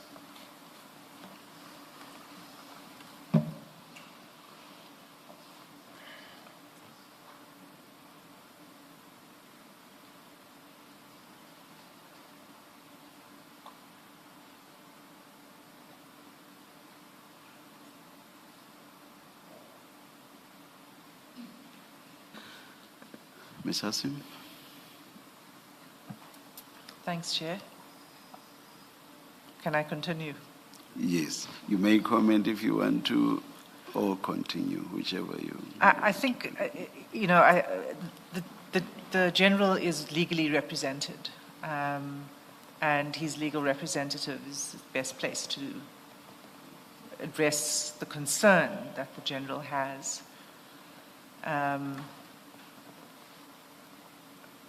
What I can say is the evidence that we're going through now is the evidence that's relevant to the witness.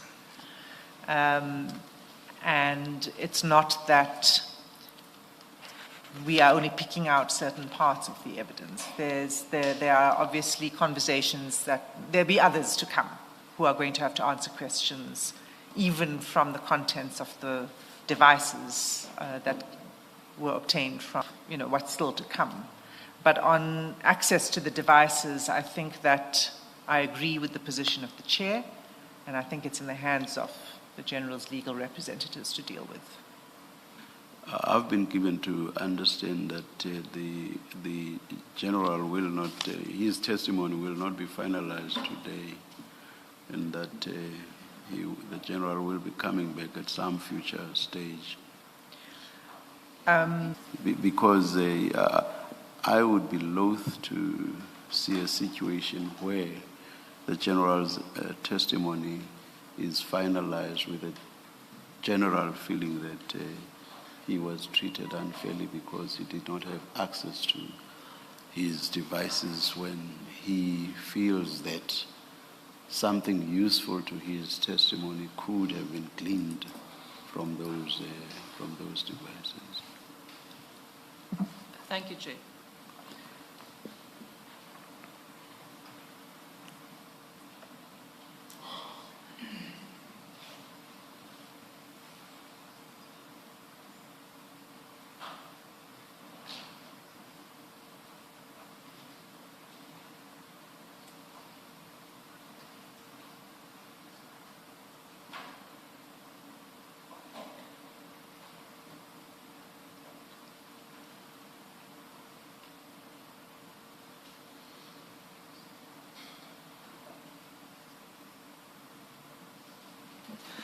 You may continue with your questions, Ms. Hassim. Thank you, Chair. Okay, let's try to get through this as quickly and painlessly as possible. We really are in the home stretch, I think, General. So the next page I'm taking you to is at page, where did I go? 217. It's 28 January 2025, and it's chat number 6.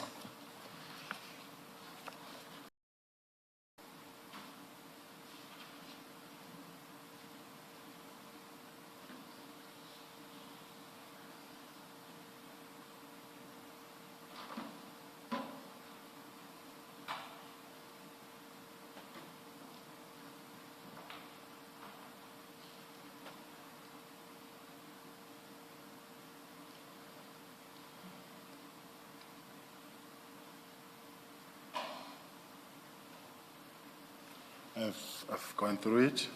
Okay, so you forwarded this to Sergeant Nkosi. Do you want to say why you forwarded it to him, or do you have any comment to make on it? Yes, let's go back to it.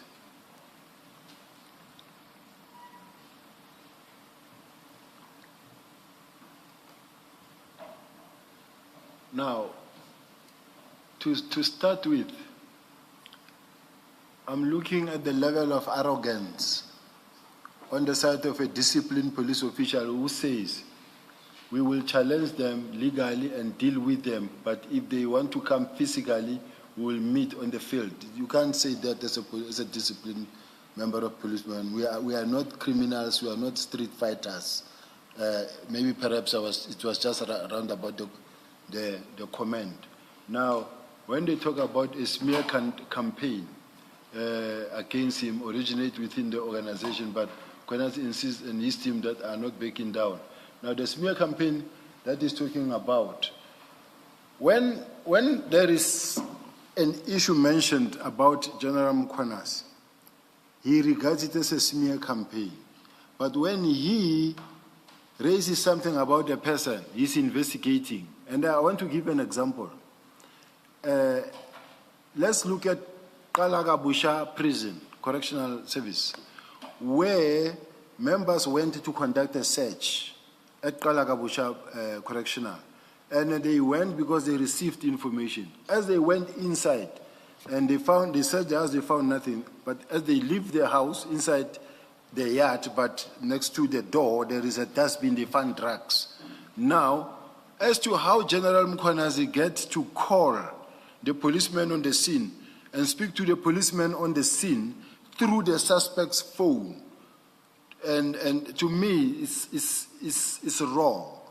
Whether he was preventing a civil claim or whatever, I've listened carefully to the commissioners when they were raising about when General Sibiya sent the police at Mr. Katiso Molefe's house. And then the question was, why didn't you send local police officials? How long did you stay there? Now, in this case, General Mkhwanazi is a provincial commissioner. Is not supposed to be involved, not even once, not even a call. Let the police do their work. Or rather, let them do their work, call them in and say, are you sure about this? Are you sure about this? Are you sure about this? But for him to say, I don't want that woman arrested, you leave that person there, and then you bring the docket. To me, it was interference.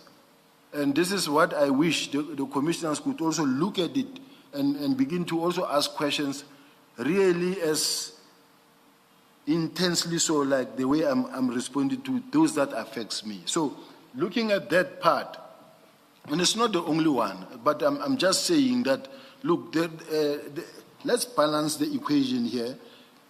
If there's any wrong he has done, he must also account to it, not him referring it as a smear campaign, but when it gets to others, he's investigating.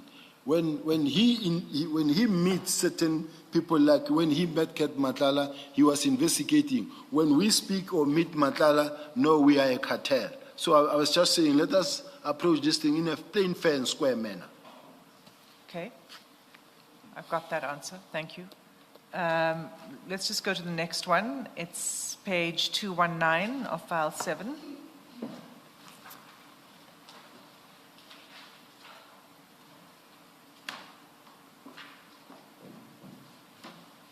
Page 219.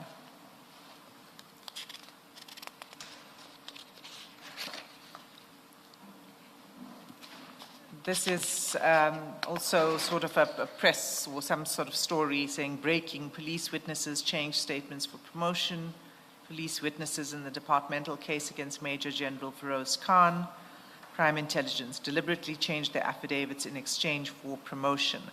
And then there's this long story about it, which Sergeant Nkosi forwards to you.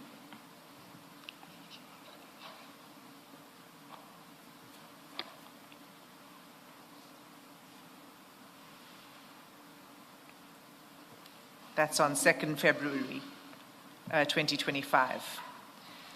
Is there any comment you have on that?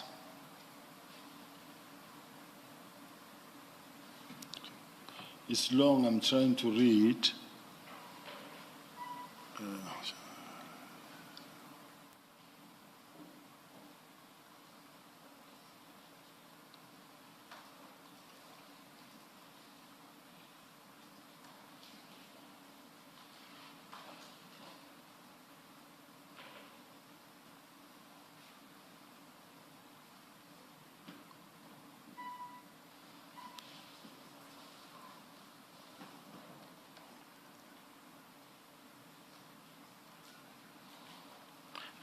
Chair, it's long.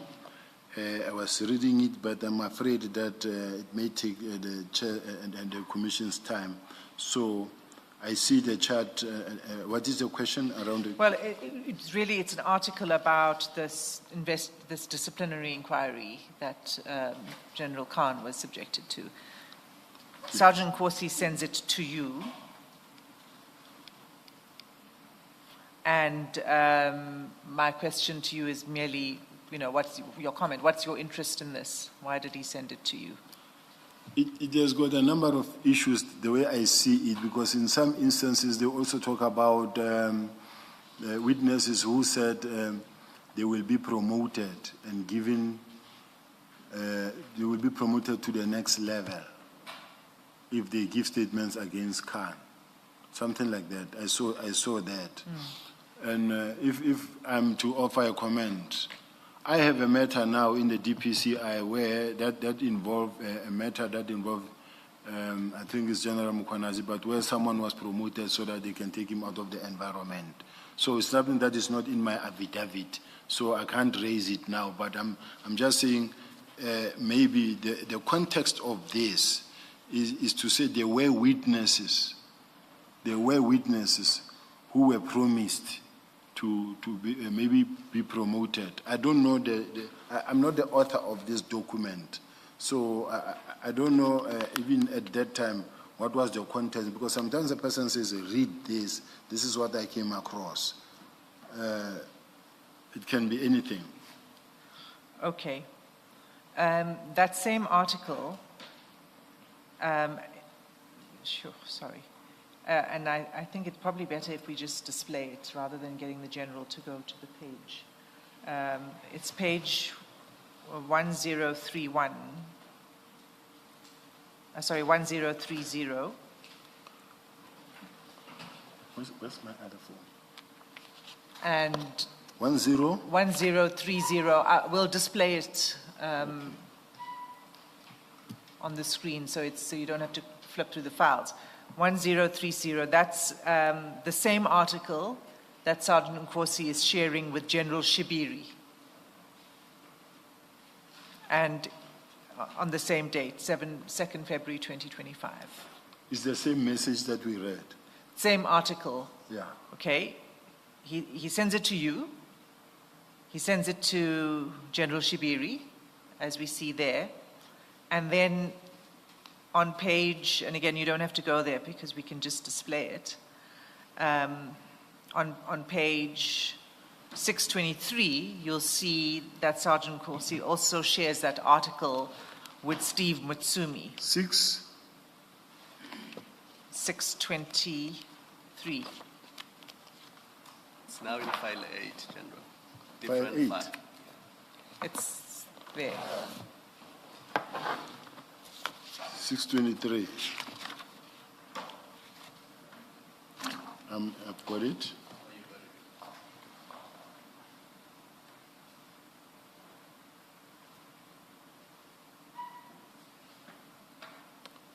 Yes, I've got it. Okay. So this is another story that's sort of doing its rounds.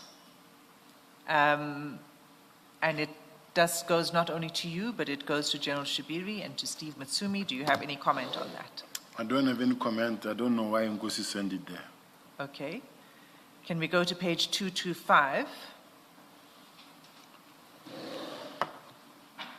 The other... File 7. And this time I think you should go to the file 225. Okay.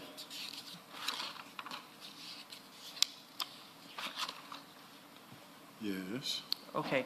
So 225, it's the first chat on that page.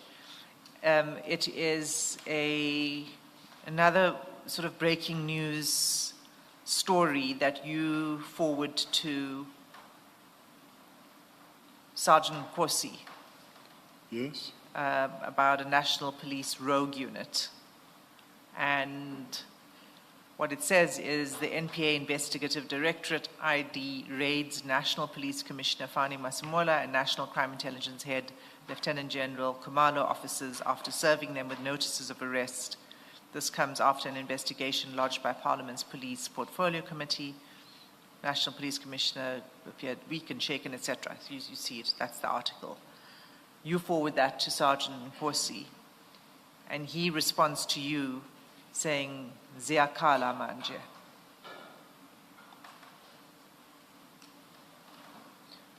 What did he mean? Well, What are you talking about with him here?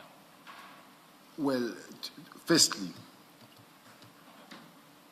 I think when this message was circulating, I don't know whether I was with the National Commissioner or where, I know that there's nothing like the National Commissioner appeared weak and shaken. I don't think it was true.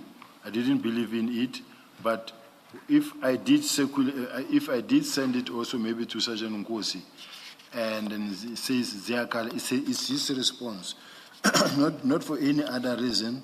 And sometimes you find yourself sending something not because of you are circulating it, but because you want to confirm whether it's in fact true or not. From where we're sitting, because there are officials who are in a position to just get that information or to confirm whether is this true or not. Because remember that cases of IDEC or IPIT, we won't know about them and we won't have internal information about them. So sometimes when you find something like that, the same applies to when we all heard that maybe General Kumalo is arrested. Now, firstly, we're not sure whether it's true or not. And then when you send someone can also say, yes, it's true or it's not true, or I also heard that. So it just happened like that, unfortunately. But it wasn't meaning anything. But the response by Sergeant Nkosi is Ziyakhala manje. Who is he referring to? Who are they? He says Ziyakhala manje, which means... Who's crying? No, there's no they here. So what is he saying to you? He says Ziyakhala manje. Okay. Meaning what, General? No, I wanted her to say it because... Well, because no, why don't you tell us what it is saying? Mean? What is he conveying to you? In simpler terms, I would say it's now happening. My interpretation, Chair, that it is now happening. That's the simplest way of explaining it from my side. And what did he mean by that? What did you understand by that? What's Something happening? is happening. What is happening? Something is happening now. Okay. General, did the raid that is described there happen? Was there such a raid?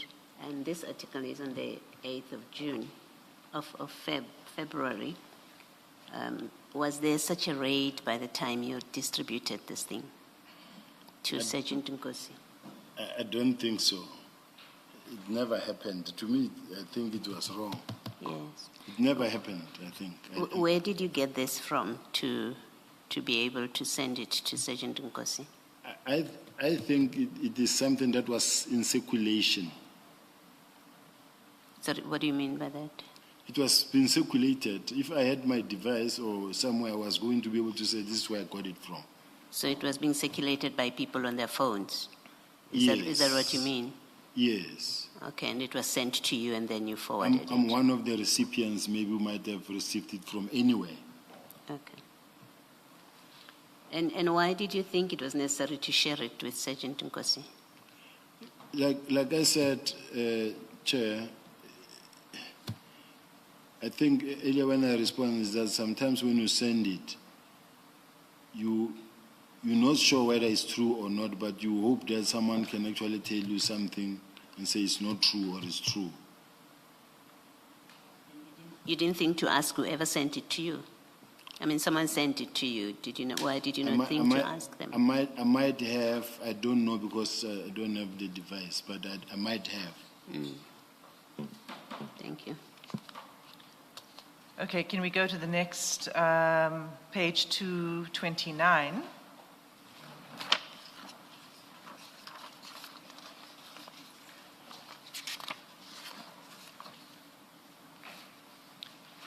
It's chat number 3. It's another one of these news that are called breaking news, but it doesn't say what news outlet it comes from. You forward this to Sergeant Nkosi, another one of these press releases, breaking news, SAPS Crime Intelligence stops book not guilty. And Sergeant Nkosi then responds to you with emojis of laughing faces and hands praising. What was this exchange about? What were you trying to say to Sergeant Nkosi?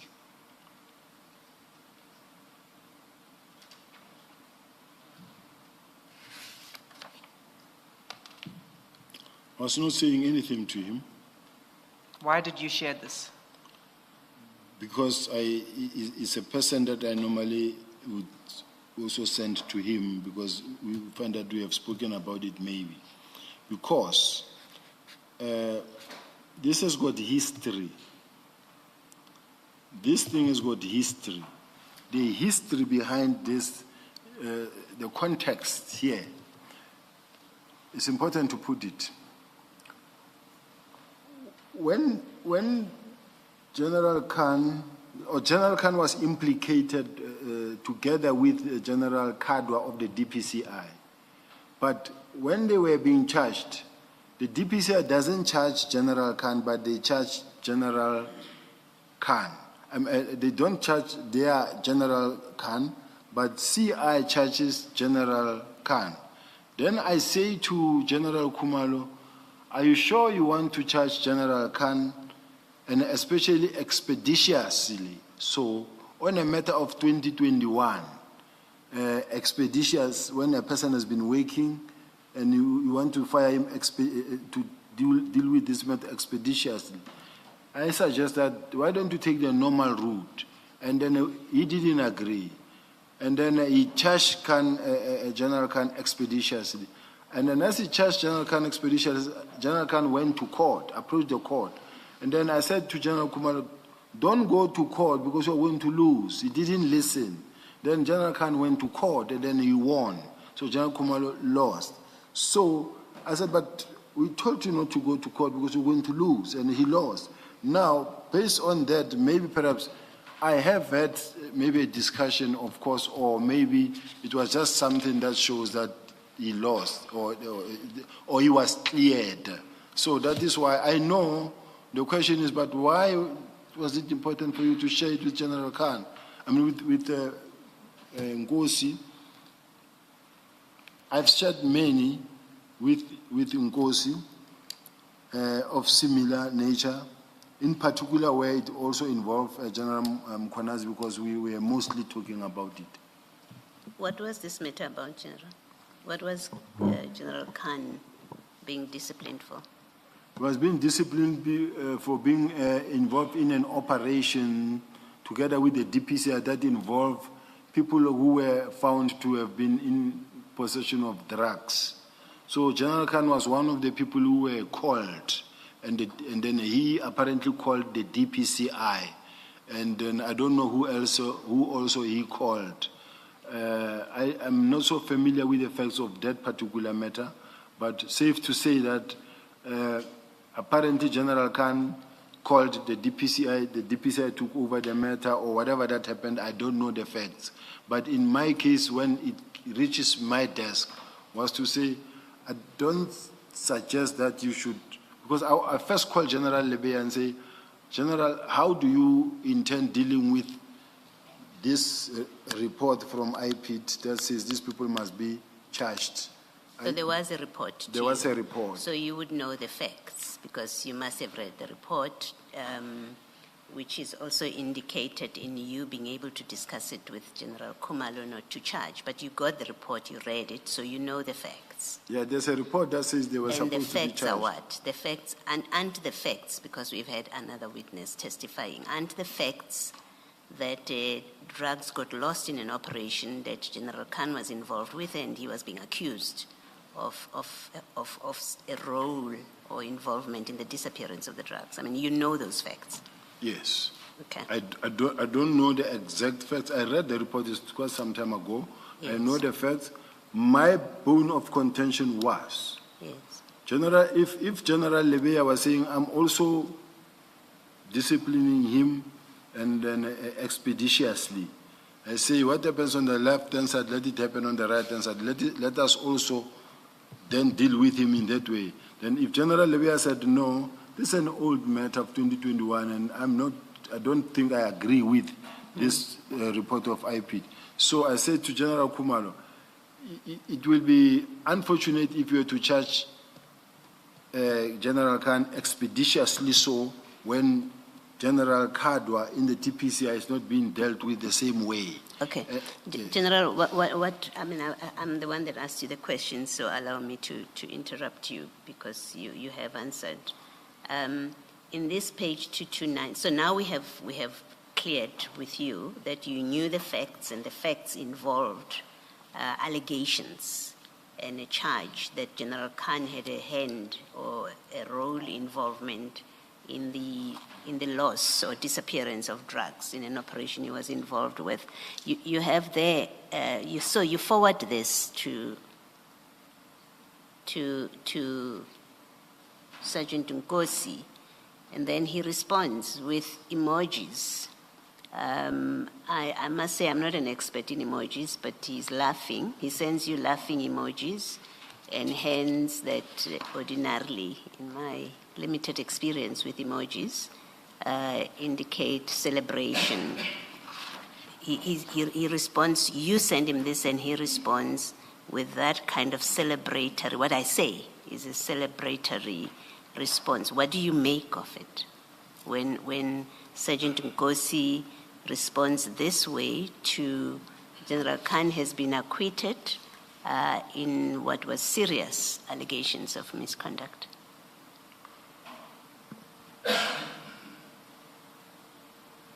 If the news is that Sergeant Khan has been acquitted, and then the commissioner feels that maybe it was in a celebratory move, I think maybe to say someone has been acquitted and someone is in a celebratory, it's also. Yes, what I'm asking you is when you receive this WhatsApp, which is a celebratory message, well, symbols, it has celebratory symbols. When you receive this, what I'm asking is what you share the celebration, you not consent that a police officer who may not be guilty of misconduct has been acquitted of such serious misconduct. And he has a junior officer who is celebrating about it, your friend of course, but a junior officer finds cause to celebrate about it. You were okay with that reaction from Sergeant Nkosi? Well, I wasn't celebrating, and as far as I'm concerned. No, I'm asking him, I'm saying about him. I agree you're communicating with Sergeant Nkosi. There's a reason why you're sharing this, Yes. General. Yes. And then you elicit or you evoke a response from him, which is a celebratory reaction. And I'm saying you are DNC crime detection, and he is a junior officer who celebrates something like this. You were okay with it? And really, you can say yes or no. No, as far as I'm concerned, because of the fact that he was already involved, between me and General Mkhwanazi, I didn't have a problem sharing with him. Similarly, so even General Mkhwanazi had no problem to share with Nkosi. Okay. But the fact that I've been reminded, as Commissioner, as you were talking, is that the other thing that, as a background, that I was fighting with General Kumalo was in relation to the Khan's discipline was that my problem, General Kumalo, is the fact that you might be accused how you handling this matter. Firstly, you are doing it expeditiously when it's a very old matter of almost 4 years, 3 years old. Secondly, you go get General Mkhwanazi to be the chair, you go get General Kumalo, also from KZN, he was with the task force as well from KZN. I said, why don't you balance of that? That is how it happened, I ended up arguing with General Kumalo. But Nkosi was always aware, because me and him discussed a lot with General Mkhwanazi. We were working together in trying to make sure that the relationship is sound between ourselves.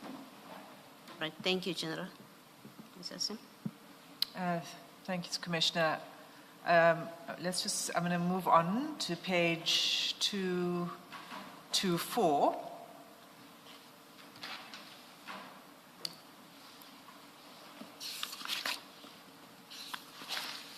Here at chat number 6. This is 8 February 2025. And it's a message, it's from you to Sergeant Nkosi, and you say, confirmed that investigating director told NASCOM today they are investigating Kumalo and his team, Ray, a list of offenses. Do you want to comment on that? I was reading Chair evidence. What questions was that? Do you want to comment on that? You're informing Sergeant Nkosi of the investigation into Kumalo and his team.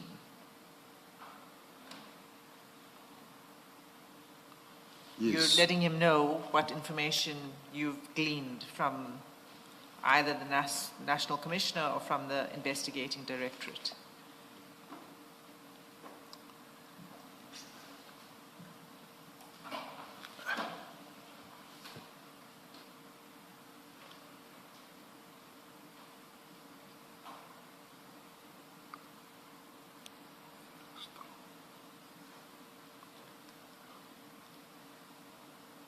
Do you want to please repeat the question, Ms. Masi? Oh, sorry. Oh, still reading. Sorry. You see why I take a little bit of time, Chair, is that I'm drawn to chart 6 straight, and I try to look at the previous above so that I can follow logic, and then it must flow as to how did we get here. Now I see up there, it was like when you look at chart 3, it says she was informed this morning, either it happened last night or this morning, he was stabbed by a 23-year-old boy of next door. Then which means someone was stabbed and died or whatever, and something like that. Now I'm here at chart number 6, where it's confirmed that investigating directorate told NASCOM today they are investigating Kumalo and his team, a list of offenses. So, like I'm saying, I can't deny that I sent this. I'm operating from a position of weakness. Just to say that I don't deny I sent it, but I'm not sure whether all this chart, I must have sent them, all of them, whether there were some that could have been inserted. Why I'm saying this, when you remember when the head of IDEC was in Parliament at the Portfolio Committee, she did confirm that when she received Mr. Matlala's phone, there were messages that were deleted and some were inserted. Now I'm sitting with a situation where I don't say, and I don't want to run away to that corner of saying maybe messages were inserted. If I did send them, I'll take them.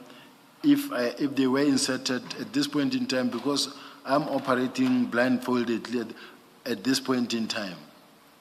I'm flying in darkness now. I'm just saying, if I did send it, the question is, why did you send it? I don't know. But all I can say is that maybe I was just sharing to a person that I know that will know about this thing. Okay. General, the concern that I I have with these messages, and maybe this makes the point very clearly, is that we have seen from evidence so far, as you've been testifying, that Sergeant Nkosi is speaking to Mr. Matala, speaks to Mr. Matsumi. You can say, well, there's nothing wrong with him speaking to General Shibiri because they are all in the SEPs, but you get information like this about a colleague of yours, and then you share it with somebody who is very close to people that are, at least, let me say Mr. Matala, one of them at least, is very much the subject of serious allegations against before us. This is in February 2025, and you are a senior person who gets this kind of information. I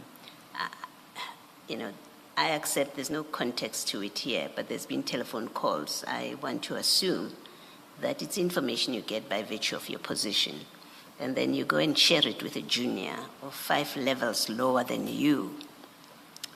Obviously not in a work context. It's not because of your job, because it has nothing to do with him. You're sharing with a friend. But that friend, on the evidence before us, until he answers, he will come back and maybe he will be able to explain, give us innocent explanations. But that friend, so far as we sit here, is someone who's close to Mr. Matala, and it's problematic that you're sharing information like this with him, for me. Yeah, I understand, commissioners.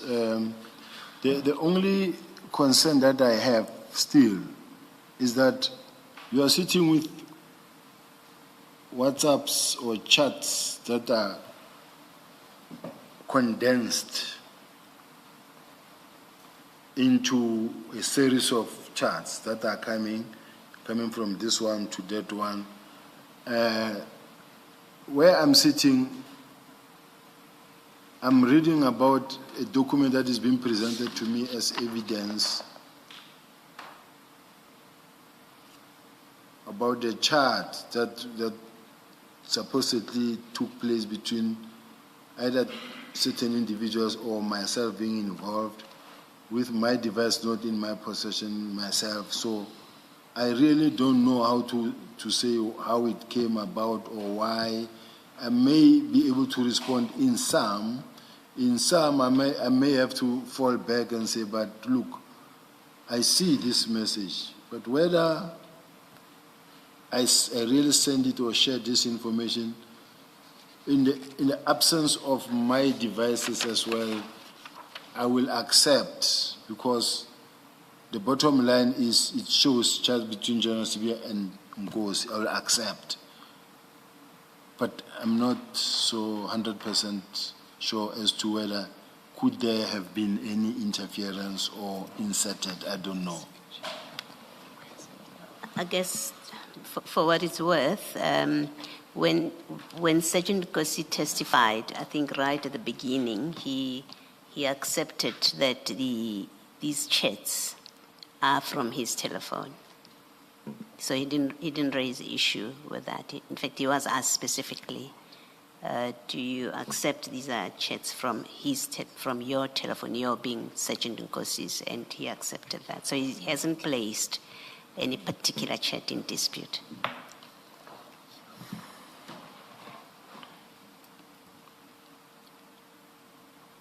I don't have a comment. Thank you, General. Back to you, Ms. Esson. Thank you, Commissioner.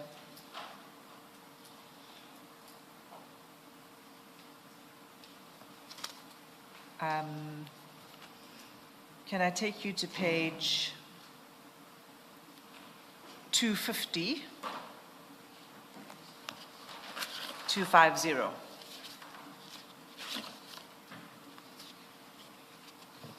Chat number 2.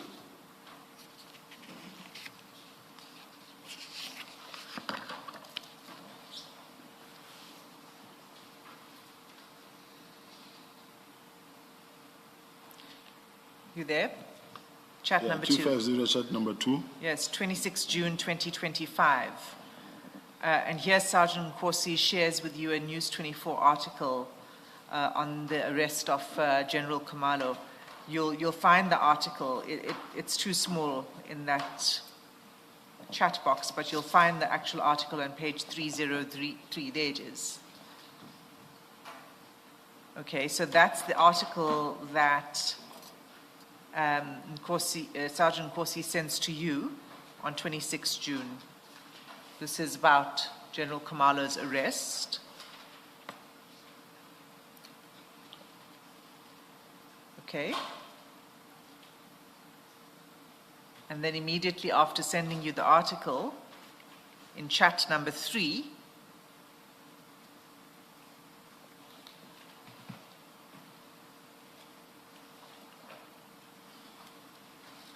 he says, are you there? Yes. He says to you, we are the ones effect arrest. And then he follows that immediately with another message saying, we still here. What did he mean by that? What did you understand by that? I quite honestly speaking do not believe that Sergeant Nkosi could say we are the one effecting arrest because it doesn't work for IDEC. And I know that General Khumalo was arrested by IDEC. I don't know under what circumstances would he be the one to have been there to effect the arrest. Could it mean that he's saying we can take credit for the arrest because of the role that he played? By saying we are the one effect arrest, we still here, he's saying to you. Does this come from the evidence leader, or is what the evidence leader suggests that comes from Sergeant Nkosi? Because No, to say, I'm asking you, you're saying it can't be that he's saying we are the one effect arrest because it wasn't Sergeant Nkosi that effected the arrest. yes. I'm saying to you, could it be that what he's trying to say is that we, whoever the we are, take credit for it because of some role that he played that led to the arrest? Maybe Ms. Hassim, before the general answers, I'm trying to find in my notes, I'm sure there is a set of WhatsApp exchanges where Sergeant Nkosi appears to be speaking to somebody else, and that somebody else is the one that's saying we are still here, we are the one that effected the arrest. So this may well be forwarded messages. I'm working through my notes and I'm trying to find where, because I did note it. It's possible. Yeah. It's possible that Sergeant Nkosi forwarded that message to you to say we are the one effected arrest, we still here. So let's take it at that they were forwarded, messages that Sergeant Nkosi forwarded to you, meaning it was somebody else who wrote those texts. What did you understand by it? The way I understand it, I can't say why did I understand. What I understand now, he was telling me that we are the one affecting arrest. It could still be, we're still here. Let's say, for instance, because it came as a shock to everybody when they said General Khumalo is being arrested at the airport or has been arrested. And then I was not told, I didn't know. He reports to me, I didn't know. The National Commissioner didn't know. And then all of us didn't know. We were all trying to find out, and then I didn't know who to find out from. Then I also asked him, and then maybe he also asked somebody, and then somebody then said, we're still here, we are the one effecting arrest. So it's just possible for that. Okay. So he's sharing information with you about the arrest? It's possible. Okay, so I think it's on the same page. It's at chat number 5 at 15:01. He sends a picture of General Khumalo, I think, being arrested. If you look at page 3, don't go to 304. You can just look at the screen. This might be easier than flipping back and forth.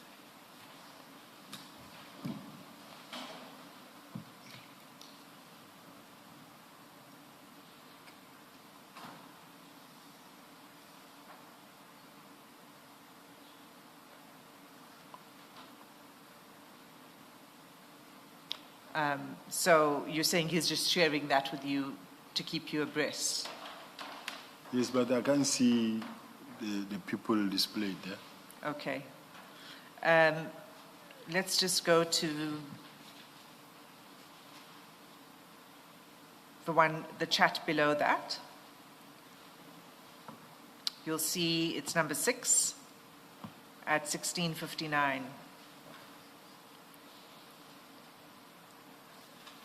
He sends you an image, and the larger version of that image is at page 305.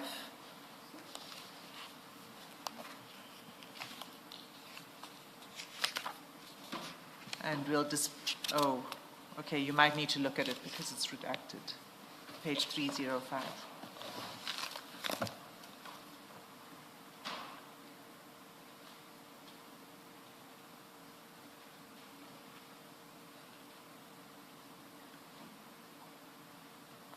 Do you know what that is an image of? It's someone's diary, but I see the diary on top, beneath the piece of paper where the list of names of the individuals that were arrested. And this could simply mean that maybe someone had to go and obtain a list of the people arrested and their names, SAP number, something like that, SAP 14 number. Okay, so this is an image of the people who were arrested. It's firstly, it includes General Khumalo, you see that. Yes. And then others who were arrested with General Khumalo, is that right? That's correct. And the CAS numbers. Yes. And do you know where that image comes from that Sergeant Nkosi is sharing with you? I really don't know because it's not my handwriting. Okay. Ms. Hassan? Yes. If you look at 479, I think that's where I was reading. And if you look at this, when I said that he may have been forwarding from somebody else at 479, when you look at the timestamps, there's a sequence of communication which culminates in this document that you were looking at now, the diary. So 479 to 480. That's where I drew from, that someone else made the arrest and may have informed Sergeant Nkosi for whatever reason.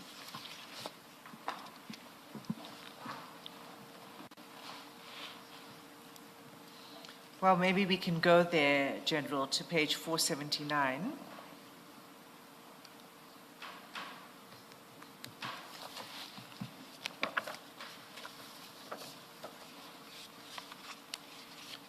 Okay, and if you have a look at those exchange of messages on 479 between you and Sergeant Nkosi.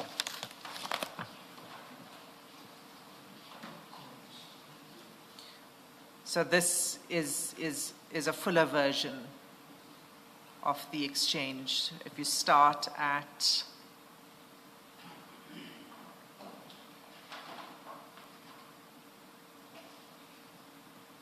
It actually starts in the preceding page. Preceding 478, page. Yeah. You There's can an quite image. see the image, yes. and you'll see in that image, well, you can't see the image very clearly. It might have been it's a picture of somebody that Sergeant Nkosi sends to you. And then he makes a call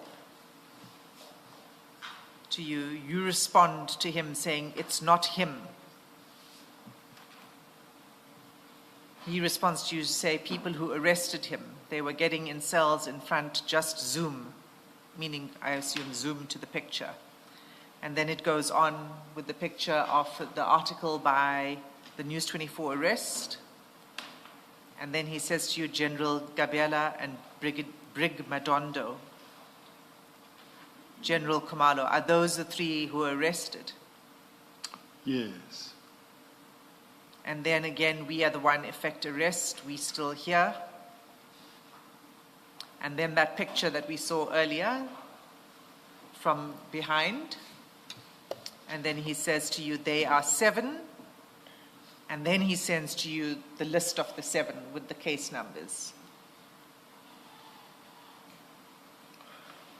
So think do you, yes, These are forwarded messages. I think so too. Quite honestly speaking, because if he got something and maybe he sends to me, this could have been because when you work with a person, you also know the language of a person. So I don't think these were No, just I think forwarded. there are forwarded messages. Why is he forwarding all of these messages to you? If let's say I said I heard that this is happening, can you please check for me or find out? Or I don't know how, because under normal circumstances, I could speak to the DIFCOM, I could speak to any of the senior officials to tell me not Ngozi per se, but also, it's also possible that Ngozi came across it and just sent to me without me really interacting with him, because sometimes even when you get something, it's not like you invited it and he just sent. So I can't explain at this point in time and create an impression like we were really sitting, me and him, waiting for the arrest, and we were just, he was I was asking, he was coming back to me. It's something that he might have gotten and also forwarded. And did you have any conversation with him about this after he forwarded it to you? I'm not sure at this point in time. Okay. I'm going to go to one last page. Well, one last. Maybe before that, while they're still at 478, General, do you know at 478, the very first chat, there's a long chat, you may read it if you wish, but the part that I'm interested in to hear your comment is where Sergeant Nkosi says, all these is an obstruction to your new position waiting for you. Whether they like it or not, you will resume that position. Do you know what he's talking about? What conversations were you having with him about a new position? 478. And now with Ms. Hassim, 478.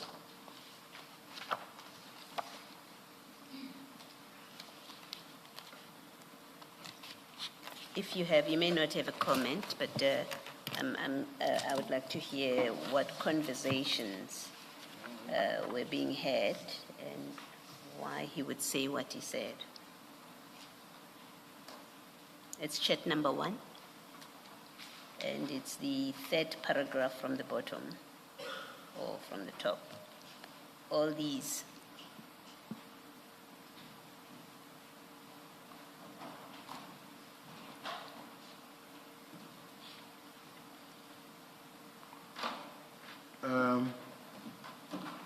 This message must have been coming from, as you see, don't worry much, General, which means somebody was talking to me and saying, this too is under the control of our Father. The Lord is watching when your name is being dragged and teared apart for no apparent reason. Look and watch the end of this. God wants to glorify himself with, because you said it publicly that you must trust and love the Lord. He will protect you publicly. Psalm 91, for God shall deliver you from the fowlers, experts of in traps, and arrows planned against, for God is with you. Family and prayer warriors, it's time to get to our winning corner and pray with our brother. Victory is certain. All this is an obstruction to your new position waiting for you. Whether they like it or not, you will resume that position. I have so much faith in you, my brother. You will make it. We are praying and will never be deterred. So this one. Maybe firstly, you're saying this was forwarded. Sergeant Nkosi was forwarding to you from somebody. No, I don't think it comes from Nkosi. No, but this is... Oh, you are forwarding to Nkosi. I must have forwarded it to Nkosi. I see. All the people that are praying for me, will say to me, this is difficult. As difficult as it is, we will pull through. Let's keep on praying. I was So more I'm interested. saying even this one, Yes. it could be that because there was a time where the battle was fierce, where things were happening, and my name, my name is not the first time being associated with corruption, but when you look at what is it that is corrupt that this man has done, you will never find any. General, I understand the prayer part. I was asking about that paragraph which speaks about a new position waiting for you. Whether they like it or not, you will resume that position. I was simply asking, what was this a reference to? What conversations were happening about you having a new position? That's all I'm asking. You see, Chair, I am a Christian. And when, let's say, for instance, during my Thanksgiving ceremony, and those that were praying, and it was a church service, Thanksgiving, it was a big church service, then some of them will say to you, in fact, you're still going to experience more where God wants you to be. It will be in that context. Okay. Your No, new that's position. fine. That's fine. That's an answer. Thank you, General. Okay, the last page on this chats, General. It's page 254.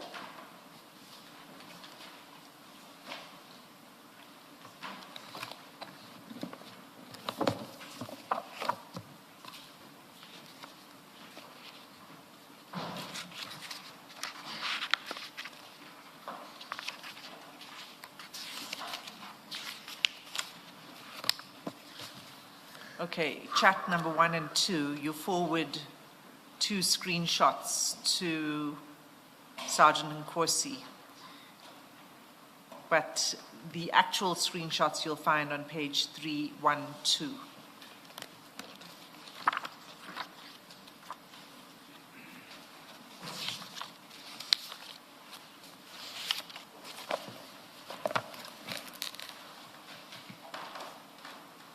Are you at 312? Yes. Okay. So can you help us with this? Because you've sent these screenshots. It looks like a screenshot it's a conversation between someone and the National Commissioner. Again, it's forwarding that same News 24 article. And then it says, the person says to the National Commissioner, just so you know, I opened the case against this crook. I understand you have privately stated you will not suspend him or any of the others going down with him. You are given until Monday to suspend them all. I will launch an urgent application in the High Court and also call for your suspension. Louis Vuitton bag for the wife or not? And then the next message on the next screenshot is, any response, Fani, please? And then again, Fani, why you don't respond? I have another query. It is known that Khumalo flatly refused to report to DNC, saying he would only report to you. Why? Further, it has been alleged that when you signed off on the 2 million rand property purchases by CI, you not only failed to ensure a proper competitive process was followed, but you also received a substantial kickback for your flexibility. Would this explain the fact that when you were appointed as commissioner, you were in substantial debt, but are now 100% debt-free and living a life of luxury beyond your means? Please advise, I have requested Cyril to fire you in the interest of cleaning up the police. So these are the 2 screenshots that you forward to Sergeant Nkosi, right?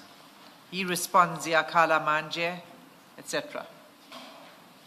So where did you get these screenshots? Who's the person who's sending this to the National Commissioner?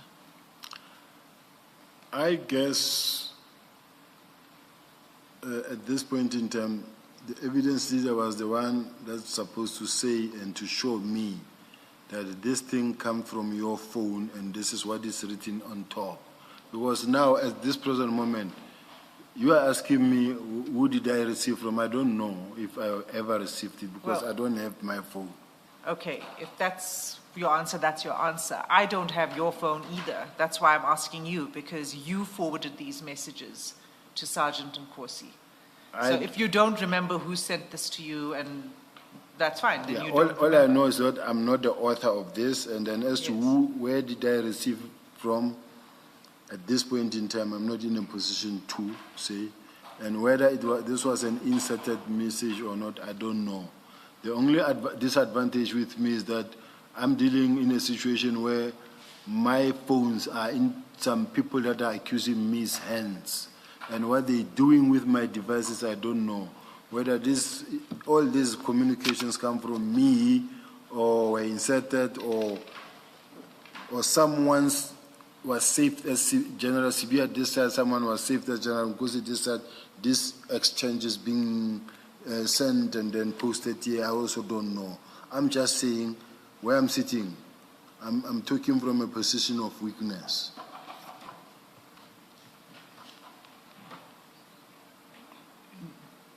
Do you have any comment on what Sergeant Nkosi said in response to you after sending those WhatsApps?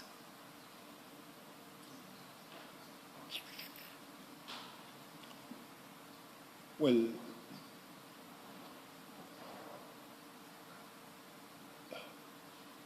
yeah, I see Ziyakhala manje. And then the next one. Abahambe, now is the time. I also don't know whether it's just a forwarded message or not, but personally, Ziyakhala manje, normally it's today's lingo. When something is happening, someone will say Ziyakhala manje. In many ways. Even myself, where I'm sitting like now, someone is writing something to somebody saying, Ziyakhala manje. Even when you listen to TikTok, someone is saying, hey, Ziyakhala manje. So what I'm saying is that Ziyakhala manje is the language of the day. So it's not as specifically designed only for this one. It's Ziyakhala manje as I'm sitting here. Yeah, But General, in context, Ziyakhala doesn't mean TikTok or anything like that. It's about the arrest that is contained in these messages. It's about the arrest picture. It's about the messages that are being sent to General Masemola to say, you Louis Vuitton, I will also go to court, and. So this Ziyakhala, its context is this.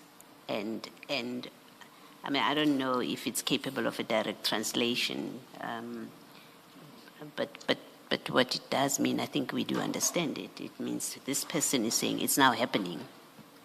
It's now happening. Yes, it's now happening. So I was suspended, someone said Ziyakhala manje. So I'm just saying it's a language loosely used.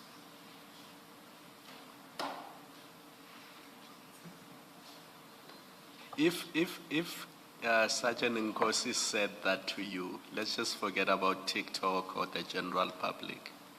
If he said that to you, what would you understand him to mean? It's now happening.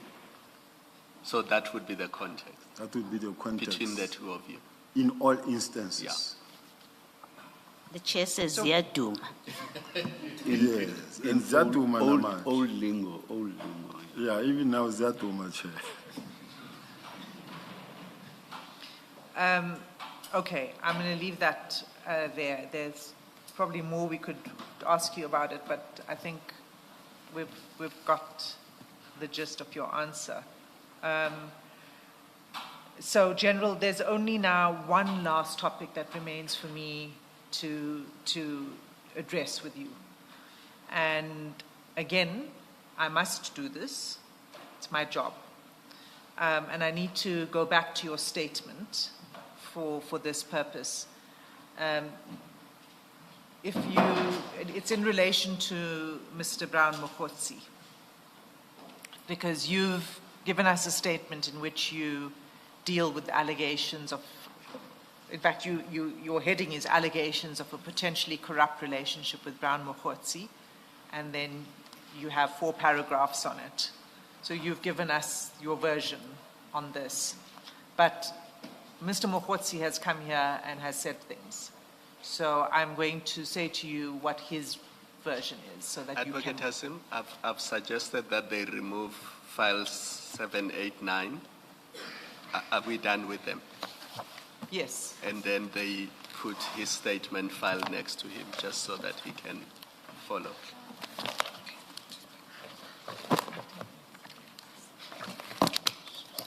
One, 5, 1.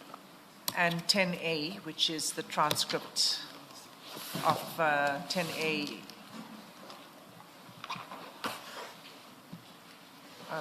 The transcript of Mr. Mokhotsi. So, General, next to you it's file 1, your original statement, and 10A, and you can remove the rest.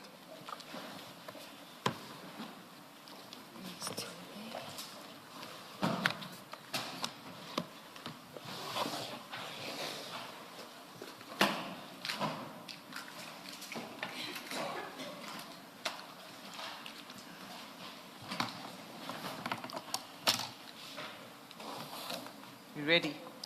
Yes, Chair, I just wanted to just ask an honest question. I've been here since this morning responding to 4 different senior counsels, and all of them asking difficult questions, responding. I sleep late, I wake up late, and I was told that, okay, today let's go up until 7 o'clock. We are now after 8. And I don't mind really having to respond to this, but I still believe that it gets to a point where a man's brain can only consume or absorb up to a certain under pressure. And I can go, but it's not a question of me proving to the country that I can go up until 12 o'clock midnight. But I'm just saying, at some point, I feel exhausted under the circumstances. And I can go read this thing, and then when we come back and deal with it. But if it's the chair's ruling that, look, Ziakala Manje, you are here, let it be. I will go. All I will say, General, is you referred to 4 senior counsel. I will say these are the 3 senior counsel. I used to be a long time ago. I'm even rusty now because I'm no longer senior counsel. That one is a serious, honest mistake, Chair. No, I'm just kidding, General.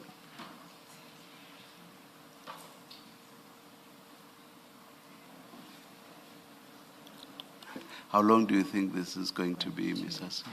I have about 4 or 5 questions. It's not a lot, so subject to interventions from the panel, I'll put each of those and ask the witness to respond, maybe 15, 20 minutes.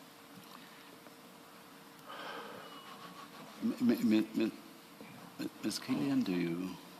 Speaking for myself, I'm exhausted, but it's not about me.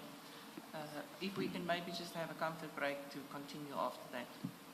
Yes. We rather pull through rather than having another comfort break and coming back again. I feel I am mentally I'm exhausted, and I have to pull through.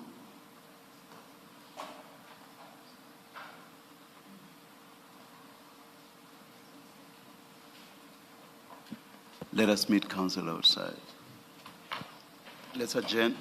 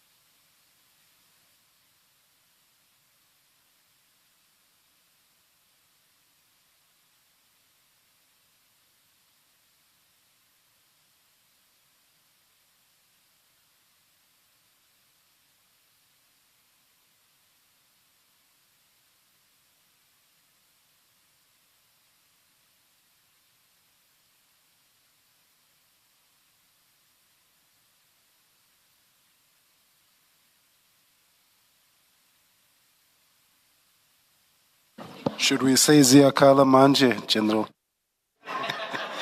We're ready to resume.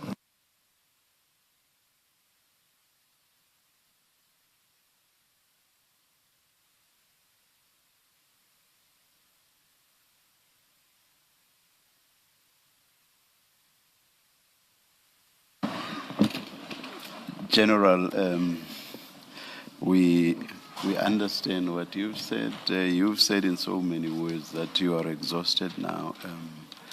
We do not think it would be fair to you to continue under the circumstances. So your testimony, or the hearing of your testimony, is adjourned to a date to be determined at a later stage. We will adjourn and resume at 10 tomorrow. Let's adjourn. Thank you, Chair.